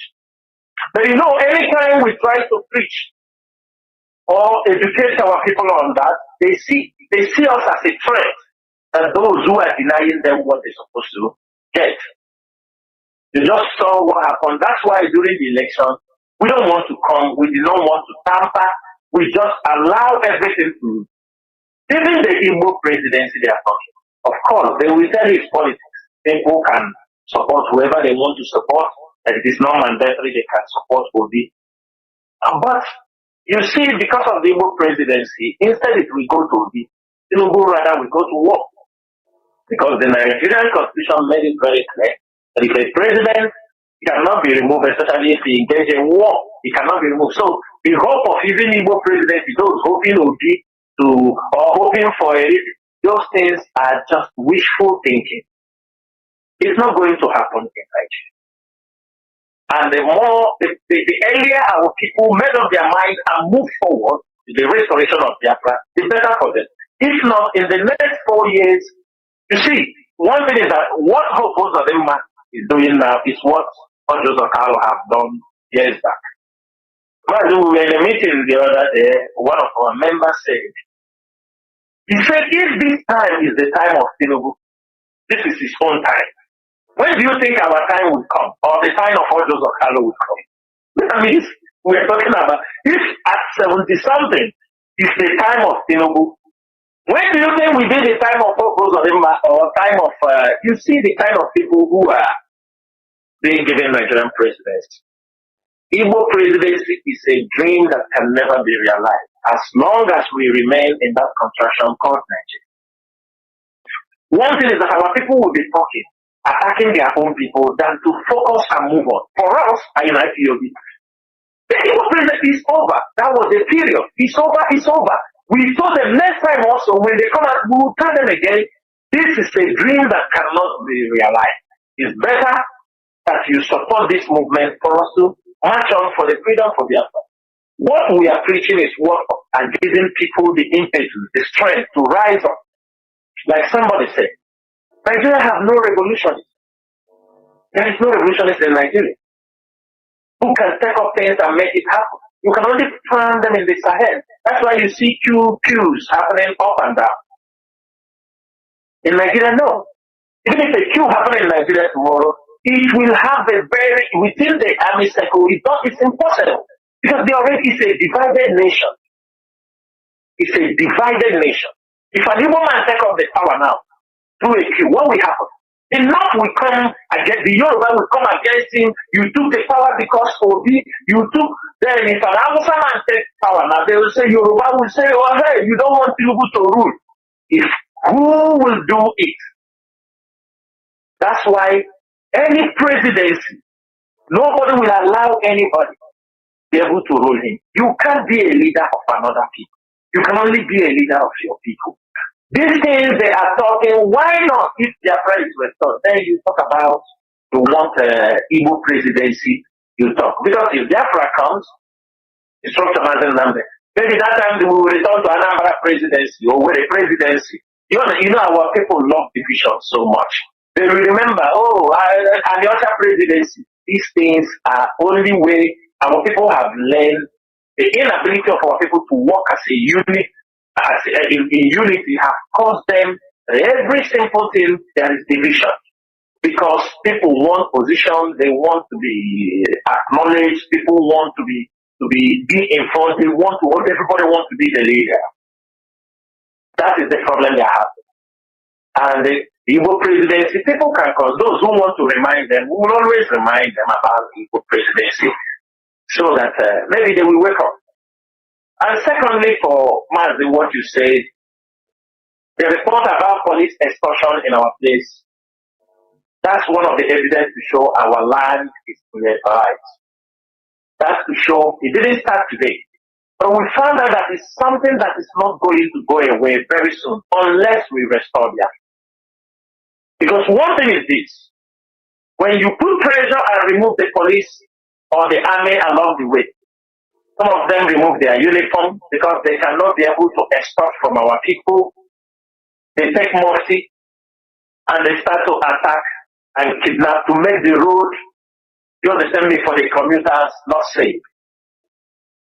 There was a video circulating since yesterday, some Fulani people that was arrested. They were part of the people that attacked that sister along that Enugu Express. And there's some ESN officers who were assigned in that location managed to capture 2 of them. If you watch the video, you hear what the guy, when they're asking them, where are those guns you people are using? He says it's with the Oga. Which Oga? He said the guns is used to give, is the military that gives it to them. They will make operation. Cause havoc along the road, return the gun, bring commission. Our land is a land of exploitation. The white, the Westerners, the British, the Americans are exploiting us. The Nigerian police is exploiting us. The governors are taxing our people. It is a land. The pastors are calling people in the pulpit. Nothing is working. Everybody is a country. Crocodile eat crocodile. Snake eat snake. That is how they have made our land to be. So, Mazi, it is very, very difficult because the moment you remove them from taking that 50 naira, taking that 100 naira they are taking with their POS, because they see it is the safest way to make money, oppress the people, to intimidate them with the gun. The government knows.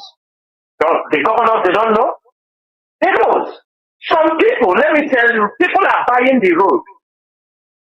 People are buying the road. Leave this road for me. It was like when Mama Joseph Kanu was alive, or I think the mother is still alive. When Joseph Kanu was the governor, the mother sell, he sell a correct road. He sell to those who collect taxes. This is the way police operate in our land. Tax force. That's why that time you will see like a correct road, tax force people who are collecting money. They maybe he bought it from Mama Joseph Kanu, pay cash for the month. Every month is returning, and they go with army, go with police, collect money from people. The same way they are doing on the highway. This road to this road. Let me get this road. All the returns have somebody they are accounting it for. When can I leave this road for me? All against our own people. But do our people understand what we are into? Do they know that we are under bondage? Do they know that that is not the way people live?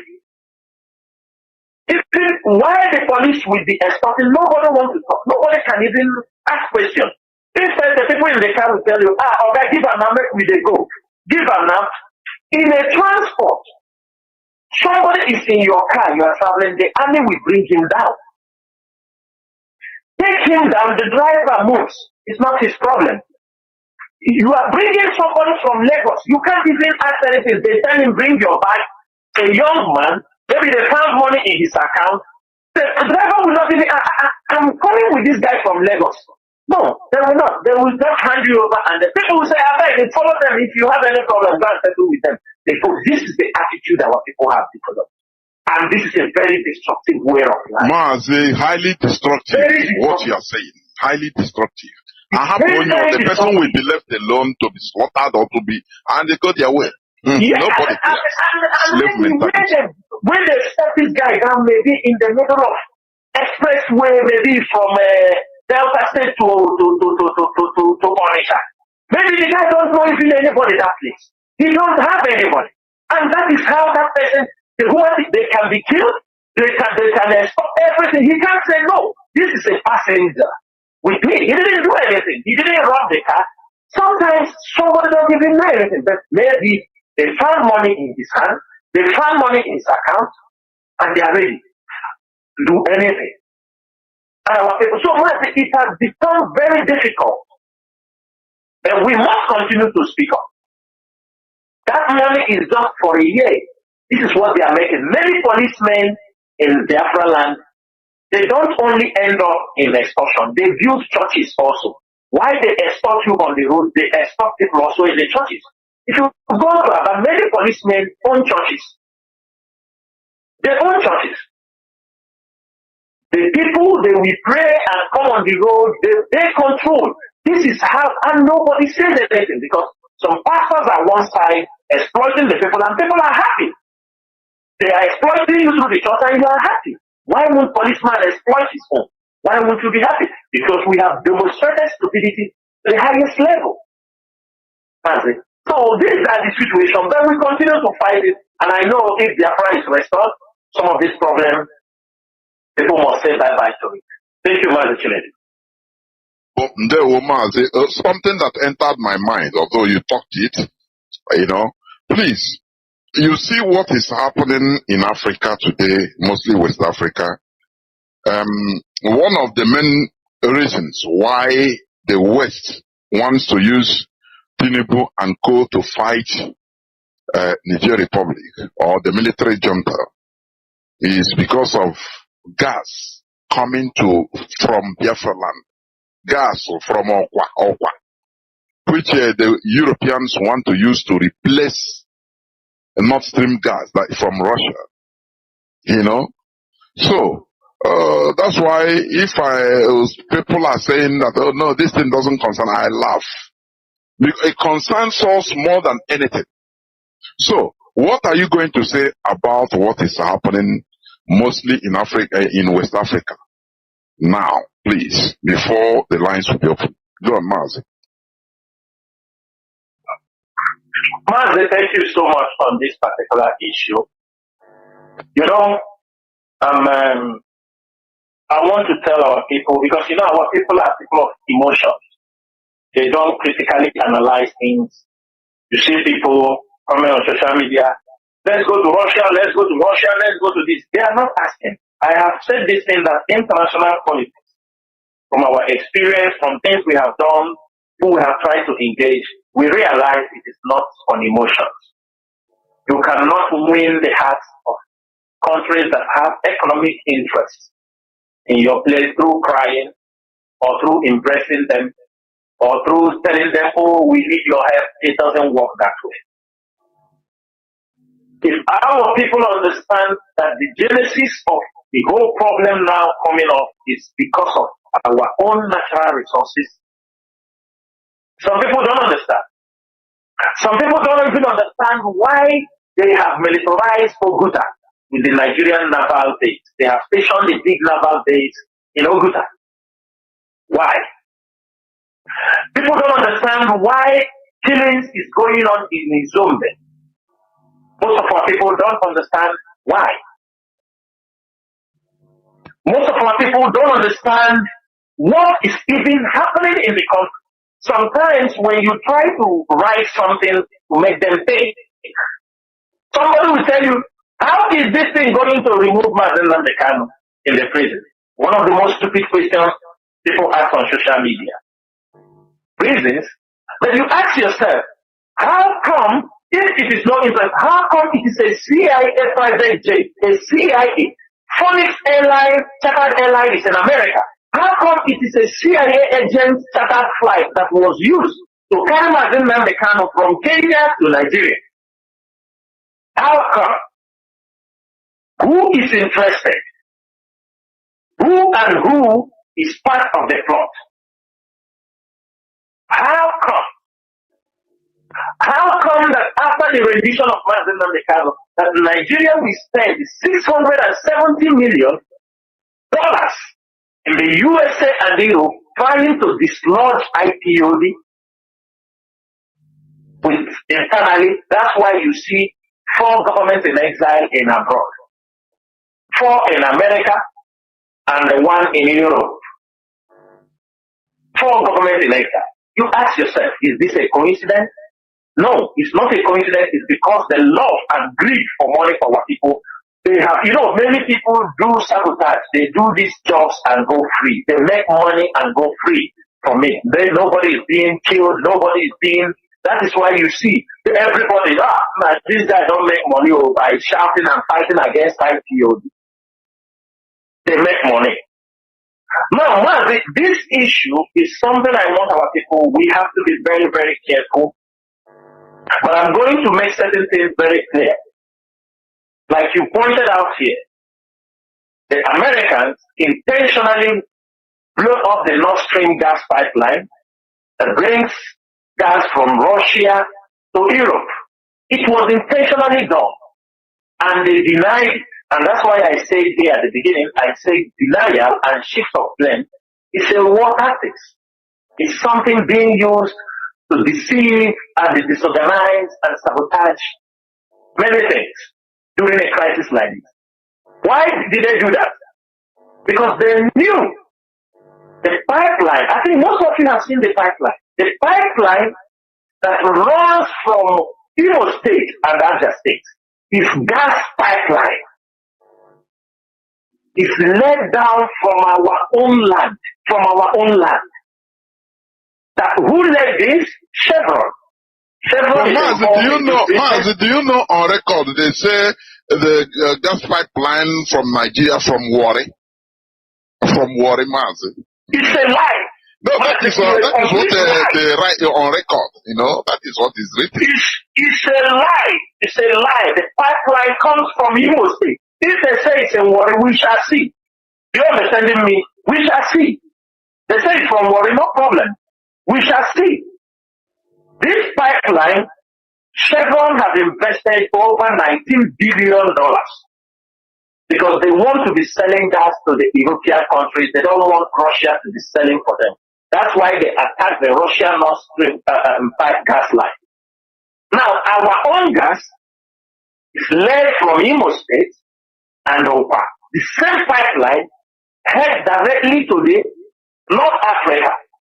And it goes in the middle of Nigeria. Let me tell you something Nigeria don't know. With the cooperation of France, because France is involved also, they're involved in the deal. Nigeria gets royalty from the pipeline from Nigeria. They get the royalty. But our place where the gas is being put, we get nothing. No electricity, nothing, Africa. Now, this pipeline, there is something Nigeria don't understand. Mali discovered that this pipeline that goes through Morocco, France did not want to tell, they didn't want to tell Mali so that Mali cannot get any royalty. So the money goes to the France. So France led this pipe from Nigeria at the border of Mali, part of Mali, and go to Morocco. So the royalty money for Morocco, for Mali, goes in the pocket of France also. And this pipeline goes towards Tunisia. That's why when we are talking here, you were talking about Tunisia. Tunisia is, all these things they are exporting and deporting blacks, they are being supported by Europeans. Don't allow them to come here. Do anything. They won't talk about them. If it is something that they will be shouting, human rights abuse, human rights, now they call it immigration policy. That's what they call it. They are not seeing how Tunisia is throwing people.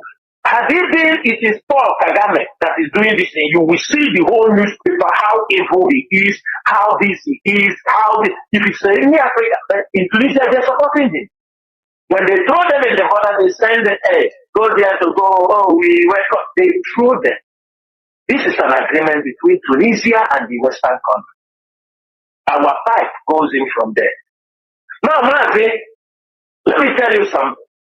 What is happening in Nigeria is something that is designed to happen. And I want our people, everybody listening, for those who want to run, they have circled you. You are running nowhere.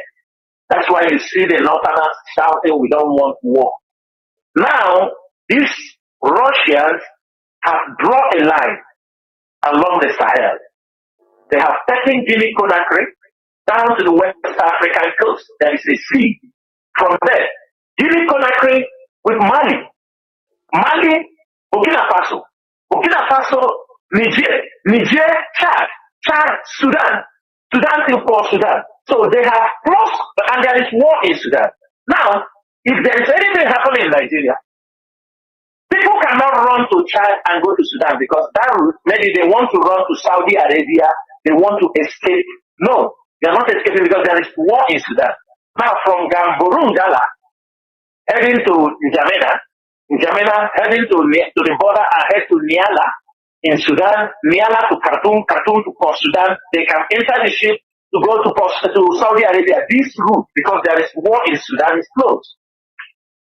Now, Niger has become the center of everything. Can Nigeria go to war? If Nigeria go to war, they will be sabotaged. That is something our people have to know. They can never go to that war in unity.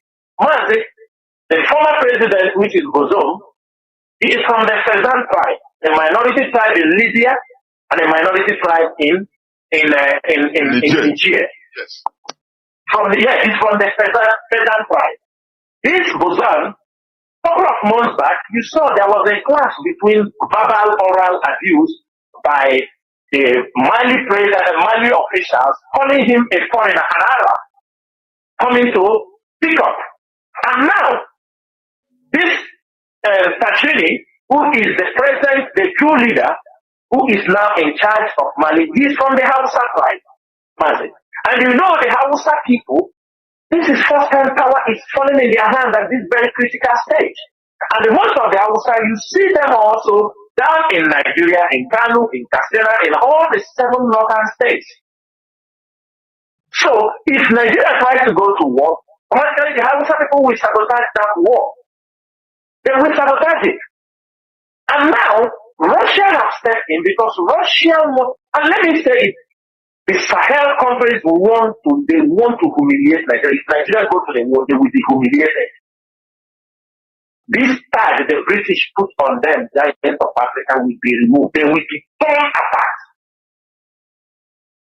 You know that border, as long as the Russian mercenaries are there, people will be massacred. So for people who want to go Libya route, we are going to Libya, all this route is crossed. You see what is happening in Burkina Faso. But man, this I'm saying is a normal thing that is there. But I'm telling you how it's going to affect our people. Number one, all our people coming from Europe, all the flights from Europe, the ticket fare will jump, it will skyrocket. That is what is going to happen. Because now Niger has closed their airspace. Every airspace, every flight moving from Nigeria to Europe, the shortest route to go to Europe is from Niger, Tunisia. They head to Rome, they move either to UK. That is the shortest route.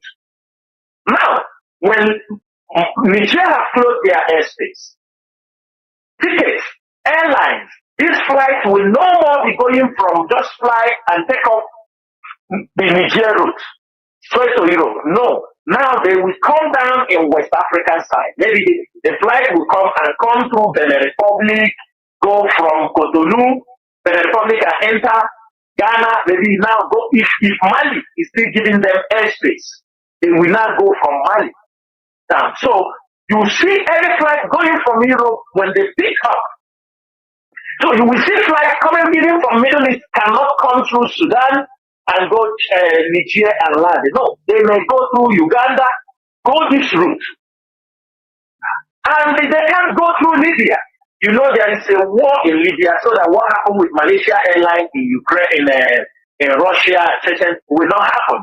Because passengers airline, Libya, there is still war in Libya. So there is no possibility of passengers plane going through this route from Libya going to Europe. So if you're buying a ticket before from Europe down to Nigeria by $1,000, I am sure you'll be buying it by $2,000, $2,000 something dollars.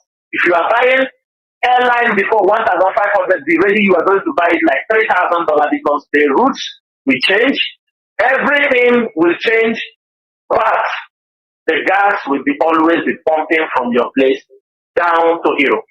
But now, when they burn the Russian pipeline, don't you think that Russia knows that Britain and America, because they are enemies, you think they want that pipeline to continue to fly? That is why you see America shouting, do this, don't do that, democracy, because of the pipeline. Because Chevron invested a huge amount of money. Then you come to Biafra land. People thought that the British petroleum have left. No, they are there. They are British gas and oil exploration. They are using this global, Sterling Global, an Indian company. This Sterling Global, they are specialists in oil bunkering. They are the ones stealing our oil under the pretext of the British gas and exploration company. So contract, they will give it to them. That the mother is the British gas and oil exploration. But you won't see their name. You will only see Sterling Global. They are stealing in Opa, stealing in Obaru, stealing in everywhere to start. Because sometimes people don't understand. Can you imagine pipelines that pumping oil? Somebody will go on the high sea and tap and fix his own pipe. Who can do that if you are not connected with the shipping line? If you are not connected with the company? Who is shutting down the main flow station for him to put in his own pipe? This is what they are doing in our place. And they are not ready to go unless we kick them out. And to kick them out, all of us must understand what is happening in our land.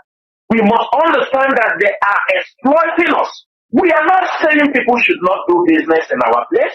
We are not saying people should not do that. They are not doing business. They are ripping us off. They are ripping us. I mean, I don't know another adjective to qualify this.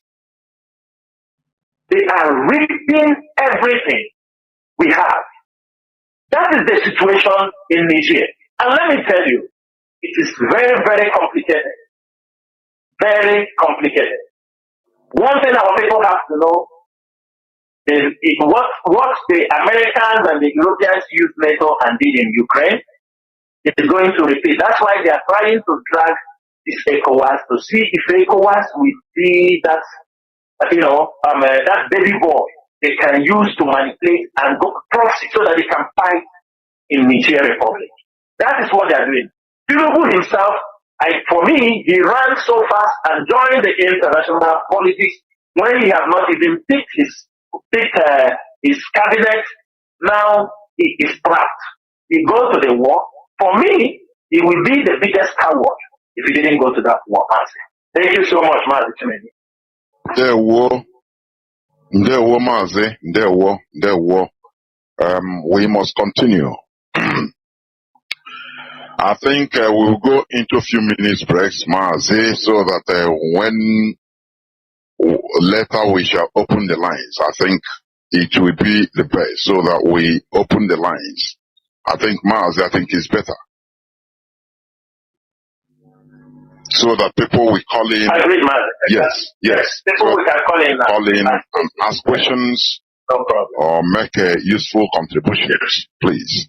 Therefore, thank you. Do not go away as we go into just few minutes break. I know we have taken time, but it is worth it.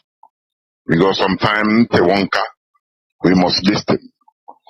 We'll go into a few minutes break, and when we come back, our lines will be opened so that we take calls. Please do not go away. We'll be right back. Come back. This is Radio Biafra HAUSA-SERVICE coming to you through Radio Biafra London. My name remains Mazi Chinedu from Alu Province, and I am here with Mazi Chinedu, one of the members of the Directorate of States of the Indigenous People of Biafra. Today is 13th day of August 2023. Therefore, our lines are now opened. And please, let me say this, that we want people mostly to give preference to people that has questions to ask, because we have only 1 hour in order to for these calls. Please, 1 hour only. So you come. Please, I beg you, do not start your preamble. Do not enter into any preamble, thanking this and that. Go straight to the point. Be formal. Go straight to the point. Ask your questions, and now you listen to the answer. Because while doing that, we can take maximum calls, please. Our direct line is +1 213 328 6224. I repeat, +1 213 328 6224.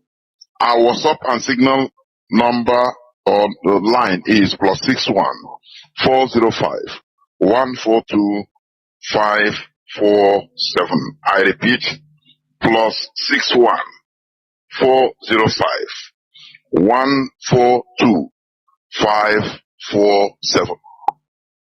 Do not forget that we are live also on IPOB Community Radio. We are live on FM 10 CHK 102.1 in parts of Biafra land. Also on social media, on Facebook, we are live on multiple platforms, including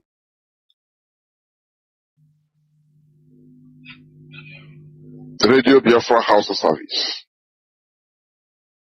Therefore, I have callers already lining up. Please, as I said, no much preamble, please. Let me check. Caller on direct line. Can you hear me? Let me see.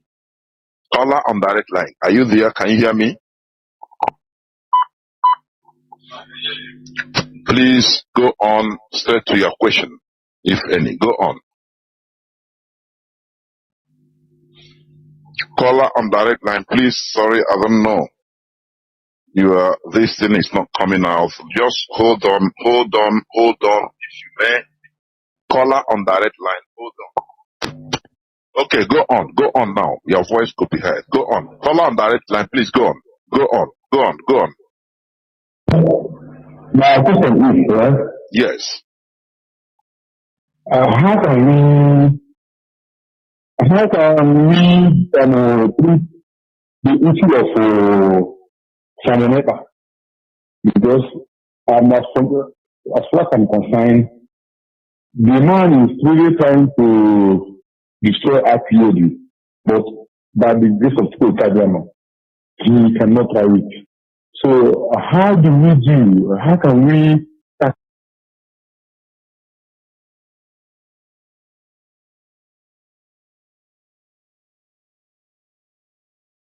the issue of Samoneta so that he can die a natural death like the former saboteurs that reached in the phone and others?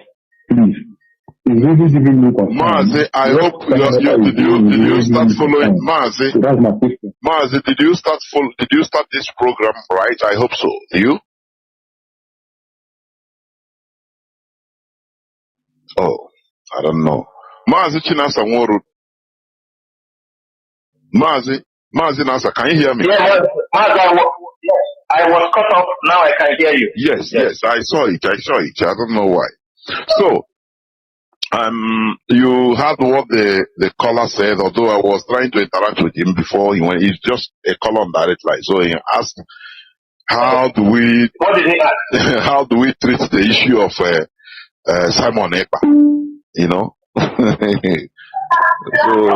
Mazi, already one of the best things to do when people are blackmailing and doing is we have the people who are responding, who is, putting the story straight, who are trying to debunk the disinformation. That is the first thing we have to do.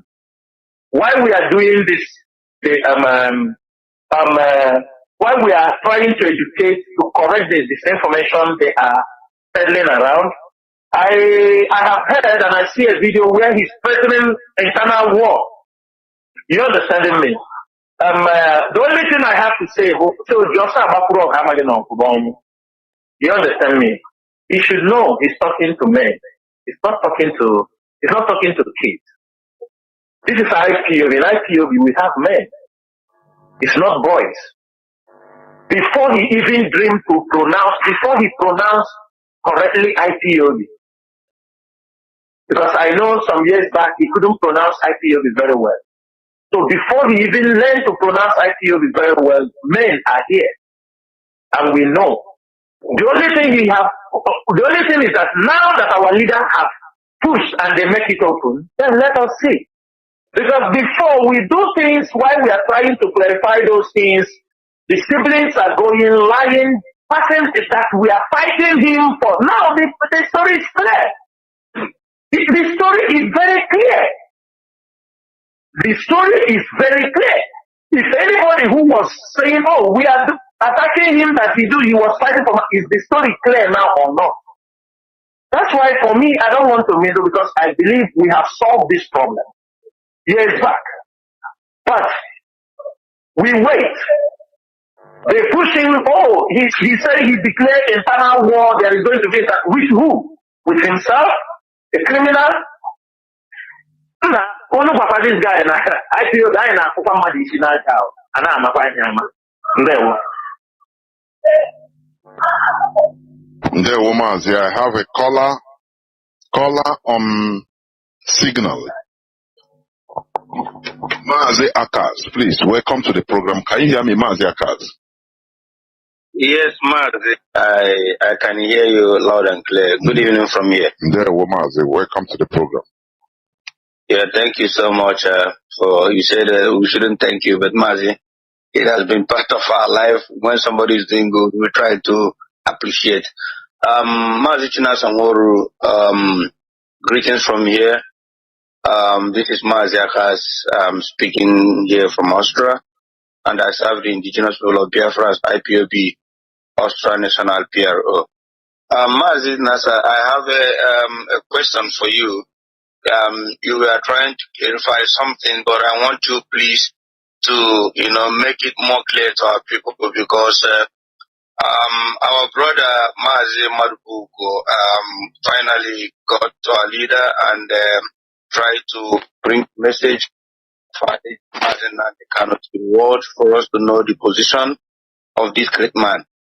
And when he said something, and that thing he said was not that too clear for many Biafrans, and I don't know, maybe if you can be able to elaborate it more, because I couldn't understand why our leader would say that he's angry with the TOS because they didn't stop it at home. I don't know, maybe he was, because when he was trying to give this message, the anger of what this idiotic human being called a Berima is committing in our land, nobody in a right sense of mind will be happy of what this guy is committing through the DSS and Nigerian government sponsoring him to commit crime in our land. So Mazi Nasa, please, I want you to, because in my own, I don't see the reason why Mazi should be angry with the DOS of not stopping it at home. We did the right thing, but we don't know if that, just as you said, Mazi might be getting different message. Maybe that is the reason why he should be angry with you, because we couldn't understand it. Please, if you can elaborate more on this. Thank you, Mazi. There were Mazi. Thank you so much. Thank you. Many people, because of that message, many people are really demoralized. I have seen people who are expressing their anger. How can Chinedu say he's angry for the DOS that they couldn't stop the sit at home? And if you watch what I say there, I say I'm not going to blame Chinedu for using that language because Chinedu has been misinformed about what is happening in this struggle. For me, since they're not telling him the truth of what is happening in this struggle, for me, it's just like they wanted him to lose hope inside that place. Because they have told him that everything, we don't speak for him, we don't talk anything about him, we are not, you understand me, we are not discussing about him. Mazi Nnamdi Kanu, I think this is 2 years he sent that message. 2 years plus. Because it was in August. The same August. And I think if we check, Mazi, today is Sunday. Yesterday, that is is 12. It's completely 1 year. Mazi Chinedu came and made that announcement. 2 years. He made that announcement. And the Biafrans listened, even though people, the mistake is that had they allow us to control what we started. We try to communicate to him to say, look, we have pronounced this thing, not because these people have come and met you. The plans of the Nigerian government was even people for not to see you. Allow us to control this thing. But he was being misinformed, telling him that no, that's why he continued. And Mazi Chinedu listened and went and called off the seat at home. And you know the backlash from Biafra. But those who understood, it was even used to blackmail us. Within that time, his siblings were shouting, he told you to call it off, he told you to call it off. But ask them now, what I want to ask you, can they